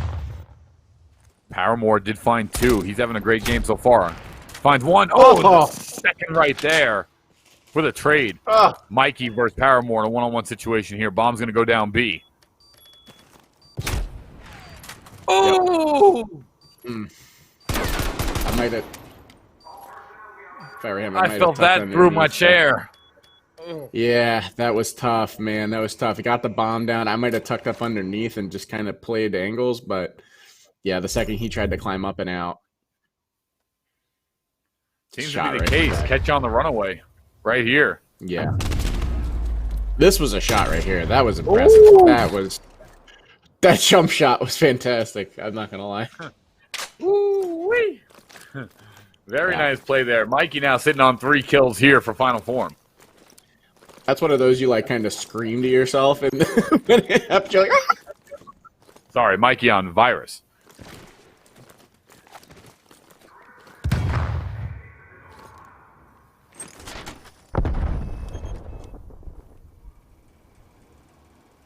Astro pushing in with bomb. Looks like they want to go B.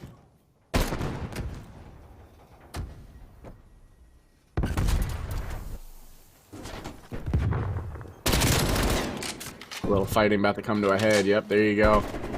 Beautiful pickup there by Turnez. Yeah.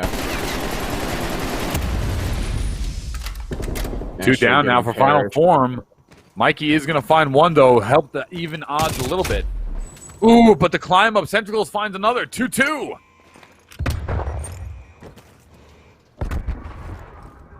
Both of these teams taking their time, working on their pace. This is a very important round here. A 3-0 would be devastating.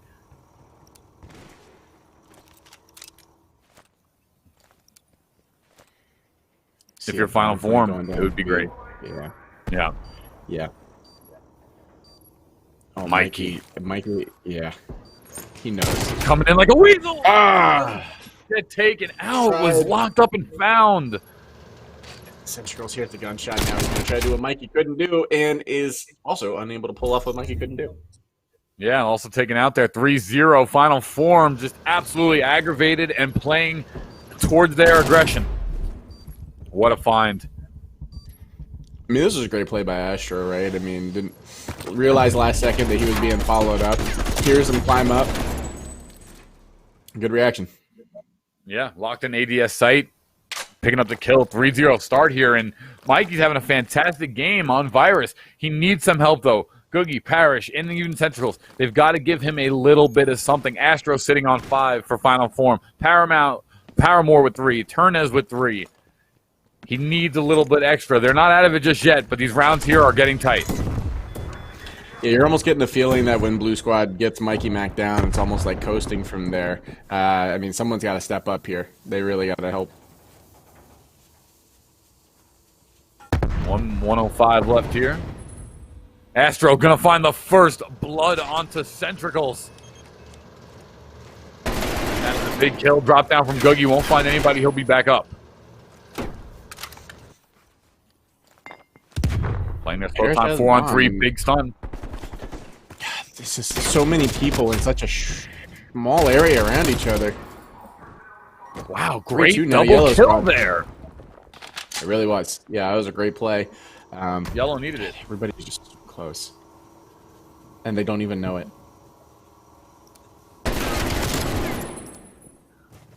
Astro's on fire right now. Yeah, he's having a great game. He's keeping. It was just 3-on-2. It's now 2-2 tie. That one person is such a massive difference. Great play by here by Parrish. I like this a lot. Yeah. Yeah, very smart play. And then try to distance yourself from it. Try to get the pick on the rotate. 35 left. Right there.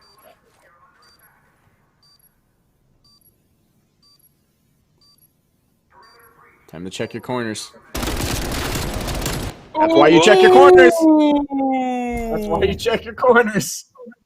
Petty. Great play by Parrish. Great play by Parrish. That was exactly what Yellow Squad needed to get back into this. Wow, they just lined up perfectly. Bop, bop, bop, bop, bop, bop, bop, bop. Light work. The old classic, when in doubt, jump it out. I love that strategy. And man, I can't say it enough. Right there, just alone. Obviously, Parrish having a major game, but Centricals picked up, 1. Parrish picked up 2 or 3 that round. Actually, he picked up 3. Excuse me, and Mikey picked up 1. So, that is exactly just that extra productivity layer. You just need it. You need it. At only 4 people. You need to have 2 to 3 producing to win these tournament sets. Yeah, absolutely. I mean, this could easily swing back around. Paramore here sniping, of course, right? Trying to keep that pressure on the back line. Hell. Yeah, Cyborg has a beat on where Centrical is, but doesn't seem to be keeping him pinned down.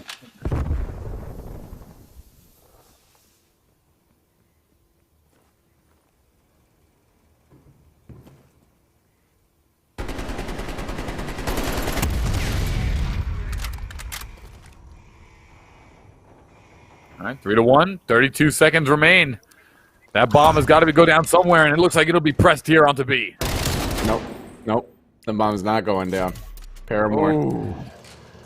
Paramore took out Parrish, and Googie took out Astro. Yeah.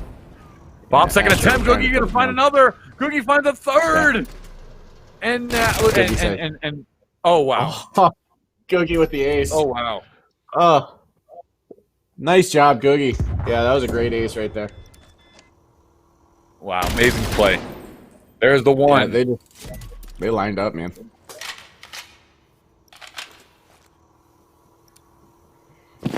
Bomb plant. Yep. Oh. Come on, extend the play. Extend the play of the game. Show us the fourth. And just like that. two players. Sorry, just like that, two players that were on 1 kill are now at 5 and 4, and it was 2 convincing sweeping rounds. Now it's a totally different ballgame. Oh, absolutely. Yeah, those are the rounds that they needed there. 2 people who needed to step up did step up, and now we're at a 3-2 game. Oh, nice flank there. Jesus. Turnez like a phantom. Astro finds Mikey. Centrical's going to go down to Astro as well. Astro now sitting on 9. Wow. What a convincing round. Final form taking one right back. Yeah.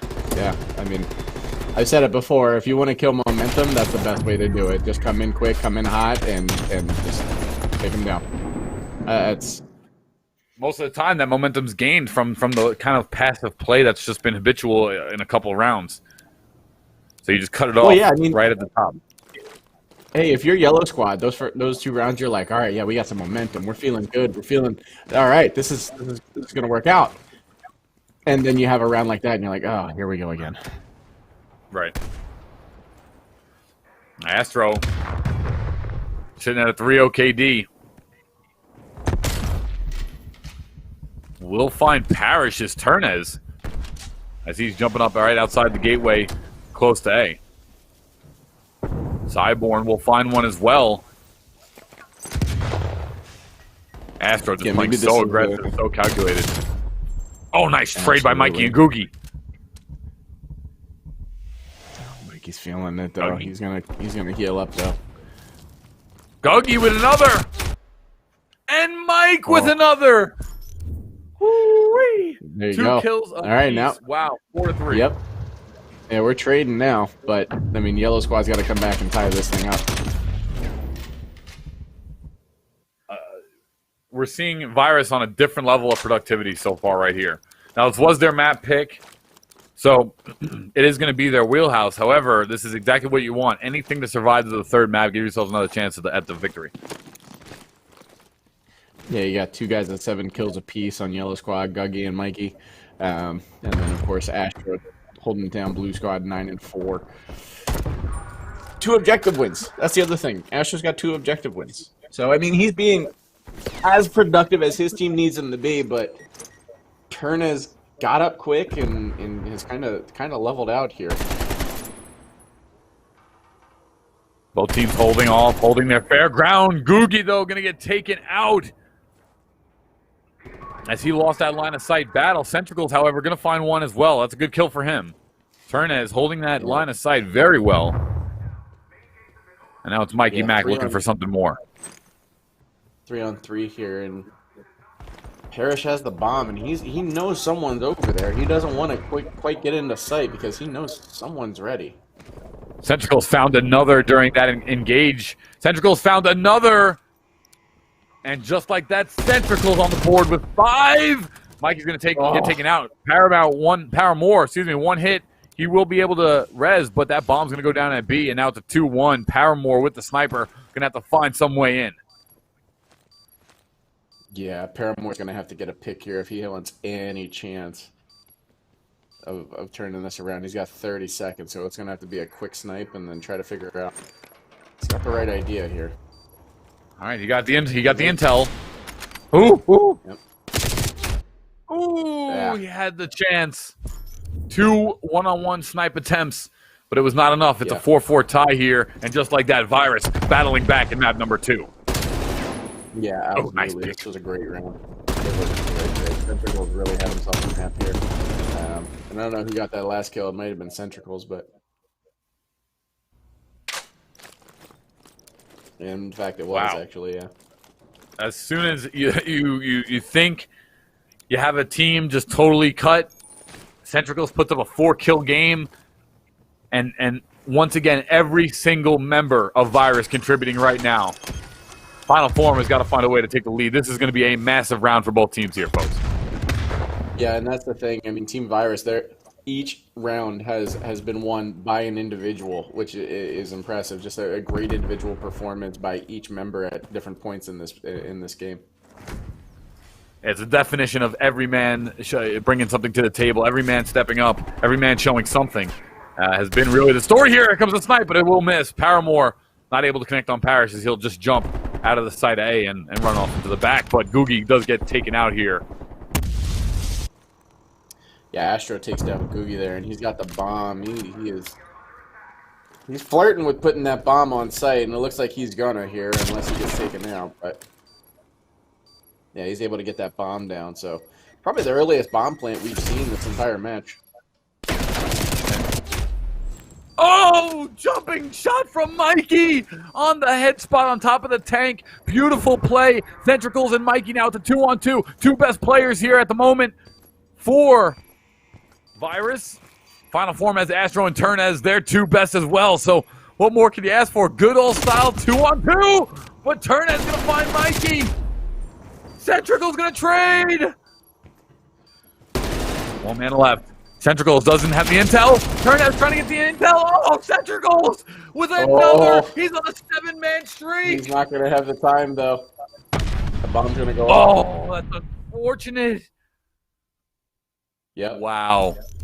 And a You know what? 7-kill streak. Sorry, go ahead. Yeah. No, it's okay. That was the right play. You stall it out as much as you can, right? I mean, obviously, Right. Centricals is on fire right now. You gotta stall it out as long as possible. He came out super far away from the bomb to get the kill, gets the bomb, realizes he's got no time whatsoever. Bomb goes off, round win.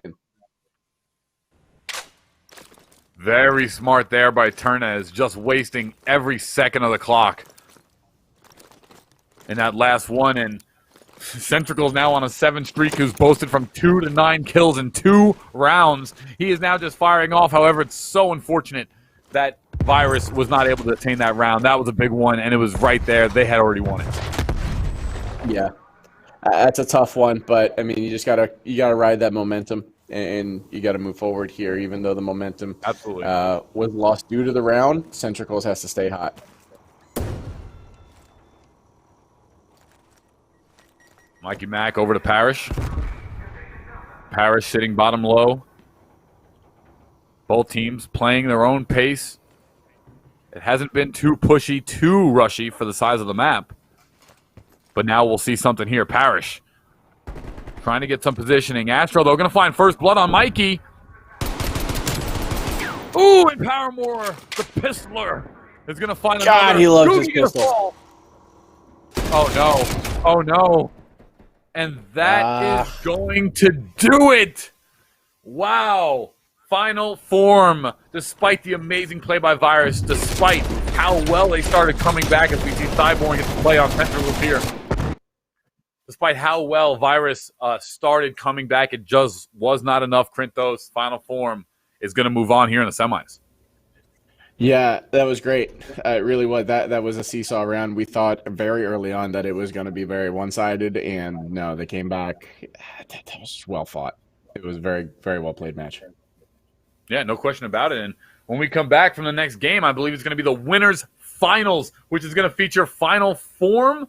And who are they going against is the question. But coming up next, we have some more Call of Duty action. Don't go anywhere, folks. When we return, more Orion Series Call of Duty Launch Tournament. We'll be back.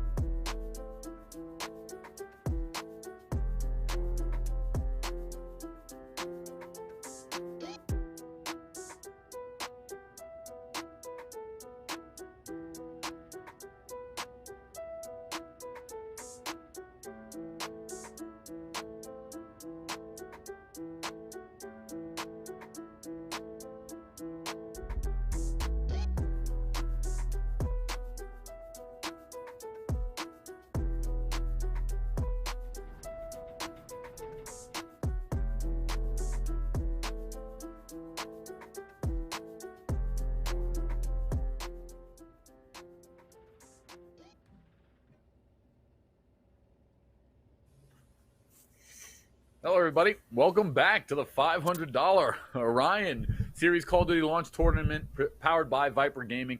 Thank you guys so much for the wait again.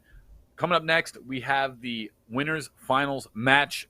One of the best matches we're going to see on the day here. It's going to be for Hakeem versus Final Form. Absolutely. We just watched for Hakeem, 2 matches ago, and they showed out, and they showed out again this round. That's right. And we saw Final Form that last game. So both of these teams that we've seen now on the day are going to be going head-to-head in the winners bracket finals. Loser will go to losers bracket finals, where they'll be awaiting one more team before the grand. And right now it's going to be Garrison, Search and Destroy. Let's go, boys. Show out. Show us what you're made of. These are some of the matches that we're going to see here on the day. Some of the best matches that we're going to see here on the day. 0-0. Let's start this one out. All right, here we go. Pushing in. Man, I love watching a good Garrison match. Yes, map seems Lots of to nooks be and very fun. Lots of nooks and crannies to hide, and I think we're about to see some action over here at B. A lot of moves through some Weasley play. Astro, though, looking to pick up one. He is going to find reality there, down low. Turnez covering his back from across the map. Actually, they're both down low in the same area.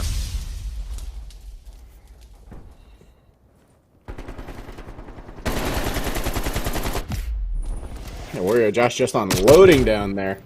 Ooh, Turnez and Paramore. The Pistler. Ooh. Okay. Astro, nice pick. Okay. That's how you do it. That's an early 1-0 lead. Final Form looking Pretty nice. convincing 1-0 lead. No question about it. And Final Form came out there with a big 1-0 start. As we head now to round number 2. These guys warm, you know, they just came off a set. They just played one. They just won one, a sweaty one too. Map number 2 was getting really good. Yeah, absolutely. They are very warm and ready to go. Hey, you know what? We saw Warrior Josh die pretty quick last round too, before he showed out with, just as soon as I talk about him, man, he showed out with 8 kills in a row. Let's see if he can turn it around and do it again. Seen some aggression here from Turnez. Turnez starting to push in. 3-4 here in favor of Hakeem. But Baba gets taken out there by Astro. Astro having another big game. He's on fire today, 3-0. Yeah, he is. All right, get rid of that canister. Over to Turnez. Sitting on that Semtex, still in line. Paramore using the Tundra. It's okay, though, because he's got the pistol. As Astro finally getting taken out here. Nice play. Yeah, absolutely. Good trade coming off there. Uh-oh. Paramore going down. Turnez, only one left. Oh, he's going to go down. And a 1-1 tie-up here for Hakeem in Final Form in the winners bracket finals. Yeah, I have a feeling this is going to be a pretty big seesaw battle. As we see Warrior Josh pick up the second on Paramore. Coming out from the bottom grates. And he'll, maybe a third on turn. All right, 1-1. And let's take a look at loadout here this round. Yep, perfect. A lot of AK. A little bit of switch here. So a decent amount of mix-up, but AK has actually been almost the more predominant gun over the MP5 on the day. Both of those two guns have been the 1 and 2 for people's picks. Notice we're seeing no sniping on the blue squad at all, but you got Paramore grabbing the sniper for yellow. I just feel sniping very hard in this game, and I know on some maps and some situations it's definitely more than viable. I'm not saying it's not, but I just feel like it's harder. I feel like it's harder in this game than previous games when it felt very, very easy to snipe. Hey, if you're a crack shot, then by all means. But I think actually Turnez just avoided getting flanked there, so that was very smart on his part to rotate away. Right. But you see Dark Savade looking around. He was fully convinced that someone was out there, and they were. Turnez, though, going to get taken out. And now there's just one man left alive for final form. Explosion going to come out here, and it's just Paramore. Sniper in hand. Ooh. Unfortunate. 2-1 now lead for Hakeem. Also, don't look now. Warrior Josh with 5 straight kills. All right, starting to pick it up. That's exactly what they need. Anything from anybody, whenever. That's my motto.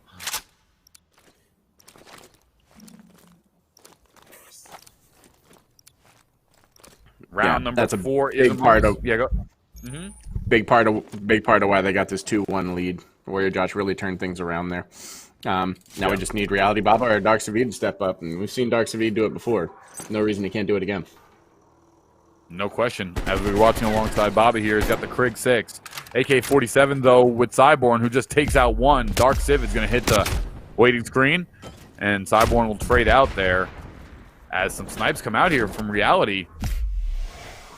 From Reality. Yeah. He wants to pick up 2. Yeah, a couple quick kills in succession there. Now it's 2-2. Oh, now it's 2-1. Wow. Beautiful double there by Turnez. Yeah, great play. You got Reality swinging through A over to B. Bomb's going to go down here and force Reality's hand, but... Oh, nice pistol kill, but Turnez is there. Turnez... Great round by Turnez. Right there waiting. Yeah, I love the rotation and reaction here that you're hearing. As soon as they hear gunshots, they swarm. Especially in a 2-1, 2-2 situation. The one thing that I've noticed the last couple of games that we've watched them play is they're really good at rotating. Yeah, amazing double kill there from Turnez, who really helped save the round. It's now a 2-2, and they're all tied up. Winners bracket finals, guys. Can't expect more than this. All right, so we're going to see Dark Savid with Bomb. Pushing up 2-2. Like you said, this is literally everything we could have asked for. It's always anticlimactic when you see like a final game in any set, and it just is a one-sided show. So anticlimactic. Yeah, I mean, for anything really, any sport, anything, any sort of competition you watch, it's never enjoyable to watch the blowout. It's always enjoyable to watch the match, despite the levels of skill level of teams. Absolutely. Speaking of blowouts, nice right shot now, by 3-on-1 Paramore. Paramore. Absolutely, that was a fantastic shot with that sniper there. But I mean, bomb's planted. He's gonna have to make a play here. And 3-on-1 when you got a sniper. Trade-off going on sniper, not able to make the play once that bomb does get down. And just like that, too much, too heavy, too hot. 3-2 for Hakeem, taking the lead. Yeah, I mean that was a great. Don't get me wrong, that was a great pick on Warrior Josh. But I mean, they picked their spots well. They had great vision of the entry points to the bomb. They knew he was outside after that pickoff, especially. Yeah, it was just a great job. That's what I mean with that rotating. Turnez here, sitting on 6. And then you got Warrior Josh sitting on 6 as well. The kills are very evenly spread amongst both teams. Very even gameplay here so far, as we're seeing Reality. Back online. Not too bad of a kill spread on the other side either. I mean, really just 3 kill difference. Yeah, Warrior Josh got taken out a second ago along with Turnez. So it's a 1-1 trade. 3-3 here is the man count in the round. It's 3-2 in favor of for Hakeem. They are the blue team in this one. Final form in the yellow. Paramore now online with this sniper rifle, looking to get something. Ooh, looks away at the... What a shot! Whip shot on Reality. I cannot believe that connected. Yeah, I was literally just about to say timing. You look away and you miss somebody, but then I realized he didn't. So that was a great shot. 28 seconds left in this one. A move will have to be made by yellow. They're going to have to get this bomb down at some point. Yeah. 3-on-2. They've got to either get aggressive or get it down. It looks like they're going to get it down on A. Very smart play.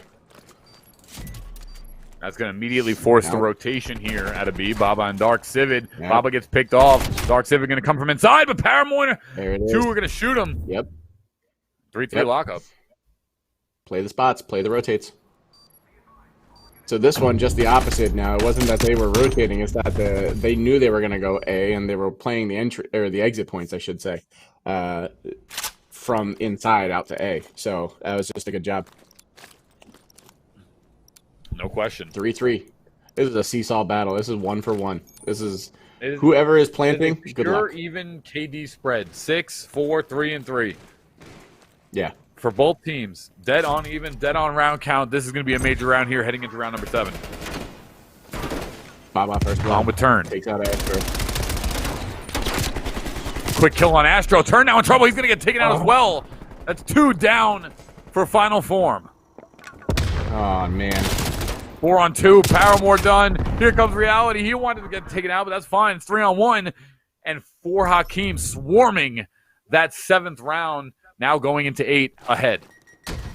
This is just a great battle. That has been a good game so far.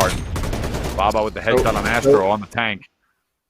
Yeah, so far it just looks like whoever's got bomb, they're winning. This literally could come down to whoever has bomb last. And if that's the case, it looks like blue squad. So yellow needs to win this one, and then they need to make a stop if they have any hopes. Both teams slow playing this 8th round. Map is best of 3. Remember, 4 Hakeem is up 1-0.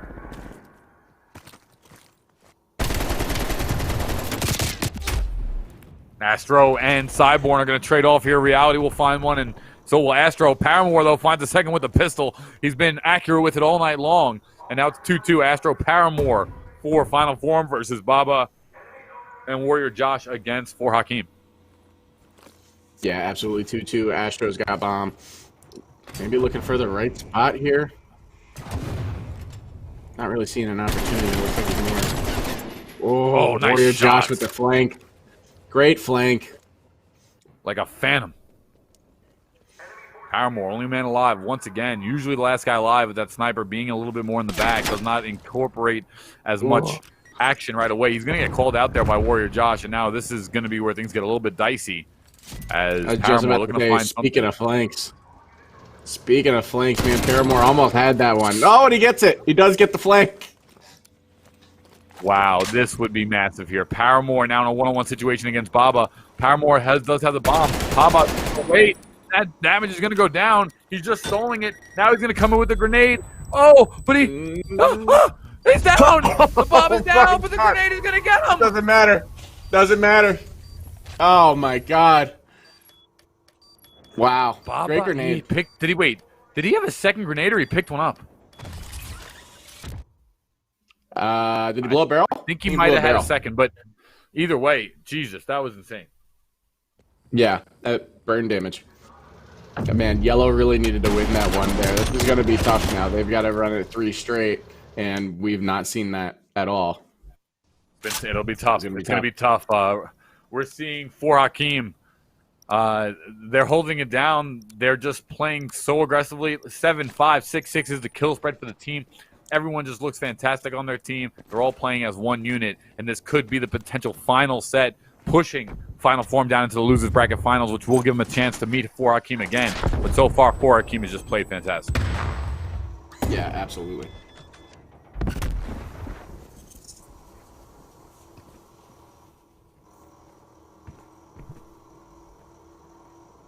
Anyone's game. Both teams have really taken a very slow approach to these last couple of rounds as the trophy system gets destroyed there. Reality has had a very good game. Right. Wasn't a lot of... Yep. I was going to say, not a lot of action going on, but as time ticks, yellow team's going to have to make a move. Ooh! Paramore gets traded with that long-range burst of the AK. Warrior Josh is already down for 4 Hakeem. It's 3-3, and that bomb has got to go down. Dark Civet has got to find a way to plant it. It is defense all day for final form. Flirting over that restricted area over there. He's really trying to play the edge of this map. Oh boy, this could be the game changer. This is a huge play. Oh! A double kill RC from 4 Hakeem on Astro and Paramore. Oh no, this is trouble. That hurts. Oh! That hurts. Cyborn, though. Very well done. He's going to have to get the defuse off here, but he's still on a 2-on-1 situation. He's behind him. He's behind him. be really convinced that there's someone in here, but oh, wow! And for Hakeem with a 2-0 defeat, well played by Final Form. But for Hakeem, just was too much. Cyborn almost getting a really nice play there. That would have been so clutch. But unfortunately, for Hakeem is going to take it. They'll move on to our winners bracket finals, and Final Form will head on down to the losers bracket. Krintos. Yeah, no, hey, I mean, I thoroughly enjoyed that. Unfortunately, it just seemed like Yellow kind of lost it late. Lost whatever seesaw momentum there was going on there, and just wasn't able to bounce back. Once they lost it, it was 3 straight by Blue, and they just took it. Yeah, for Hakeem looking so strong. They'll sit at the top of the winners bracket. Next up, we have our losers bracket finals match. But don't go anywhere, folks. When we come back, it's going to be the losers bracket final. We got 2 more great matches for you. Don't go anywhere. When we come back, more Call of Duty.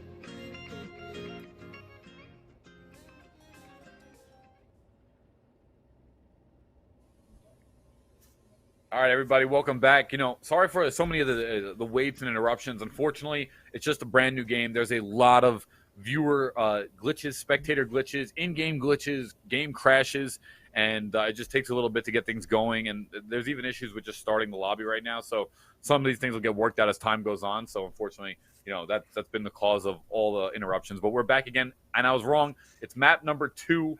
For Hakeem did not take that one. I was reading the teleprompter, and it said that there was a set already won for Hakeem. So that's what I was going off of. But Krintos, what'd you like from for Hakeem in that first set? I'm Ron Burgundy. I'm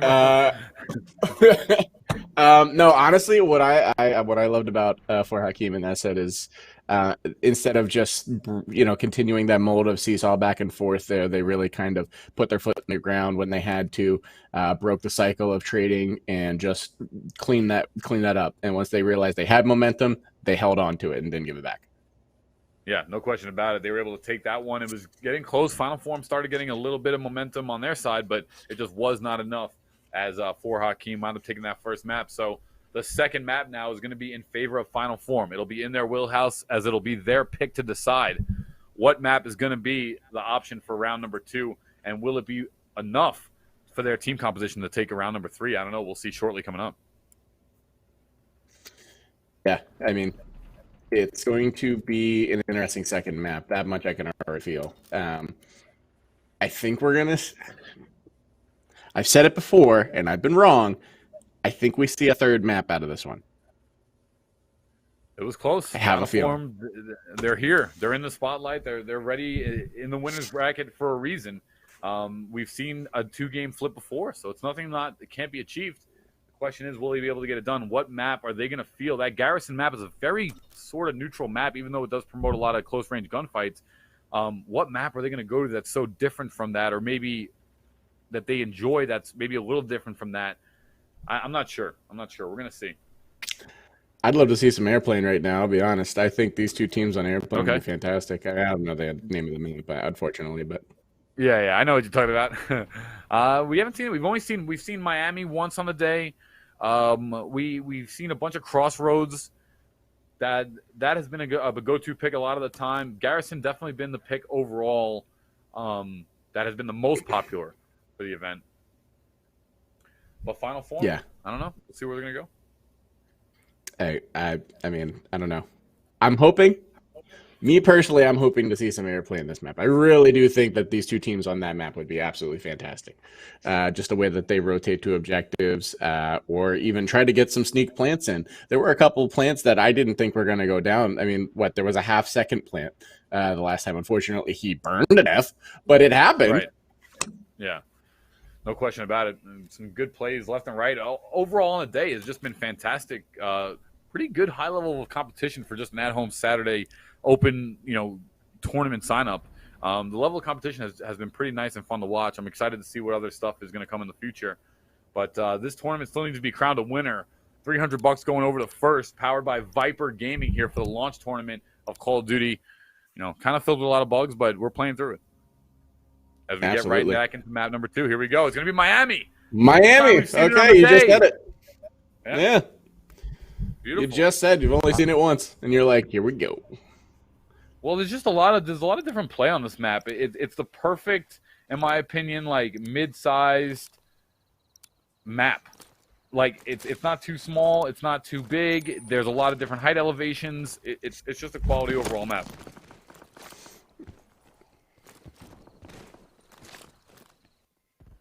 Yeah, it looks like we're getting some sorting figured out here. There we go. Yeah, a little bit, just a little bit of just team change it right there. I think they were on the wrong sides, but they'll jump right back into that one. Miami's going to be the map. So now that we know at least what the map is, how is this going to play to both teams? We have Final Form that they like to go with the sniper out a little bit. For Hakeem, I don't know. We didn't see them use the sniper as much, but will that be something that comes out here now knowing that's a larger size map? I think when you go to a larger map, you got to have at least one sniper, right? I really, not just for this game, but I feel like that's most any game. You're playing on a larger map, you got to have one person sniping, because you get that early pick, and you get like 15 seconds or less into a map, and you got a 4-on-3 advantage. You just feel a little more confident going in. Yeah, and you have that high elevation over your shoulder. You don't have to worry about as much as maybe somebody else getting high elevation on the other team because you have somebody in that space. kind of taking over. And take a look here, guys. Weekly tournaments every Thursday. Join the Discord, discord.gg/ASGFEAE, or sign up directly at battlefy.com/Orion Collective. So those are every Thursday. Make sure to check that out, guys. Free tournament. Hope you guys are enjoying this one so far, despite the difficulties, as we're just waiting to get into Map 2 Miami here. Final form versus 4 Hakeem. 4 Hakeem is up 1-0 on the set so far. And what do you think so far of Black Ops, Krintos? What do you think overall of the game? Good game. I mean, I love me some zombies. I always have and I always will. But it's kind of like Modern Warfare when it came out. A couple hiccups in the beginning there, as we've seen thus far through the tournament. But I think the longer that we go through here, a lot of that's going to get smoothed out and things are going to run smoothly. But fun. Just throwing as much time into it as I can. Not nearly as much as these guys who are playing at such a high level today, but I'm sure I've run into them before and they've snuffed me out pretty quick. So might as well, right? But anyway, this game's pretty good. I would. I would. This game's good. I like it. I think that the time to kill is very low. It's very low. One tap with almost any gun kills you. You see the pistol, 2-tap somebody, they're dead. It's a lot different from some of the things, but definitely in the wheelhouse and in position along with the Black Ops series. They've always had that arcadey, low time to kill type of shooter. At least, I don't know. Black Ops 4 seemed very similar to Black Ops 5. Yeah, no, for sure. It does not take a lot of effort to put somebody down. I feel... Yeah, they're not going to change that. It's going to stay that way pretty much throughout the entire duration of Black Ops for sure. I was going to say maybe they change that, and I was going to say maybe they add like a stronger effect to the armor, but they haven't in the past. But so I doubt that they will in the future. Sure, but it induces quicker rounds, so games go quicker. I don't know. We'll see coming up. Final form for Hakeem, map number 2, winners bracket finals. $300 on the line and 2 terabyte hard drives to the winning team. So I need that. I just got a PS5. I need that hard drive. Absolutely. Hey, if you guys aren't going to use yours, hit me up at Krintos. Yeah. 2 terabytes. That's good. I remember when I was competing a lot, I would just always be thinking, I just love competing. I love playing esports. I loved the competitive side of it. So it's like, if you told me Saturday, hey, we're going to queue up, do a tournament, compete for 300, you didn't really have to say much more than that. I was already on board at the tournament. No, yeah, really absolutely not. Get my Mountain Dew and I'm in. Yeah, absolutely. Mountain Dew, that's a good choice. Thank you. I'm a little Baja Blast man myself. There you go. There it is. Yeah. Taco Bell. I know a lot of my... I'll tell you, when they bottle it up or put it in cans, I know a lot of friends who go and stock up on that for a while. Oh, man. Well, so far, I've been really enjoying the tournament, and I really just, thank you guys for having me. Hope you guys have been enjoying some of the commentary, some of the casting. And it's been fun to be here alongside Krintos, which we've been doing the second half of the tournament here. Got a couple more matches for you. We've got 2 more matches after this one. And, absolutely. Can't wait to get the second map underway. Yeah, it's been a blast. I'm glad I'm here. So real quick, I guess I just want to take the time to thank obviously for casting alongside me here today, Rabies, but also all of the teams that came out today. You guys are showing out. You're putting on a great show. These have not been disappointing matches at all. No way. They've been great. It is a great show. Great show. And for everybody who's participated, hopefully, when these things happen in the future as well, you guys come on back. But yeah, man, this has been a blast. Yeah, I've had a ton of you really hit on a good point right there, because the matches, every single match has been exciting. There really has not been any just straight blowout matches, even if there was like 2-0 wins. All the maps were just so generally competitive throughout every single stage of the bracket so far. It's been really nice to see and watch. Yeah, the only thing I haven't seen is a reverse sweep. We've seen it go from 5-2, brought it all the way back. For that, that was an impressive win. But I haven't seen a reverse sweep yet. But I don't think at this juncture we're going to, because these teams are so well versed at being able to handle adverse positions. Yeah, actually, I don't know if I'm wrong, but I think the first game was a reverse sweep. The first of the second game was like the first of the second game was either map up 4 or map up 5, and they wound up losing the second map, losing the third map. So it was close. It was close. But yeah, I think it was the first or second game. I forget which one it was. There was definitely a huge comeback game early on in the tournament. But we're getting ready to drop in here. Miami is going to be the map. This I think is the biggest map out of the collective in terms of size. I'm pretty sure that's right. Yeah, it's one of the biggest maps. Either that one or maybe the submarine. But I don't think they don't play search and destroy on that. So right. Yeah. So yeah, Miami's definitely going to be the biggest map. Yeah, I mean, it's a great map. I will say that. I mean, there's definitely a section of just wide open.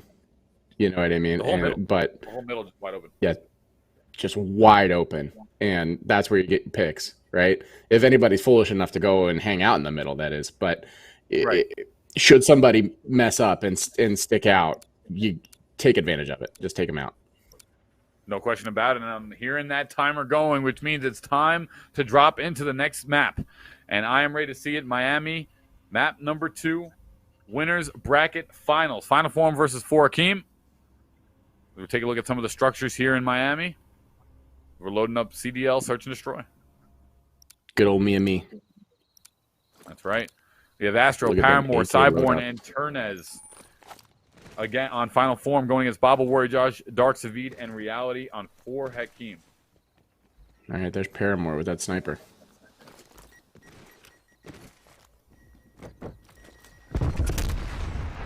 First map underway. Nice shot there. Baba going to get taken out by Turnez, though. Dark Savid going to find one as well. And it'll be a 1-for-1 trade here. Both teams now sitting at 3 apiece. Yeah, absolutely.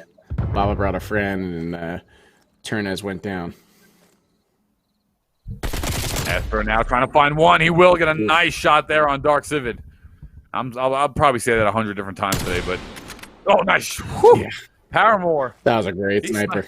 Yeah, that guy only sniped. Great sniper. No, he either snipes or pistols. I don't think there's a middle ground for him. He doesn't. Nope. I agree. He doesn't have it. Warrior Josh getting pinned here in the backside of B. He's going to have to be forced to disengage to get some health back. It is a 1-on-2 situation. They are going to call him out, though. Some angle sights from Paramore. Trying to lock down Warrior Josh. Warrior Josh just playing it slow as he's back with that pistol. Paramore is. Yeah, I was just about to say, look what he's got. Got a pistol. Oh, Warrior didn't see it. Oh, God. Oh, and he goes down almost. I feel like he rushed that second kill just a little bit. He had a little bit more time on the timer. He could have regained himself. He wasn't pushing from the underpass, and he had total advantage. As we see this nice snipe by Paramore. He had total advantage being up on that staircase with the side room. Man, that's unfortunate. What a play, though, with that earlier engage there on, I believe it was Turnez, I think he killed? Or Yeah. So we got Turnez early, and then, Turnez got Baba, and then Turnez went down.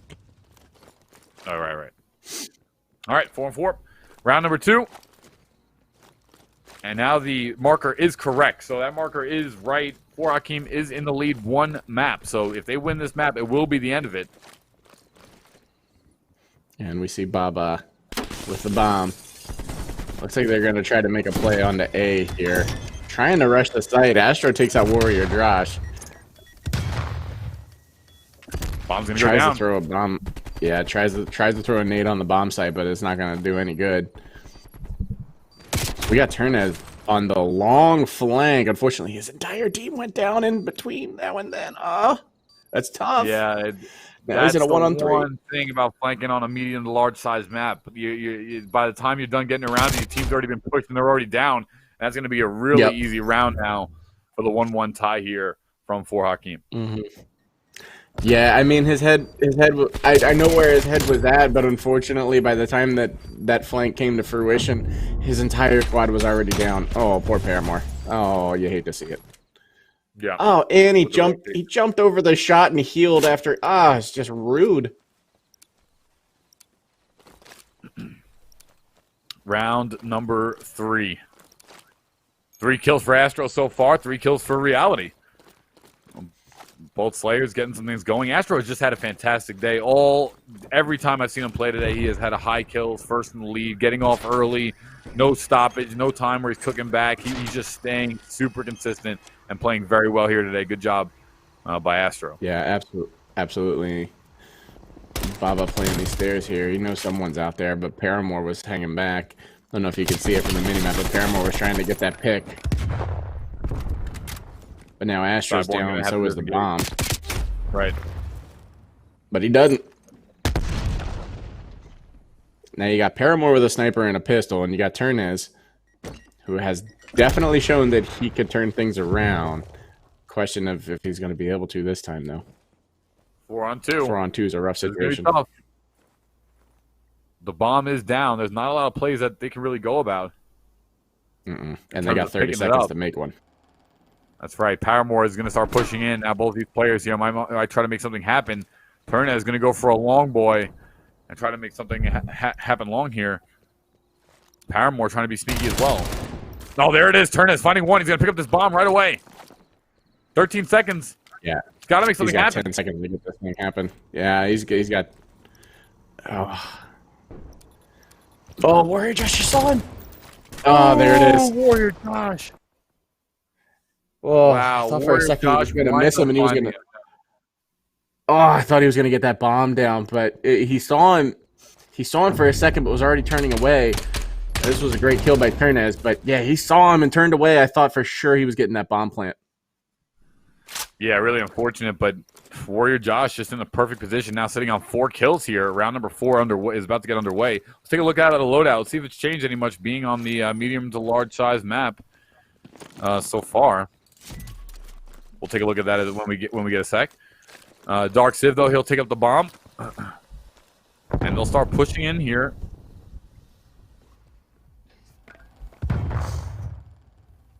Yeah, Darks. Wow, nice double kill there by Turnez. Oh God, I was watching that happen. I'm like, is he gonna do it? Just do it. No problem. Picked it up, easy mode.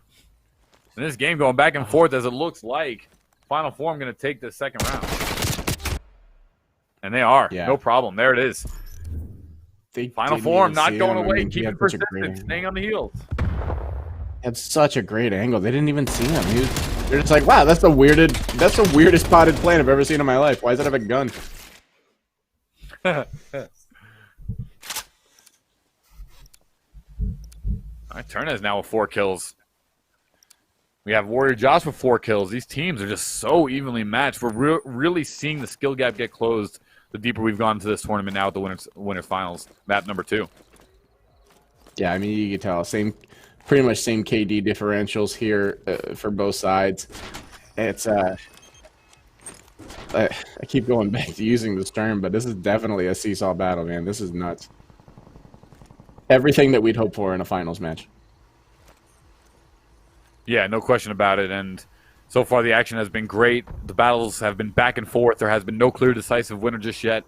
And even though, I mean, you gotta be happy if you're for Hakeem, because even if you're just hanging around, you're already up a map. You're giving yourself a chance to win this one and close it out. Astro, though, going to find reality early, and first kill for Final Form going on the board. Yeah, very important, though, not to get comfortable. Even though you have that one map lead, I mean, yeah, you have that in your back pocket, but don't get comfortable. If you can take it 2, take it 2-0. Just do yourself that favor. Yeah.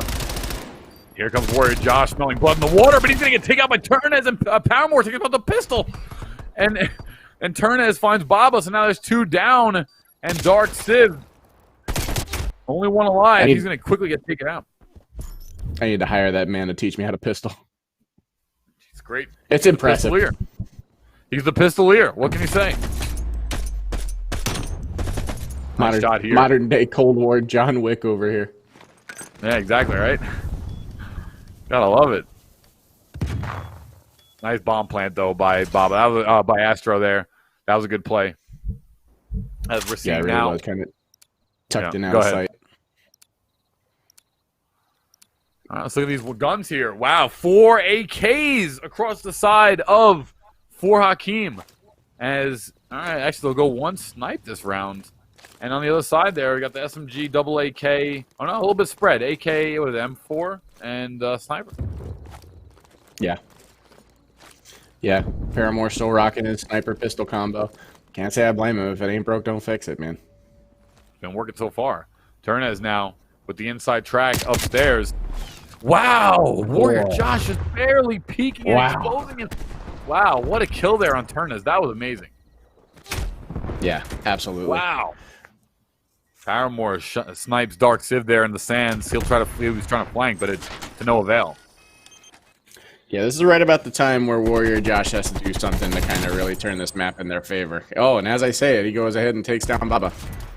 Or was that Astro? Sorry, that was Astro. Good play so far. Cyborn, last one alive. He's got to take down 2. And it's 2 good players here. Warrior Josh and Reality. Yeah. It won't be enough there. Moving around a little too fast. 3-3 tie-up once again. For Akeem hanging around. Yeah, unfortunately, never saw Warrior Josh. Warrior Josh kind of expected the rotate to happen over on that side and was able to take him down. That's a play from Warrior Josh and a couple of others on that squad that I really appreciate. They know where the rotates are going to come from, and they know how to counterplay it. That is huge to break momentum. Because, again, they're just going back and forth right now, right? I mean, it seems like whoever's got the bomb is winning, is really what it comes down to. Yeah. And if they can counter those rotates, it's going to go a long way to putting somebody into breaking a trend and possibly putting them on a win streak. Let's see how this goes. 3-3. This round in particular, as Realty goes down, this is going to be a big one. Taking that 4-3 lead is definitely decisive as the rounds get closer to 6. Sniper, though. Cool. So Reality already down, actually.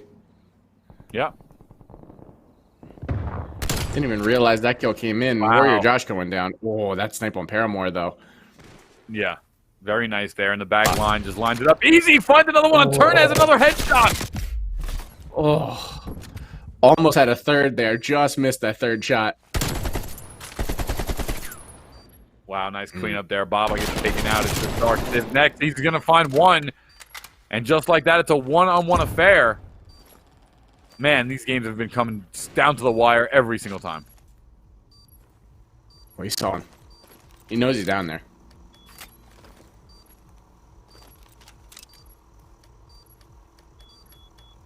Yeah, baited him in.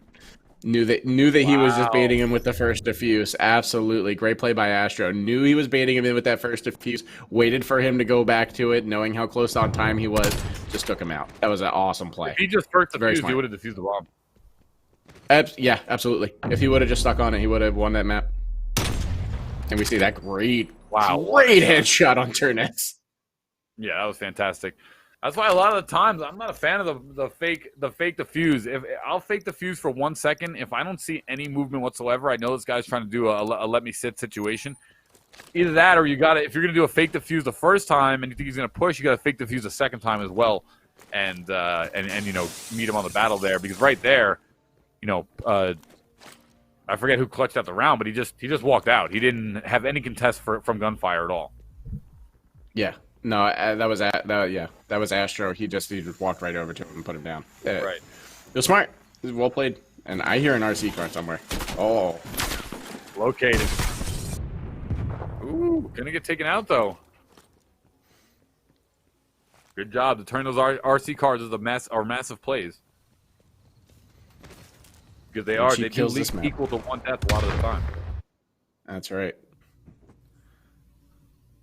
Been a very high percentage success rate with those RC cars from what we've seen today. And not those RV cars like I confused with earlier. Definitely not an RV car. Ooh, Astro going to find Reality. Reality trains with Paramore.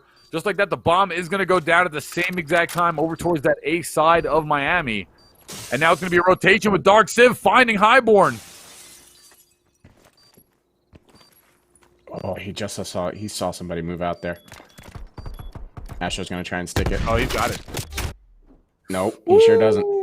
Yeah, that was good. He almost had it. didn't rotate back to the bomb fast enough, he would have definitely had that. For Hakeem, making it look easy. 4-4 tied up though. Final form, they are still not going away. This is just literally down to the tooth and nail here. I mean, just trading back and forth every single round. Someone's got to break the rhythm, right? Like, right. That's someone's got exactly what's going on here. It's got to happen. It's got to happen. Otherwise, this is going to be a blue map, and we're going to get our first third map of the day, I think.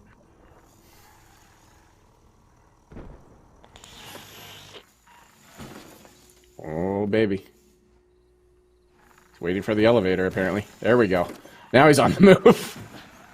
Trying to figure out what's the plan of action here with the car. Once you get that kill, it really does lead to a kill a lot of the time. Oh, it'll get found. Nice job taking it out, but Cyborn winds up finding reality, and that's going to be a down kill here in favor of Final Form. Yeah, my only problem with the RC car is that, I mean, you got to obviously put yourself somewhere super safe in order to run it out there.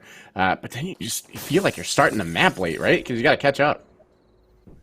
Yeah, I mean, it's all about getting position, I think, before you activate it, but also your team has got to play around you when you're using it because you don't want to be a free kill. Not many people hyper push, though, in this.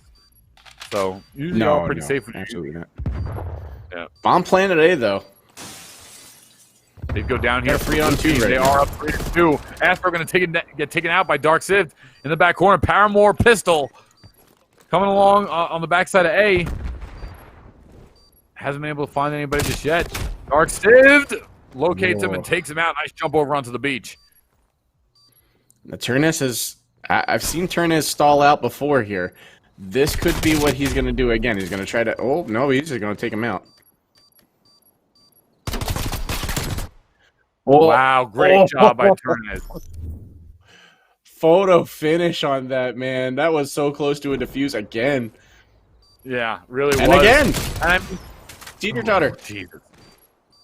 I think you got to stop the defuse here. I mean, you got to know you're not going to be able to get it. You got to know that once you got that second kill, he's going to rush you. There's really no other play. Well, I mean, there was only about 5 seconds left anyway, so you either stick it or you lose anyways. Oh, I see. Right.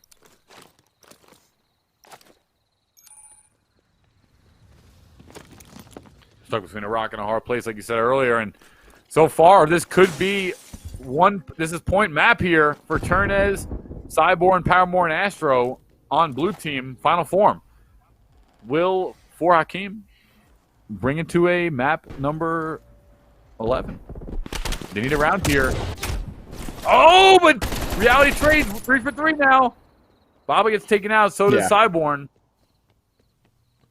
I mean, if history dictates what's going to happen here, we're probably going to get a for Hakeem win on this particular round, and then it'll go to a 5-on-5.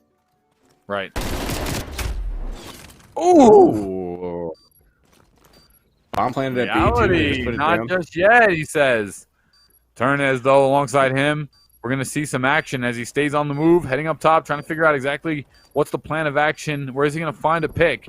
A one-man advantage here. Dark Siv going to find another, and now it's 3-on-1. We're going to see a round 12 here, folks, or 11. Wow. Got about 18 seconds to capitalize on 2 more kills and a bomb defuse. And he is not going to make that happen. 5-5. For Hakeem just brought it back. They could close it out now. They don't want to mess with a round 3. They want to get as much as possible as we watch reality here come through with a nice clutch kill. But right now, for Hakeem, if they win this next round, it will be 2-0, and they will advance to the grand finals here of the $500 Orion Series Call of Duty Launch Tournament. And we'll see final form head down to the losers bracket finals. Let's see how this plays out here. Astro has the bomb, and they're headed out here for final form. Yeah, we're going to see bomb pushing up pretty much well ahead of everybody else. Everything just playing corners. Playing corners. Nobody wants to make that first move. Quiet. It's too quiet. A little too quiet. Oh, well, this should liven things up. Now this on this final round is where it's so important, No! but it is to get picked off. I was like, no, not like member this. of blue is very low here. 43 seconds left on the clock. That bomb still has to go down. It's going to be a big kill there. Dark Siv's going to trade one off, though.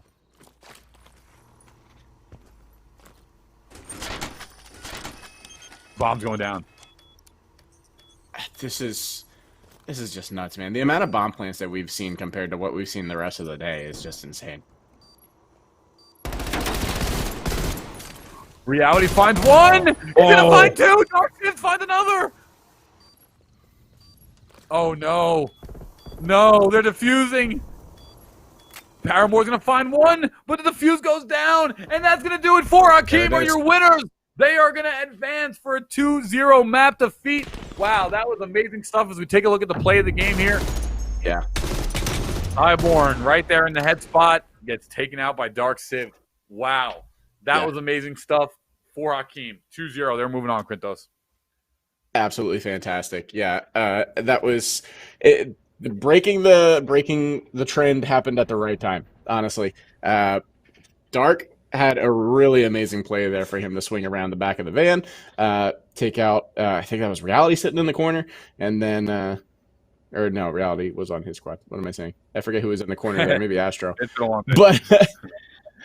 But taking out the man in the corner and then taking out the other guy behind the van, that was a very pivotal. It allowed Reality to get the defuse on that bomb. That was great. That was wonderful. We haven't play. seen the end of these teams. For Hakeem, going to be moving over into the grand finals and final form. They'll be in the next match of the losers finals. Don't go anywhere, folks. When we come back, final form in the losers finals. We'll see you then.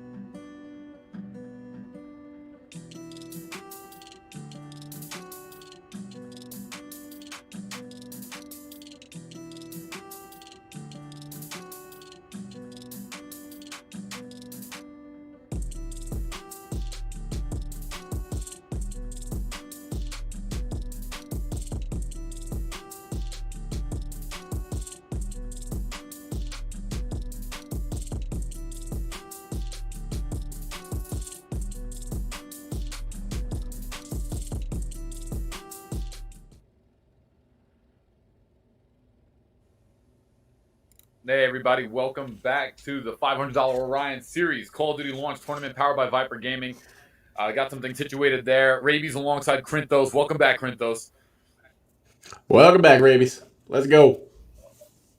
I'm with it, yeah. So I guess we're going to jump into a losers bracket match here. It's going to be Luxury Esports versus MMA George. So we're going to catch up here on the losers bracket. We're going to jump back into map number 1 here, which is going to be coming up right now. And yeah, it's going to be still best of 3 here with the going to the losers bracket. Whoever gets to the losers bracket finals to then potentially make it back to the grand finals. I'm in it. Let's make it happen.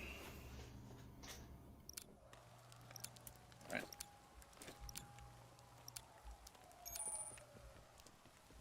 Hear noises. Yeah, so we got the There we go. All right, following alongside Illusions. We've seen the Woo, Dylan, Chillin, Empire, and Super Pants here. 2 members of the blue team going to fall down early. As we're starting round number 1 here. And what's the map count of this? Is it just fresh? All right, so it sounds like it's fresh. Let's see here. All right. So yellow squad up, 1 kill or 2 kills to 1 right now. We're going to see if blue squad can level it up, turn it around. 0-0 here. 30 seconds remaining. Both teams playing very slow. It's 3-on-2. Another team wants to push in. Rashu, though, is going to be the last one alive. He'll get taken out, though. And it looks like Illusions. Luxury Esports is going to take round 1. Oh, sorry, no. It was Dylan and MMA George for round 1.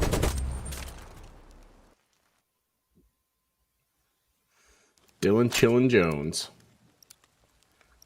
Got Dylan Chillin Jones, the Woo, Empire, and Super Pants versus the Lux Boys and Roshu. Unless Roshu was also supposed to have Lux in his name, I don't really know.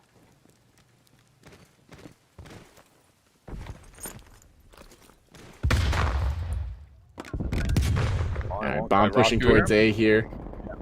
Yep. Lux Illusion's going to pick up the first blood there. He'll find Dylan chilling. As he'll start to creep in towards the escalators. Head on down to the bottom mid. And no, do a little reverse. Super Pants, though. Looking to try to get this bomb down. Going to be a nice little fake. Illusions does find Empire there. Super Pants going to get taken out. Nice pistol play. Like Hemby. Yeah. Yeah. That was a great play there. Ooh, got a double kill. That was a nice double kill. Almost. Yeah, blue squad had a nice bait there. This is definitely going to be the play of the game for sure. Yep. And the double kill. Couldn't get out of dodge before getting dropped, unfortunately, but good double kill there from Illusion sitting on 3 kills. And now we have the Woo sitting on 4. So it's 1-1 hidden to round number 3. Pushing over to the A side. Roshu and Barney need to step it up over on blue squad. 0-2. Bad trend.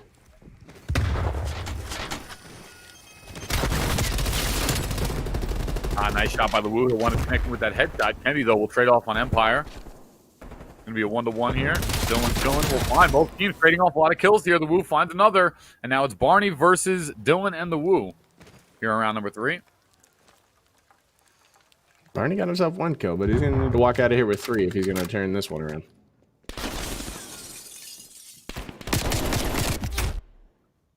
He's not going to get it done. Oh, just like that. Warsaw Pack's going to go up 2-1.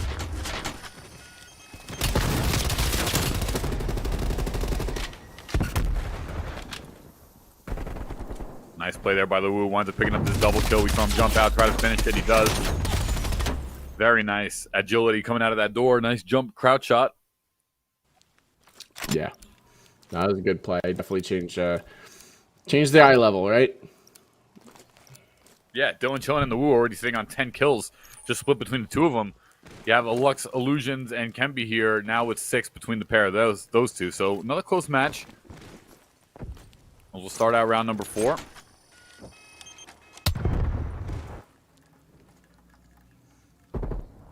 Yeah, I mean, if not for the woo here, Yellow would be a lot worse for wear. Empire and Super Pants are going to have to step it up. Yeah, but 3 Kill just got from taken Super out there. Pants Super there. Pants is the last one alive, just like that. And now we're following alongside Barney. Super Pants now. And Super Pants the only one. So he's going to have to find a way to get the bomb as 3 members of Blue are just going to purely set up an area effect around it. Let's see if Super Pants can Nice pull it kill. out. Ooh, okay. That was a great kill. Regen that health real quick. Trying to figure out where these boys are at. There's one. Ooh, he needed to hit that. Very important. Unfortunately, just missed. 2-2 affair, and they'll tie it up once again. Luxury Esports, If he MMA would've George just- going back and forth. If he would have just hung in there. He started to head back down the stairs, and he ended up catching a bullet off of the brick wall instead of hitting him. I think if he would have just hung in there, he could have gotten. Yeah, it's pretty close, but unfortunately, no cigar. As we're going to see a 2-2 affair. So still staying very consistent in terms of, both these teams having a lot of skill. We've really seen it so much on the day. Just tons of teams, equal skill level, trading blows back and forth. And that's been consistent throughout the entire event. Yeah, for sure. I mean,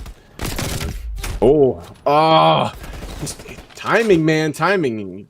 He would have just hung in there for another 2 seconds. He would have had an easy kill, but he got up, started to move around, and cost him. Yeah. As we're going to see 2 down now for Illusions and Luxury Esports here.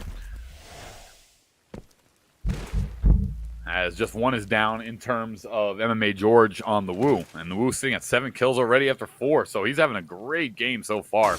And he's just, from what we saw earlier in the day as well, he's just a slaying machine. Always in the right place, right time. Gets the kills done. 30 seconds left here in round number 5.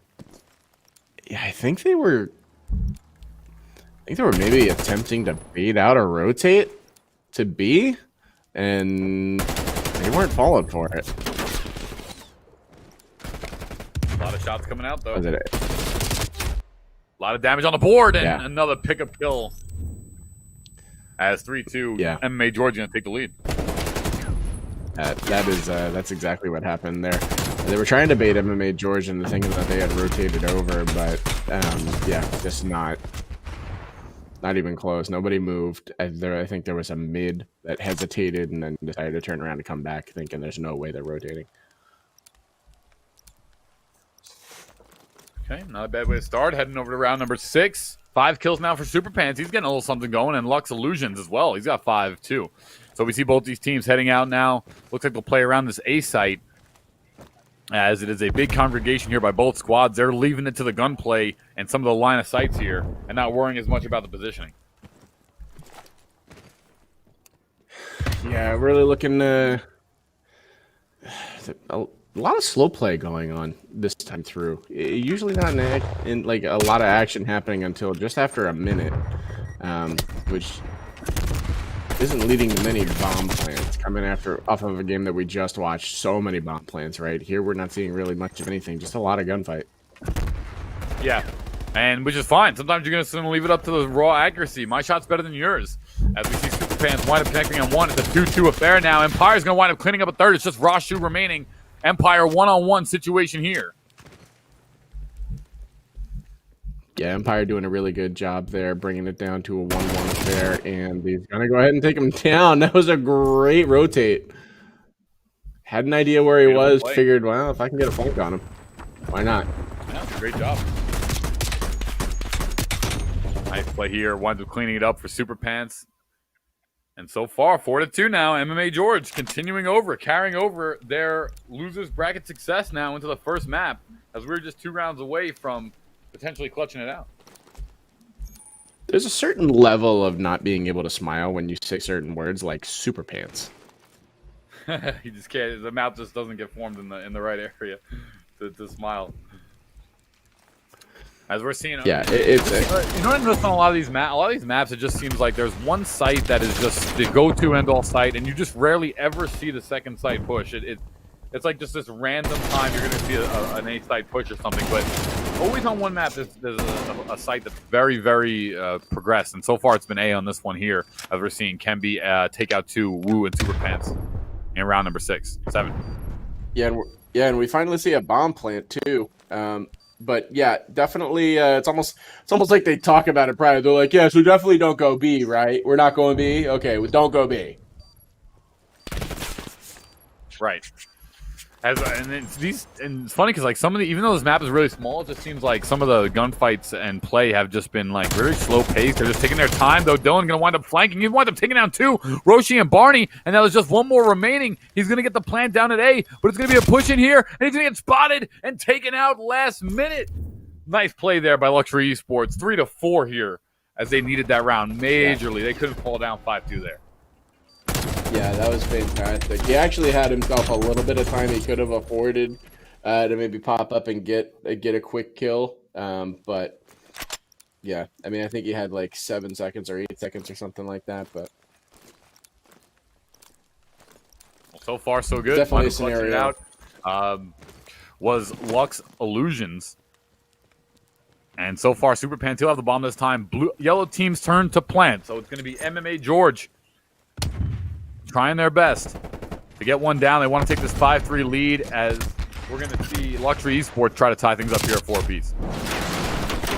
Planting at A, of course, because we're not heathens.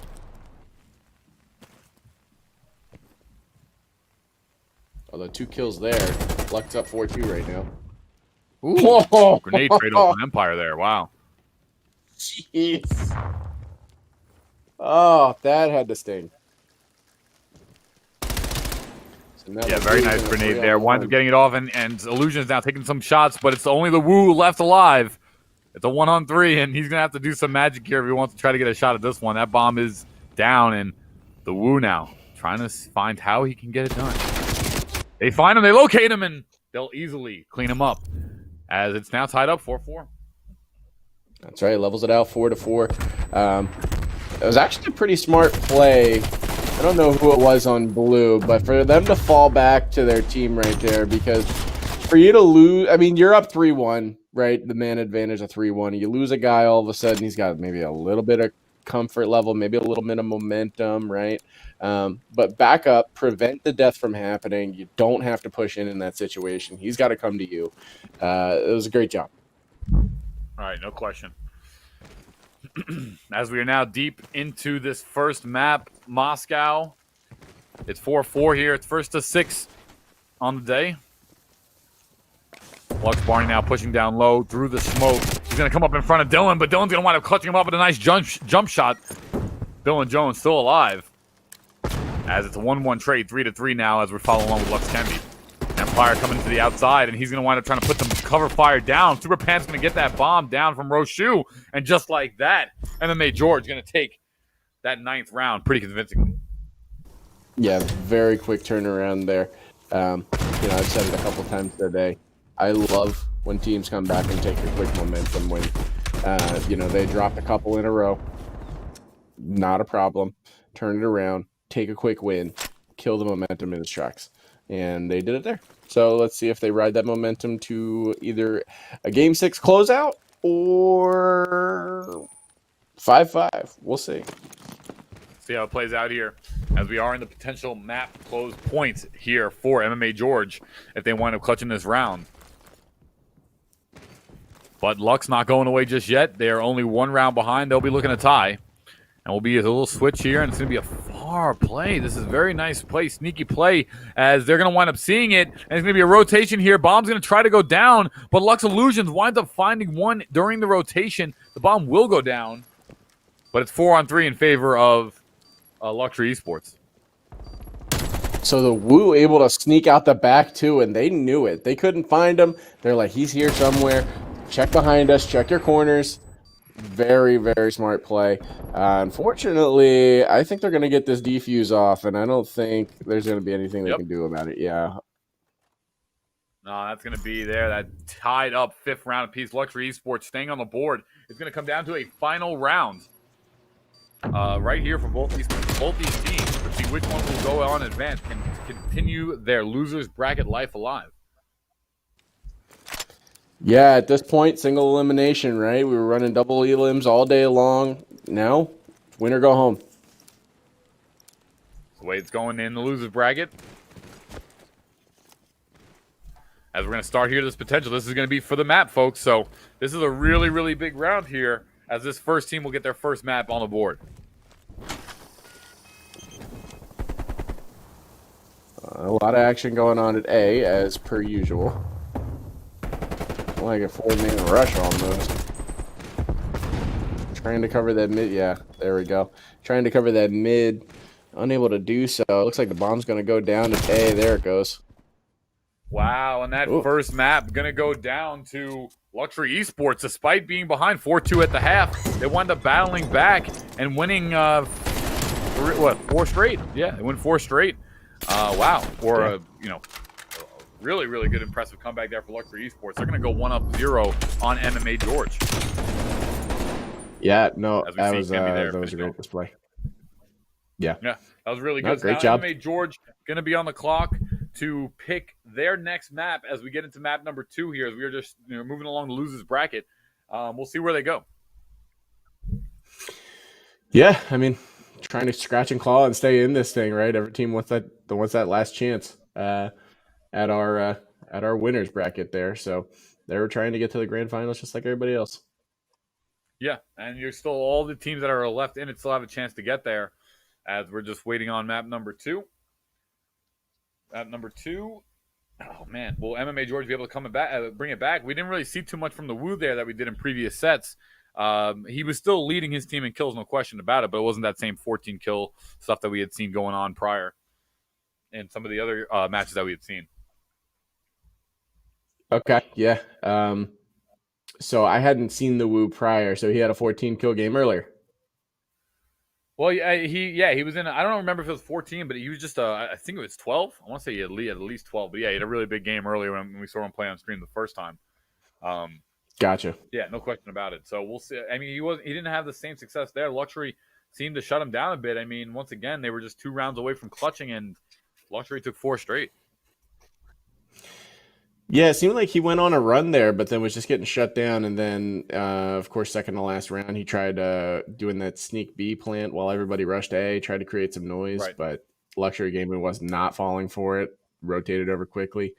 Snuffed him out. He did try to sneak out the back of the site, was able to take him down and secure the bomb site. Beautiful stuff. When we come up, map number 2, I want to get it underway. As the winner of this will go against Virus in the next portion of the bracket. East Coaster still in it as well. And yeah, they'll be playing a couple of those matches as this stuff goes on, as these matches go on. And this one's Luxury Esports versus MMA George. Final form, sitting in losers bracket finals, just waiting.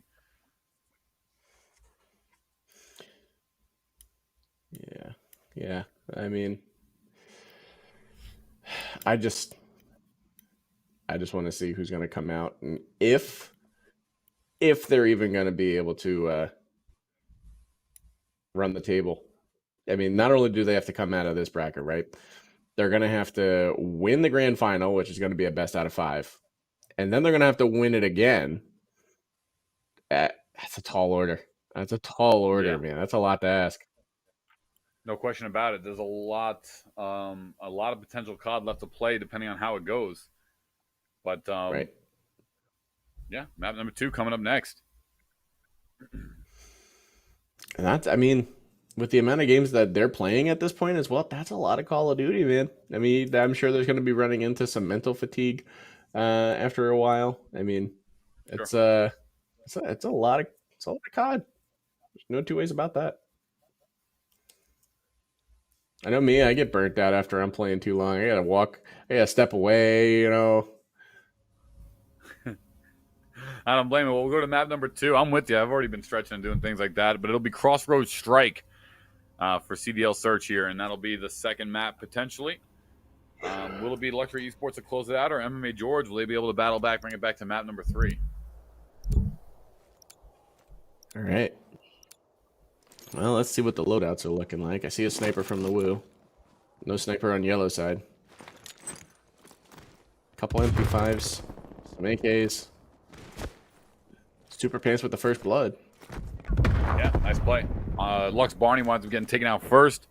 And we'll see if the Woo can bring it back to this level of play that we saw from him earlier. He's still outperforming almost everyone on his team.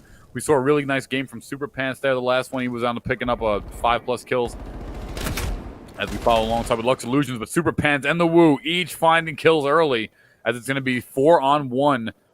And that bomb's going to go down B side. There we go.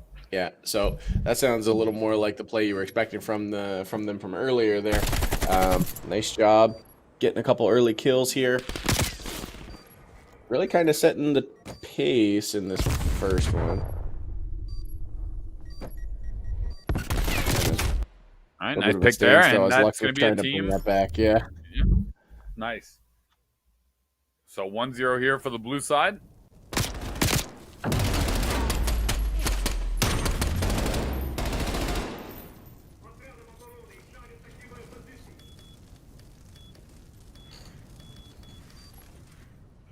And we just sort of play the game there. Plant the bomb, get it down after the kill. 3 kills here for Super Pants. No kills on the board yet, just in that first round for Luxury Esports. They are up 1-0 on the map count. As we head into round number 2. Both. We have here MMA George taking a nice spread. Once again, playing towards that B side. Yeah, we're going to see Roshu with the bomb, just kind of hanging out there. I mean, not really giving an inkling as to where he wants to go. Could easily go out the window towards A, but really kind of playing out, looking like he's trying to 1v1 the Woo almost. What a grenade by the Woo, though. And Barney's going to go down. Good job here so far. Nice drop down. Oh! Dylan Jones takes down Lux Kemby. And just like that, it is a 2-0 here for MMA George, as they are coming out swinging in a way different momentum here. Yeah, for sure.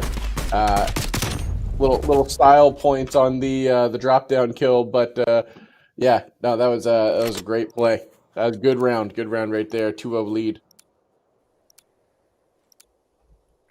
Round number 3 on Crossroads. No kills here still for Luxury Esports. So immediately we notice MMA George going to a map that's just super comfortable in their wheelhouse. Nice jump shot. Wow, by the Woo. Beautiful play right there on Barney. That was a really nice shot. Absolutely, yeah. Right away you see Woo and Super Pants really kind of taking charge here. 4-0 on their KDs. Someone on Luxury's really they got to step up here. They're flatlining. Illusions will find one, however, it's a 3-on-1 affair against him. He's in trouble. He's searching, just trying to get a pick anywhere he can. He doesn't realize that there's someone on the right, and that'll be a 3-0 now. Wow, great job here by MMA George, just pushing on, trugging along. Great job from MMA George here so far with the 3. Yeah, after last map, did not expect to see this one-sided of a start, but here we are, 3-0.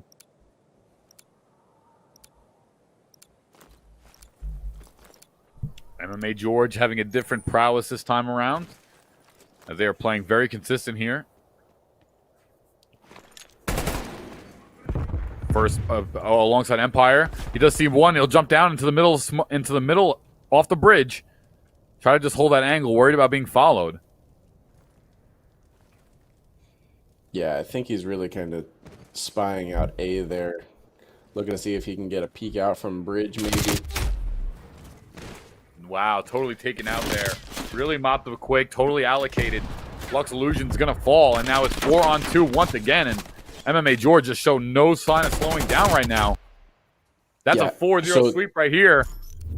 That's a fantastic strategy that they put into play right there. So you took one person in each corner in the mid there, just keeping an eye out, because they're going to have to push up somewhere. If they're going outside, there's really not much they're going to be able to do, right? So Super Pants, as you can see, picking up a double kill. Kemby's going to come back, and I mean, they really had nothing for them. See the one? Oh, he got 3 kills. Look at him. Yeah, that was fantastic, man. Getting all Well, I don't want to say all 3 because there are 4, but still. Yeah, well done. I mean, he's on a 4 streak now. You got the Woo on a 6. So you got 2 members here on to combine in a 10, and you have 3 members of Luxury Esports that are all sitting on 0 kills after 4 rounds. I mean, that's tough. Right now, it's just not looking too good for Luxury Esports in this one. No, they're flatlining hard. Illusion's trying to make something happen, but to no effect. Roshu down now, 0-5. Leaving it up to Kemby or Barney here. It's a 3-on-2. Yeah, no question. And Dylan, Empire Super Pants against Lux, Kemby, and Barney. That bomb will go down. Yeah, Lux, Barney, though, going to find Dylan. And that's going to tie it up here, 2-2. A drop down into the street. Empire camping on that bomb. Oh, and he's going to get taken out. He finds Kemby, who's unaware. Yeah, Kemby had no idea that Empire was there. Barney with 2 kills, finally. Oh, what? Are you kidding me? Wow. Oh. Wow. That was a great line of sight. What an angle. That was amazing. That doesn't happen by luck, right? Like, he's done that multiple times before.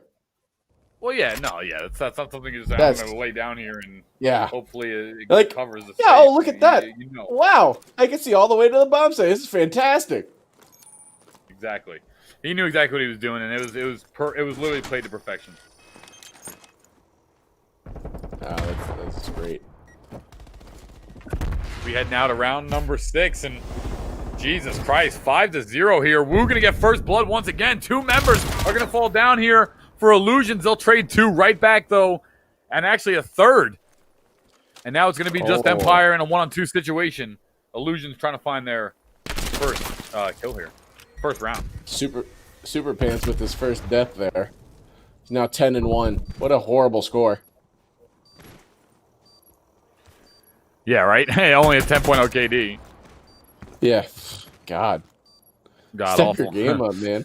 Woo with 7, Super Pants with 10, Empire now. It's a 2-on-1. He's getting pinched here right into the middle. They're starting to see him out. They'll call him out. He's gonna have to try to find something, but no, he'll get taken out, and that'll be the first round now for Luxury Esports, finally getting on the board.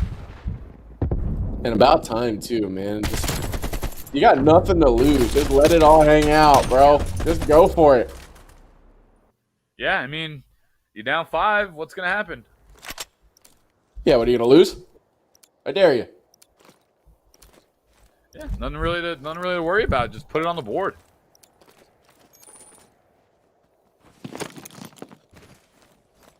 Empire's gonna rock bomb heading in here.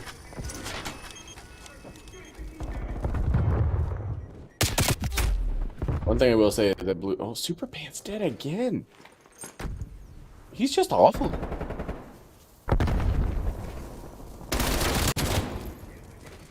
So Barney, after not having a kill, I might add, getting into the 4th game, is now 6-6. He's doing everything he possibly can to make something happen, but too little, too late. He's maybe. Trying his him and Illusions, they're doing good. They put up 10, but I mean, unfortunately, that's going to do it. 6-1, no problem. As MMA George getting on the board for the map count as well. They're going to now take the second map pretty convincingly. And that's going to bring us to a map number 3. Oh, it's happened. Map 3. Yeah, map number 3. So we'll see it go down. We haven't seen these in a couple sets. We saw a couple. I think we saw 1 map 3. I think we saw 2 or 3 on the day so far. I think this is the 4th or the 3rd. But we've seen a couple of them. So this is going to be interesting to see what map now Luxury Esports is going to rebuttal with. We're going to go back to Crossroads. We'll be still a couple in there. I'm trying to think of what we have left that we haven't seen. Not sure offhand. I'm still new to the game. I'm not going to worry about it. Luxury Esports here. They're on. I mean, that was a 6-1. They won first map pretty convincingly. MMA George won second map pretty convincingly. This is going to be their pick. The question is, where are we going to go? I don't know. That was an open ended. Airplane. Oh yeah, yep. map we haven't seen too much, but it's been coming in and out of rotations based on how well teams enjoy it and pick it. As we still see, I see East Coasters still in the bracket. Virus, so a couple of the teams that we saw later on in the bracket here, they're still in it. As map number 3 waits here, MMA George and Luxury Esports. Yeah, and Luxury Esports actually another team that they tackled another team that we had just watched earlier in Dynasty Blue in order to get here. Yep. And Luxury Esports actually took down CW. So a couple of teams that we watched already. And we thought they played really well. Obviously, they were able to surpass them, and they're here. We're looking at Armada Strike, though. Oh, so you can play this map on Search and Destroy. We just haven't seen it a single I don't think we've seen it a single time today. I don't. Interesting. I'm gonna go see how this plays out. Nice. I like this map. I'm hyped that we're gonna get to see it for once. Yeah, let's see. They're all blue team's going to stick together here. I think they're heading towards B with the gas. But... Oh my God! Do not step out there, Super Pants. Oh, Super Pants actually gets a team kill.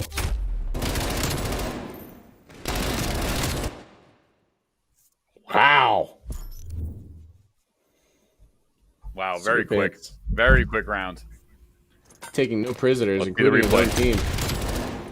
Ooh. Wow, slide into the jump, recalibrate the accuracy and the woo, taken down.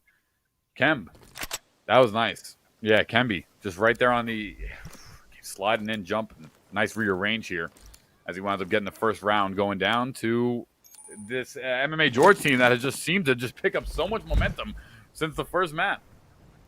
Yeah. No, I mean, they're at the risk of running away with this thing. Oh my God, what a shot. What illusions, man. Body had plenty of cover. Unfortunately, the only thing exposed was his head. There's not many options that are going to happen at that point. Took him out, no problem. Lined it up. As we're seeing some pistol use here. And once again, it's 3 members of Luxury Esports that are down. And just like that, MMA George on now, what have they won? The last 6, they won the last 8 out of 9 rounds. Have gone to MMA George across the last map and a half.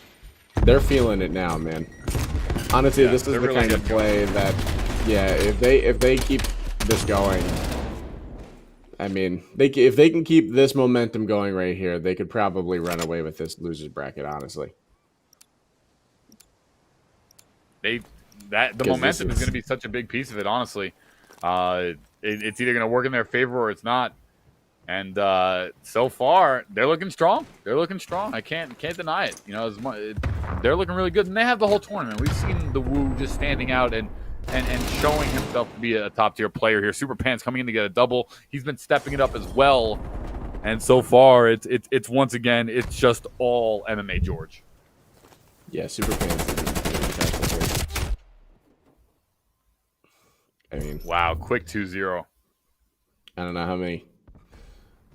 I don't know how many times I can say it, but there is no indication that they are going to slow down anytime soon. It's clean. It's looking clean. That was just a straight up gunfight. This is a straight up.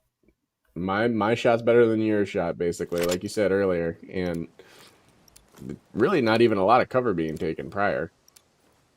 Right. It was just standing out in the open. 3-0, like, and Jesus, I'm going to kill you. These rounds are just going and going and going, and they're just all going to MMA George. I mean, he's got to find his way here.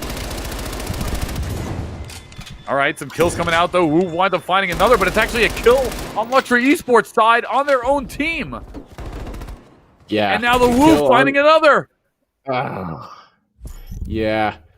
That's unfortunate. You get arguably their most successful player down right now in Super Pants, and then unfortunately the Woo comes in and takes out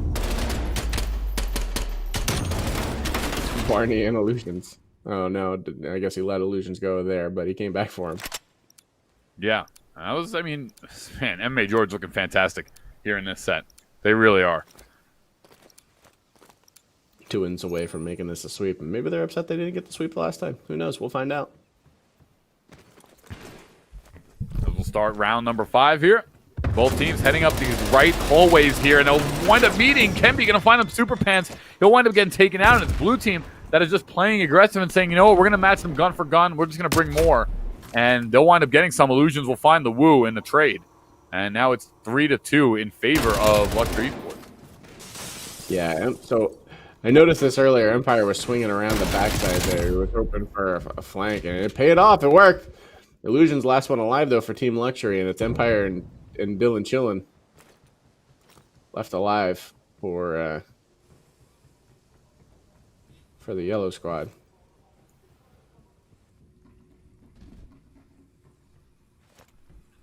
.4-0, and just one more. It's just Illusions, like you said, and Dylan and Empire. I mean, I really like this team. I honestly, I didn't think MMA George would be in the losers bracket. I thought they were going to have a really strong showing, and they did.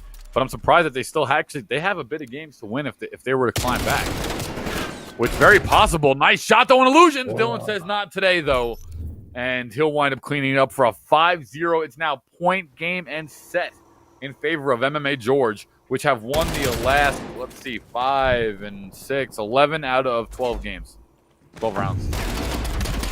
Yeah. I honestly don't see the momentum changing. I could be completely wrong, and I've been proven wrong before, but Luxury Esports just seems out of it at this point. Not looking good. Definitely not looking good. Just the way they're playing. Yeah, I mean, they're not rotating. They're just kind of going in hoping for the best. You know, there's not a lot of strategy being implemented, right? You just have 2 going left side, 2 going right side, 1 staying back, 1's up. You know, I mean, versus you look at, you know, the Woo, who's pushing up here, trying to get the pick on the person hanging out. You got a 3-on-2 advantage on the right side. And Super Pants winds up finding Illusions. Woo gets taken out as well, so it is a 1-on-2, but once again, just not in favor of Luxury Esports. They have 1 guy left. It's all down to Rashu. He's going to have to find 2 of these Empire and Super Pants who's sitting on 7 kills. It's not going to be easy. That bomb's going to go down at B, and now Rashu looking to get in. Yeah, it's not. I mean, between Super Pants and Empire, you got 10 kills that you're going to have to surpass, and Super Pants is probably going to take Roshu down here. Yeah. Whew. He was just set up and waiting. You know, he's playing that bomb side pretty much as accurately as you're supposed to, right? So obviously get Barney earlier in the round. And that's the kill cam there, as MMA George going to be the team that moves on against Luxury Esports. They just won the last 2 maps there, so that was a great stuff there. Absolutely convincing defeat in favor of MMA George. They're going to move on to go against Virus in the next portion of the bracket here. We saw them in the later parts of the winner bracket before.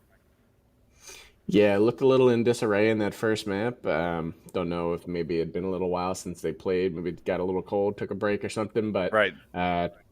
Turned it around. Once they got rolling, there was no looking back.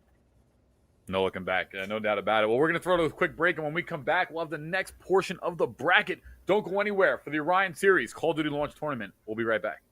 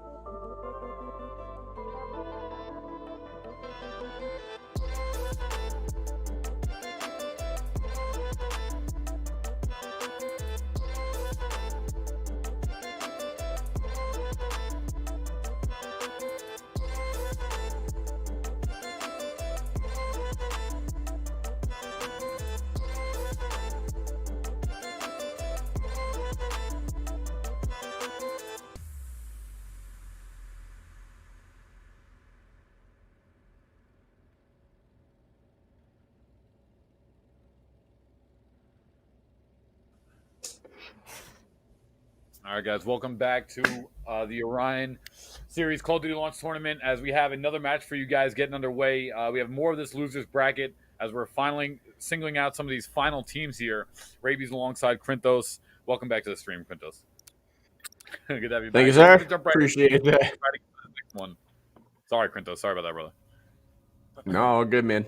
I think we're heading into map 3 on this one, right? They've already played 2 maps already. Right, correct. Yeah, so they've already had 2 maps down here. This will be the 3rd map of the game. And yeah, we'll see it played out here. And this will be another portion of this loser's bracket as we start dwindling down towards that loser's finals. And it'll be the first. This is the 3rd map in the set here, folks. Keep in mind that it's the 3rd map. Yeah, so this is the winner takes all right here. So Right. they are blue squad heading towards B here.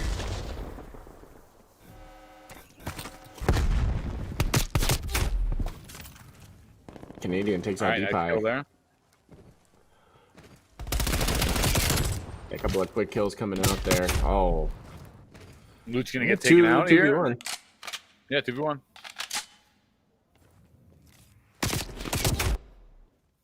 All right. First There down, we go, gonna come yellow out squad there taking in first one. favor. Let's see who we have here. We have ASB Gaming and Reach is not.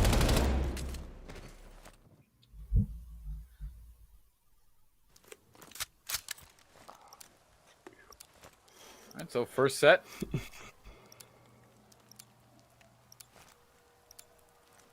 So Reach is going to be Matic Melt aiming Saligru and Deepie. And then we have Ascend Gaming. They're going to be Quick, Fakin, Luch, and Canadian. They'll be in Team Yellow. Reach will be in Team Blue. All right. Looks like the entirety of blue team is over at B or A right now, and they're trying to get a quick B plant. Just plant. What are you doing? Get it down. There we go. Trying to be a little hesitant here. Yeah, and one of them's gonna get picked off there. They just gotta hold off a little bit. Try to kill as much time as possible. Don't get picked off. Play your corners. Be smart.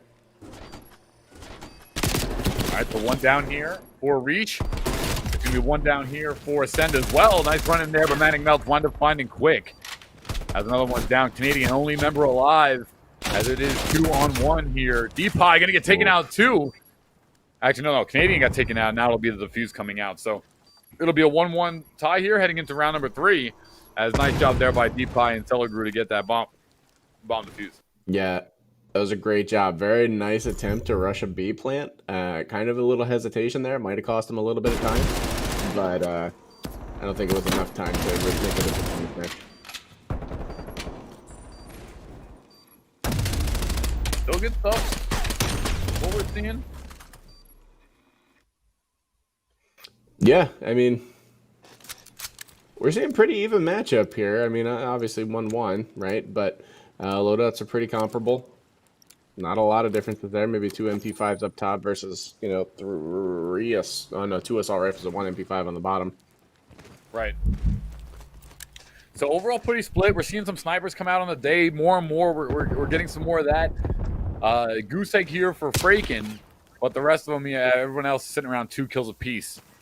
As we're seeing the congregation around A side. B, Yellow pretty split up, actually, among the whole back wall, but it's going to be Saligru who wound up finding Luch, and that'll be the first kill here in round number 3. Yeah, Luch going down, and now we're watching Canadian here. Canadian trying to... under heavy fire, trying to get out of there as quickly as possible, trying to survive. Right. Bomb's going to go down on A. And it will go down there. Deepie going to get taken out at the same time by Fraken, 3-3. As both these teams start to collaborate around this area, they're using the smokes to get in sight and take some new line of sights. And AK-47, we've got the red dot, he's got the tac laser. MP5, though, Fraken will find one. They're going to start pushing in. One guy's leaning down here. They don't see him. And nice jump shot there by Canadian. That's 3 down. Just Matic Melt's left. 1-on-2 situation. Matic Melt's going to find Fraken, though. As it's going to be a 1-on-1. Doing the right thing. Oh! Perfect. Canadian with the jump and straight for the door frame. Reading the drop shot. Taking out Matic Melt's. Nice job there by Reach to go ahead 2-1. Yeah, no, that was really good, stalling for time there, making sure that the bomb went off. Knew he was going to try to defuse, so he had to stall him as much as he could. Yeah, he's going to die, but it was totally worth it. Blue squad getting the 2-1 lead. Good stuff here coming out. As we're going to jump now into round number 4. And just moving along here throughout these rounds. It's going to be first to 6 in this one, folks.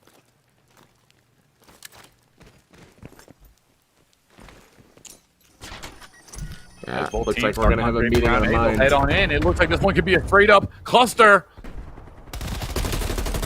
Quick pick there. Deep high and aiming. Ooh. Gonna get another one. Celegru came around the corner too, and that was a quick mop. Reesh going up 3-1 here, very convincingly. Nice play there by Reesh. It's not 2.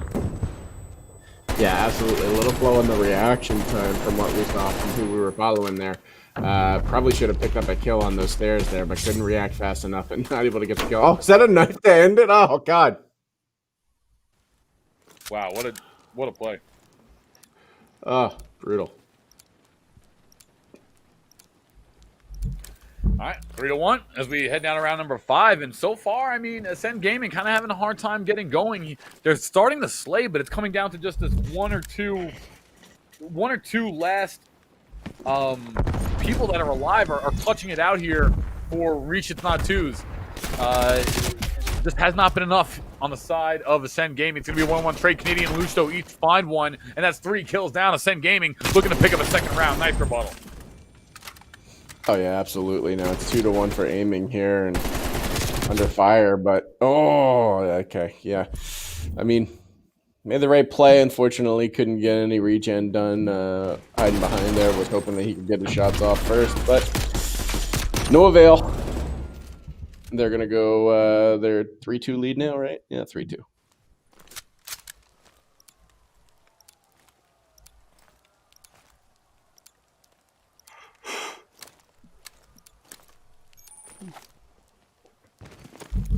All right, round number 6. Again, it looks like another A contest. These teams just meeting at the site all the time. They're totally down to go down with the guns, but it's going to be Luch who winds up getting picked very quickly. And he'll wind up falling there in the bottom of the street. Luch just killed Canadian. That's unfortunate. Quick's going to go down as well. Just Fraken alive. Fraken's going to find 2, though. Deep High and Celegru going against Fraken, and they'll wind up finding him there. Reach It's Not Twos for the 4th round, guys. Keep in mind this is map number 3. So the winner of this set will advance here in the tournament. Yeah, not doing his team any favors. It had a team kill earlier on there, but Fraken tried his best, was down 4-1. Took 2 kills out, or took 2 people out, had 2 remaining, just unable to get it done. Right.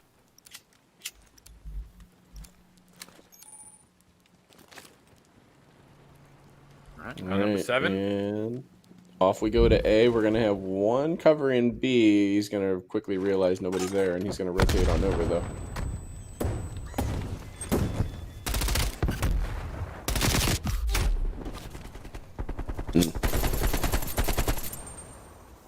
Just unloading over there.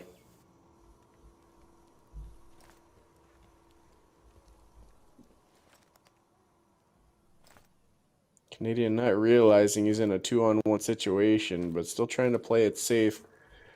I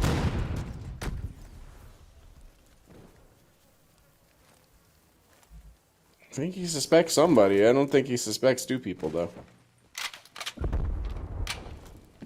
No, and that's the thing. I mean, Celegru aiming here. This is where Yellow is just going to take their time. They're not going to worry about having to force press any sort of situation. They're up in men. They don't have to worry about too much here. They're playing a defense. Blue has to plant. It's going to be all to Blue. Yep, absolutely. They do not have to rush. They got 20 seconds. They just got to play this out. Now they know that they're going B.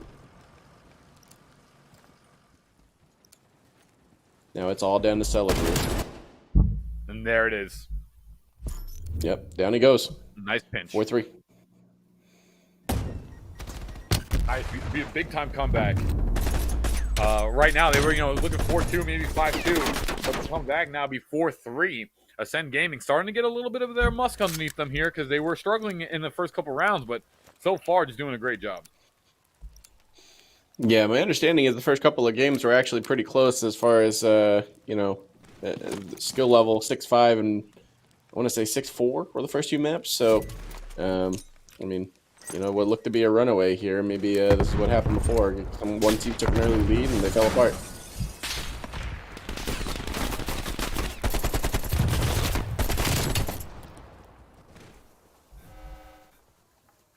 Nice shot there from Canadian. Wind up finding Cellar Group. Nice jump shots there as well. And Deep High going to find another.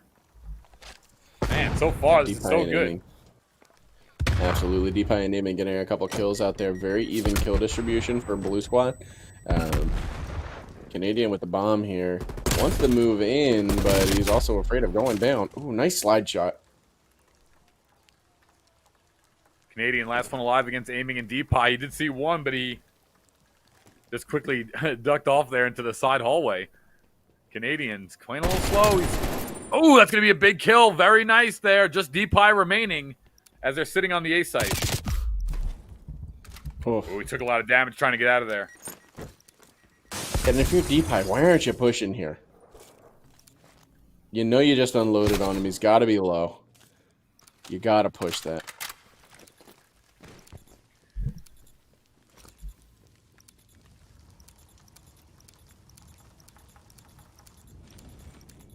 Just Canadian left. Just Deep High left. And timer? Yeah, timer. I don't know what he's doing. He's got to plant the bomb, man.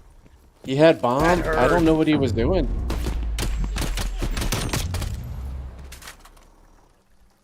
He was practically standing right next to the gosh darn thing, too.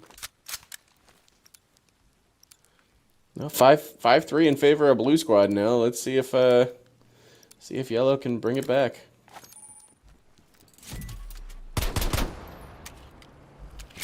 Let's see how this plays out.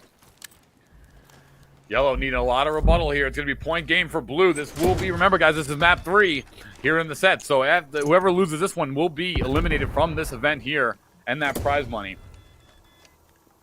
Big time play. I threw the smoke. Canadian going to find Deep High. He's going to fall down there. Yeah, Canadian doing a lot of work here for Yellow Squad. Had the unfortunate, timing issue last map, but last round. But I mean, KD doesn't tell any lies.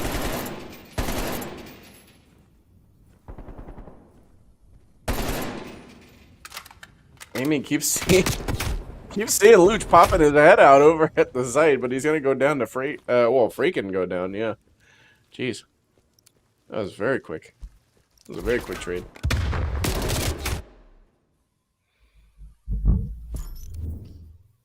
Yeah, 5-4. That's it, and that's exactly the round they needed to get back in it. Nice flash here, comes onto the door, quick just annihilates the first guy, and winds up finishing off with the round. Who do you think? Who's got this one? Does Yellow tie it up here?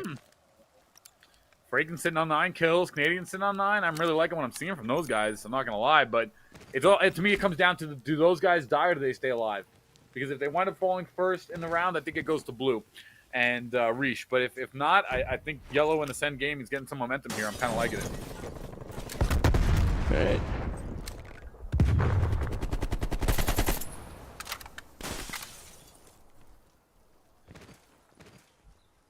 A lot of empty gunfire. No hits. Nobody hit anybody during all of that mess.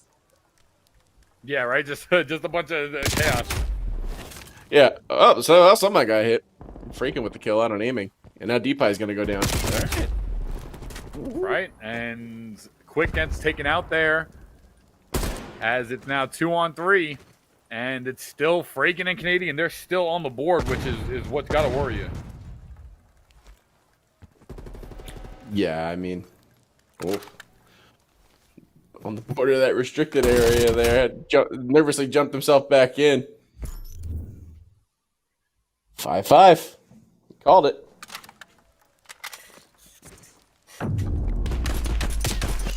Big tie-up. Switching sides.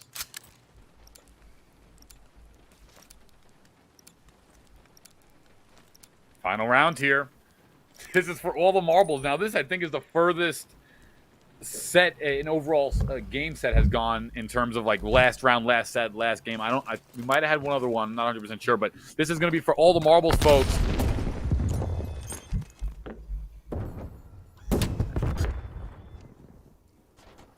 Okay, here we go. Saligru. Saligru's got bomb. They were threatening A. Are they rotating B? I think they're rotating B.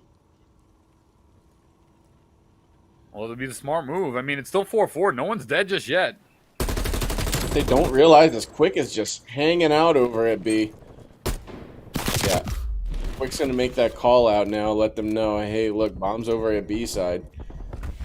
Gotta wonder where Saligru's going, though. He's like maybe slow playing it back the opposite direction. This seems very unorganized. I really don't like what's happening right now. Yeah, 1v4 situation now. They got super spread out. This seems very disarray. Yeah, there you go. Wow, what a set there. And it's Ascend Gaming with the bounce back. Are you kidding me right here? Look at this final play. Let's take a look here at Friggin. Comes on over, top left side. Pellegru, easy jump shot, takes him out. And just like that, Ascend Gaming is going to be the team that advances here in this side of the losers bracket as they will defeat Reach. It's not twos. I like that team name. Yeah. Yeah. Total troll. Total troll of the teammate. Reach. It's not twos. Yeah. Yeah. It's but totally not one twos. there. Let's take a look. I think I'm just going to take a look at the bracket here real quick, folks. Give me 1 second. And we're going to throw to a break after that. But give me just 1 second here. So, yeah, the winner of this team goes on to fight East Coasters, which is a team that we had seen earlier in the event. I think they were in part of that first or second game that we saw. So, MMA George now, they are awaiting in the losers semifinals versus the winner of East Coasters and Ascend Gaming. And that'll be the next game coming up here on the channel. Don't go anywhere, folks. We'll be right back with some more Call of Duty action.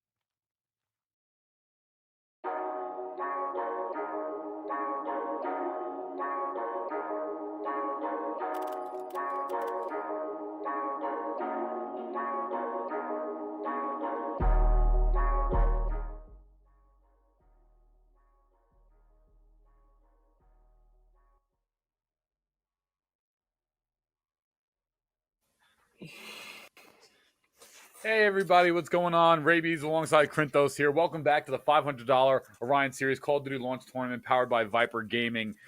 Just want to jump in and say thank you all so much for allowing me to cast alongside Krinthos here today. We had a blast so far, but we're actually going to wind up cutting the stream because unfortunately, this is not an Orion collective issue. The game is so insanely bugged right now. It's just so hard to even get connection matches, get full lobbies at 8. Everyone's experiencing the same exact problems, even just joining groups of 4. I know I was in ranked and quick play matchmaking. So there's just too many issues, and they're going to finish the tournament off the stream. So, Krinthos, anything you want to say before we head out, brother? Guys, just want to thank everybody who watched today, all the contestants who came through, and especially Viper Gaming. Thank you very much for really hosting this entire thing. And I'm sure the eventual winner will thank you as well. So, Rabies, it's been a blast, man. Thank you so much. Absolutely, man. It's pleasure's all mine. Thank you so much for hanging out as well. And good luck to the winner. And we'll definitely make sure to stay in. There'll be a lot more tournaments on the way. This will get easier and easier as time goes on based on how the game gets fixed. There's no question about that. The matches were very fast and free-flowing. It was really just getting people into the matches that was very, very difficult. Thank you all so much for tuning in. We'll see you next time here on Viper Gaming on the Orion Collective. Good luck to the future winner, and we'll see you next time.